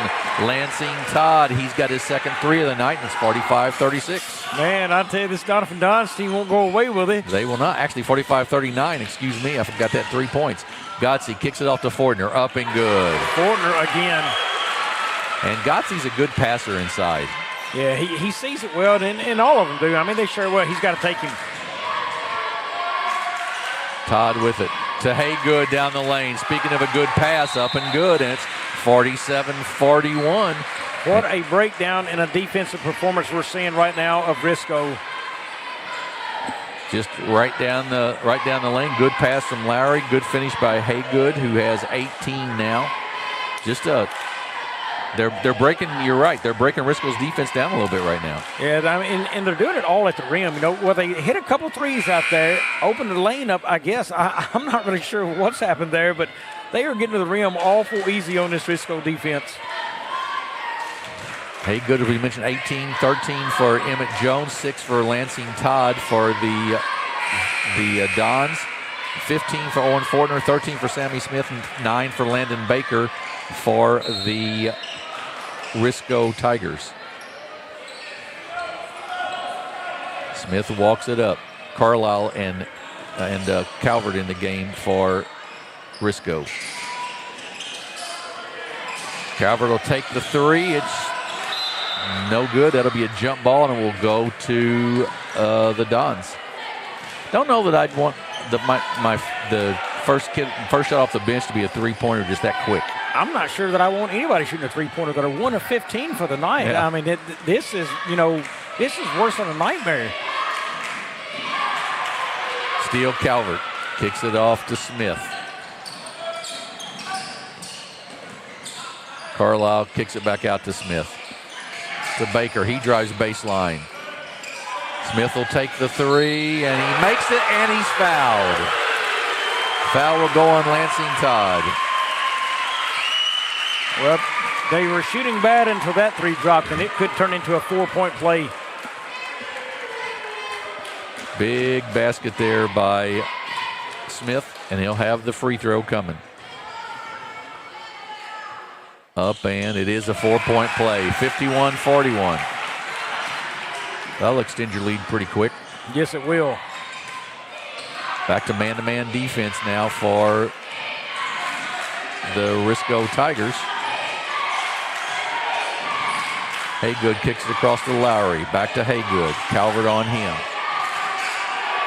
Inside to Jones. A mismatch. Up and good. They found it. Haygood saw it and fed that to Jones. I was just seeing it as you said it. Good play for Doniphan. Goes out of bounds off of Alfonso. Will stay with the Tigers of Risco.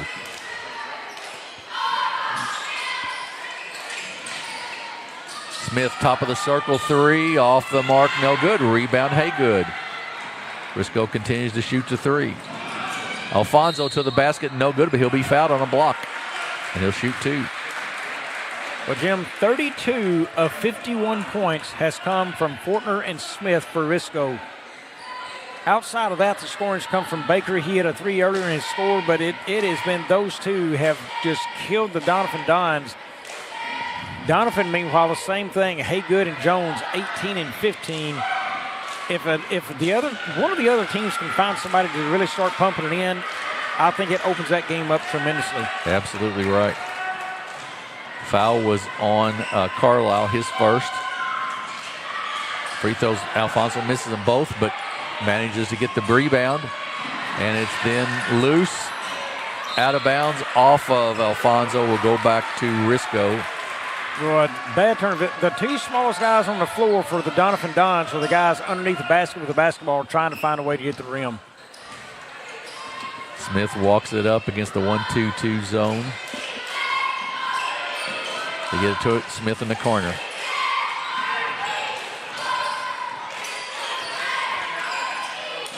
Carlisle to Fortner at the free throw line. Smith wide open in the corner for three. Good. Great ball movement. That's exactly right. You're patient. You get it to the post, and Fortner's been so good in there, and there's Smith in the corner for that three. Lowry with it. Got that dribble too high. It's a turnover. Vasquez, Rogers checks back in for Risco.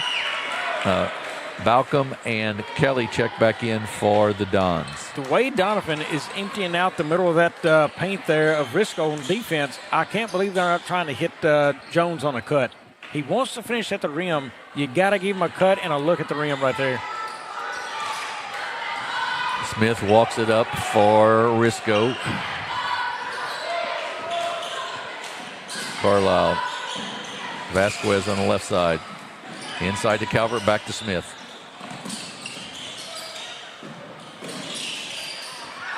Carlisle, 17-foot jumper, short, no good. Nice block out, Kelly. And Haygood will bring it up.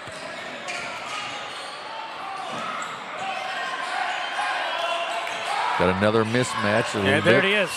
Jones inside. He traveled first. He took off before he put it on the floor. And he wants to go right because that's a dominant hand, but if he goes left, there's no help for Vasquez there because he knows where the floor is there. He saw the players in front of him. He turned away from that. Minute and a half to go in the third. 11-point lead for Risco. Inside to Calvert.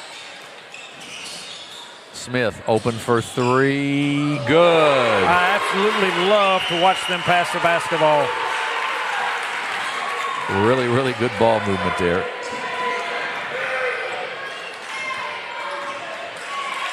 Vasquez on Haygood. Kelly with it. Haygood in the lane. Nice spin move. He goes up, no good. Rebound Smith. Quickly down the floor. He'll stop from 12 foot. Missed it, no good. Alfonso with the rebound. Malcolm with it, guarded by Vasquez. Gets it off to Kelly. 45 seconds in the quarter. Kelly blocked by Calvert. And out of bounds. Well, I'll tell you, Doniphan needs a basket in a bad kind of way. This game is getting away from him. They need to do something here. Jones to inbounds, gets into Haygood. Jones gets it right back against Smith. Spin up and no good, but he'll be fouled. He'll shoot two. It's going to go on Sammy Smith.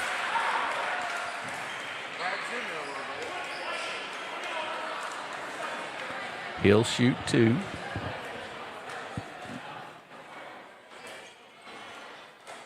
It'll be Jones at the line. Had to get his hands wiped off of something there. First foul on Sammy Smith.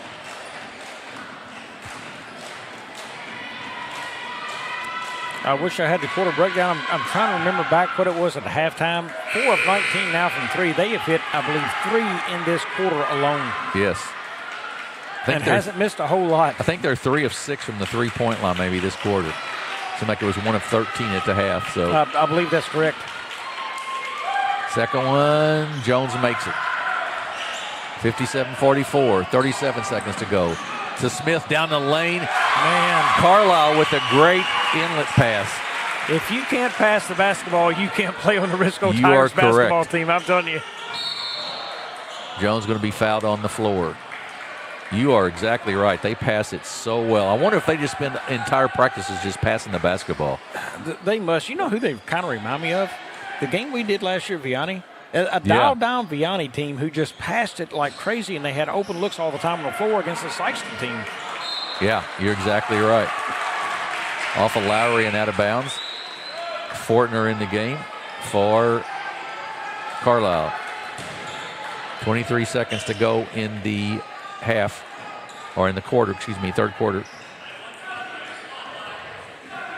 Smith walks it up, double low post down here on the left, Vasquez on the right.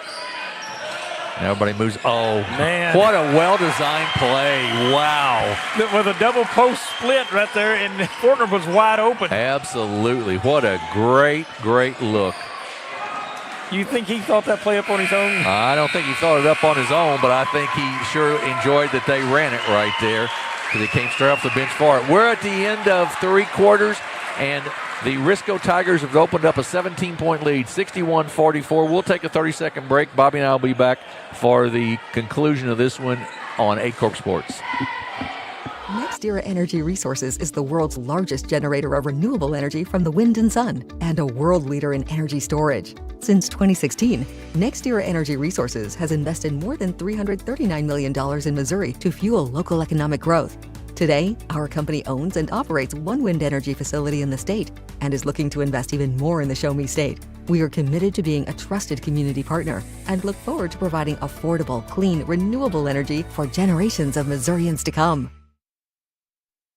Back at Clarkton High School, we're set for the 4th quarter here of this championship matchup, and it is the reindeer, that's what's on the scoreboard. It is the Risco Tigers leading the Doniphan Dons 61-44. And Bobby, you were looking during the break there Sammy Smith had a big quarter. 5 of 8 shooting in that quarter, and I know he knocked down at least 2 threes, I believe. He and did. I don't know. I don't think he hit a third one. I think that was somebody else maybe, but 2 of the threes right there. But 5 of 8 shooting the basketball. His 4 of 14 at the half. So 5 of 8 that quarter. He had a nice one. 17-point lead for Risco.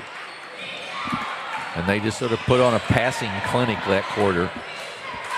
Yeah, the text I got from Wade Wiseman was he's a pure shooter. And I believe he's right. He found his groove, Wade. He did. Hey, good job of Vasquez of defending Jones. Ahead to Rogers. Nice. So down the lane, up, no good, but Fortner will be fouled. Once again, another great inlet pass. And part of what makes that happen is the kids who run the floor so well, too. They run the floor hard. I'm telling you, I brag about this team, and I say it a lot, but they're such a good transition team because they run the floor, they get a rebound, they kick it out, and they're down the floor looking to score quick. And they're always looking for that pass. Yes.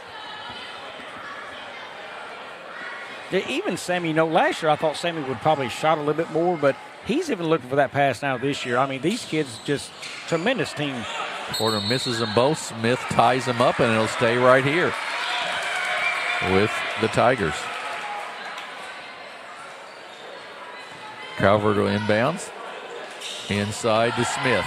He goes up. It's good, and he'll be fouled and shoot one.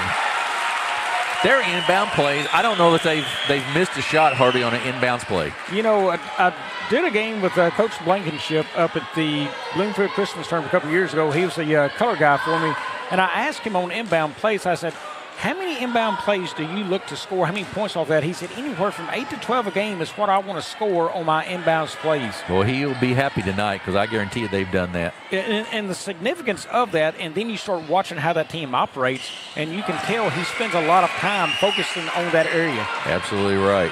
4th foul, by the way, on Lansing Todd. Haygood with it. Down the lane, up and good. Well, Haygood has been really good at crossing the lane and getting that shot up. He's got 20 of the 46. Cross court to Rogers. Back out to Smith. Inside to Fortner, up and good.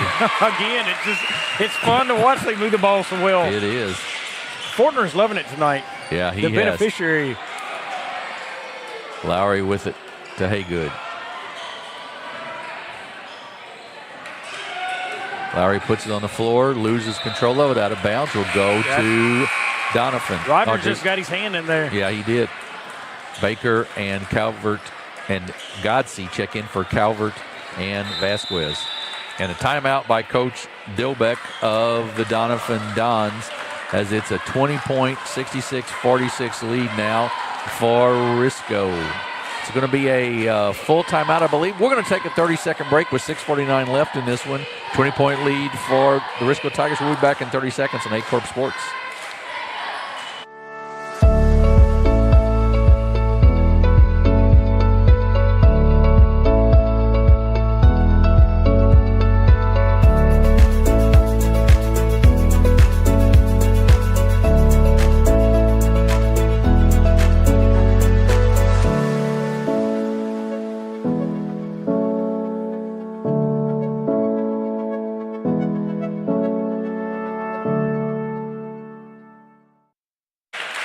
Back at Clarkton High School. Some scores from around the area tonight. Marquand Zion beats Grandview 57-54. Bloomfield over Advance 48-40.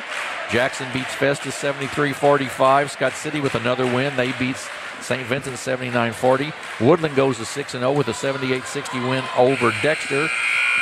Chaffee with the big 40-point win over Scott County Central. And Charleston with a 19-point win, 81-62 over the Kennett Indians. So Charleston's starting to get their game together as well. Yeah, that was a fun matchup earlier this year at the SEMO Conference title game, or the SEMO Conference tournament over there. That Charleston-Kennett game. Travel on Smith. Boy, that's a call you don't see very often. No, that's right. 6:36 to go. 20-point lead for Risco. All of a sudden, Risco shooting over 50% now for the game. Stolen by Baker. Good hands. He's going to go all the way to the basket. Up and good. Landon Baker with 11. Ahead to Jones, right through his hands and out of bounds. Boy, the outlets just ain't the same there running the floor. Right.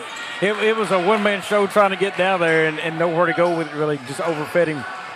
68-46. We'll have the all-tournament team for you when they announce it tonight as well. I'm going to bet I know 2 Risco Tigers that'll be on that. I'm guessing you're right, but we don't know yet. Rogers kicks it back out to Smith. He's going to travel again. 2 possessions in a row. So 22-point lead. And Haygood kicks it off to Lowry, and he'll bring it up to run the offense. Man-to-man for the Tigers right now. They've played that and a 1-3-1 pretty much exclusively, those 2 tonight. Lowry down the lane, goes up, and no good. Rebound taken down by Eli Rogers. Well, if you're going to start firing threes, Lowry should have fired one. Fortner to the basket, up and no good, but he'll be fouled, and I believe he'll shoot 2 here. That's going to go on Cooper Jackson. And 2 shots for Owen Fortner, who's got 19 points and 6 rebounds in this one.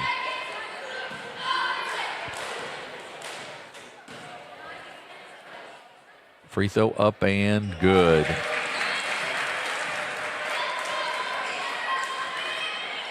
This sort of shows you another reason that Risco is so dangerous. They've just got a lot of different kids who can score. You know, Rogers only got 4 tonight, but he's certainly a scorer for them, no question. Yeah, and Baker can. He's in double digits now with 11. I mean, they do, but they do it as a team so well. Right, absolutely. Haygood with the basket for 2. He's got 22. And usually when you talk about run-out points and fast break points in transition, it's Rogers who gets a lot of those. Right. Not been the case tonight. It's been other kids been involved in that. Baker back out to Smith. Rogers thought about the 3, doesn't take it. He will this time. It's up. It is good. Eli Rogers with 3. He's got 7 now.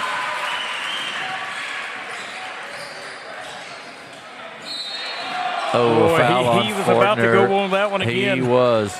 He thought he had got a steal there, but just a little reach in. Goes out of bounds.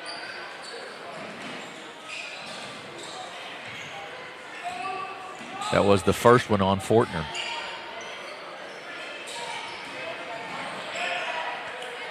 Haygood will take the 3. Air ball. Ahead to Sammy Smith for the layup and the one-handed jam. Man. Big jam by Smith. Hey, that's a nice way to put 30 points on the board for yourself. Absolutely. You could see that look on his face as he came down toward us, sort of, Bobby, that he was going to get after it. Yeah, he knew he had the guy behind him and he wanted it. Yep. Out of bounds off of Risco. 75-48 now. It's been all Risco in the second half. Into Lowry, he goes up off the glass and good.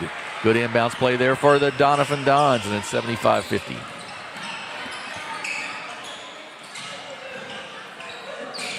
Godsey with it. Out to Smith. He'll take the 3. He unfolded the net. He did. That he had folded up on the dunk. You're exactly right. He said, let me take care of this for you guys. 33 for Smith tonight. He's putting on a little bit of a show. Jackson for 3, no good. Rebound, Fortner. He comes out of there. Kicks it right side. Then Rogers for 3, short, no good. Smith with the rebound, why not? Up and good. I'm going to tell you, I watched Eli Rogers right there. That wrist was cocked back perfectly on a shot. You talking about a good shot for him. It looked really good from my angle sitting there looking at him. Foul's going to go on Fortner. That'll be his second. 30-point lead. Clock is not running, however. Calvert will check in. Eli Rogers, Sammy Smith, and Clayton Godsey will check out. Vasquez, Carlisle, and Calvert will check in. Up top, and a steal by Landon Baker. Layup up and good. 82-50. It just keeps getting worse. Boy, I tell you, that they are just putting on a clinic now. It is Haygood with it. Inside to Jackson. He traveled. He stutter-stepped his feet. There was a point we talked about a few minutes ago. Back in the third quarter, we said Doniphan won't go away. And, right. Man, they have been put away. Right. Risco has really turned it on now. I mean, 32-point lead. And to Doniphan's defense, they've played about 6 players the whole game. Oh, yeah. And the way Risco runs the floor, that's a tough task. Absolutely. I'm not sure Haygood or Jones, either one, have been out of the ball game at all. Vasquez guards Haygood. Kelly inside to Jones. Up, it's blocked, but he'll shoot 2 free throws on the foul. Going to see a couple, at least one, maybe 2. Looks like maybe on the second free throw, Caleb Gotze and Braden Cartiller, a 5'10 sophomore, coming to ball game. Jones to shoot 2. He's got 16 points, 4 rebounds on the evening. He's averaged 17 in the tournament. Up and off the mark, no good. Doniphan only 2 of 7 right now from the free throw line. And I can tell you, Emmett Jones has had a quiet second half. He has, you're right.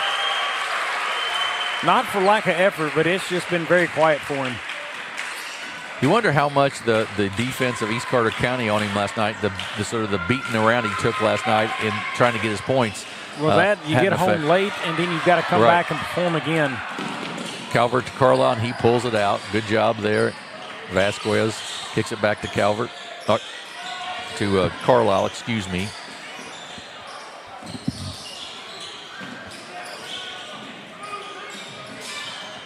Carlisle and Vasquez back and forth here.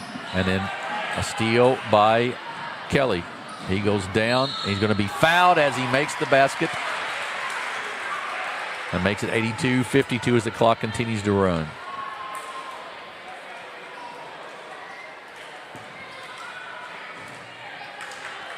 Lansing Todd checks back in to replace Emmett Jones. Jones got his 1,000th point of his career last night and added 16 to it tonight. Free throw up and good. Well, credit Doniphan for making this a game for 2.5 quarters, and then Risco just turned on the Jets and run off of them. But for basically playing with 6 players most of the game, I'd say that they did well out here on this floor. Mike and Pig checked in for Doniphan, and Risco is going to just run it out here with a 29-point victory, 82-53. And a big win for the Risco Tigers here as they win back-to-back Clarkton Holiday Tournament championships. And Bobby, let's look at some, before we start the all-tournament teams, let's look at some scoring. Yeah, for the Doniphan Dons in the books, it looks like this. It was Corey Haygood with 22 points on the night on 10 of 19 shooting. It was Waylon Kelly with 3, Emmett Jones with 16, Tyler Lowry with 4, Lansing Todd with 6, Cooper Jackson with 2, and that is our 53 points. They were 23 of 50 for 46% from the floor, 19 of 35 inside the arc at 54%, 4 of 15 beyond at 27%, 3 of 10 at the charity stripe only at 30%. They finished the game with 17 rebounds. And for the victorious Risco Tigers, as they get ready to hoist their trophy, in the game it was Landon Bakers with 13, Eli Rogers with 7, Caden Carlisle with 2, Owen Fortner with 21 on 9 of 15 shooting, Sammy Smith with 35 points on 13 of 26 shooting. Remember, he was 4 of 14 at the half, finished 13 of 26. Also in the game, Riley Calvert with 2 and Clayton Gotze with 2. That is our 82 points. They were 34 of 68 at 50% from the field, 28 of 46 inside the arc at 61%, 6 of 22 beyond at 27%, 8 of 12 at the free throw line at 67%, 19 offensive boards, 15 defensive, 34 total. Their leader in that department was Owen Fortner with 8. And now for our all-tournament team.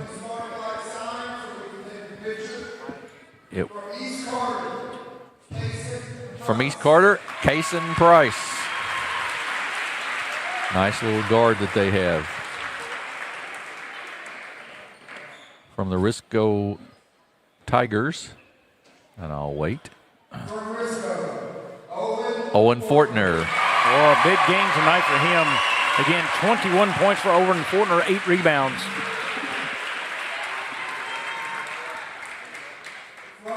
From Clarkton, the freshman, Caleb Redden. We sort of fell for him a little bit, Bobby. He had a heck of a tournament. Yeah, I've become a fan, and I tell you, I can't wait to get back down here next year at this tournament and watch that young man. Right.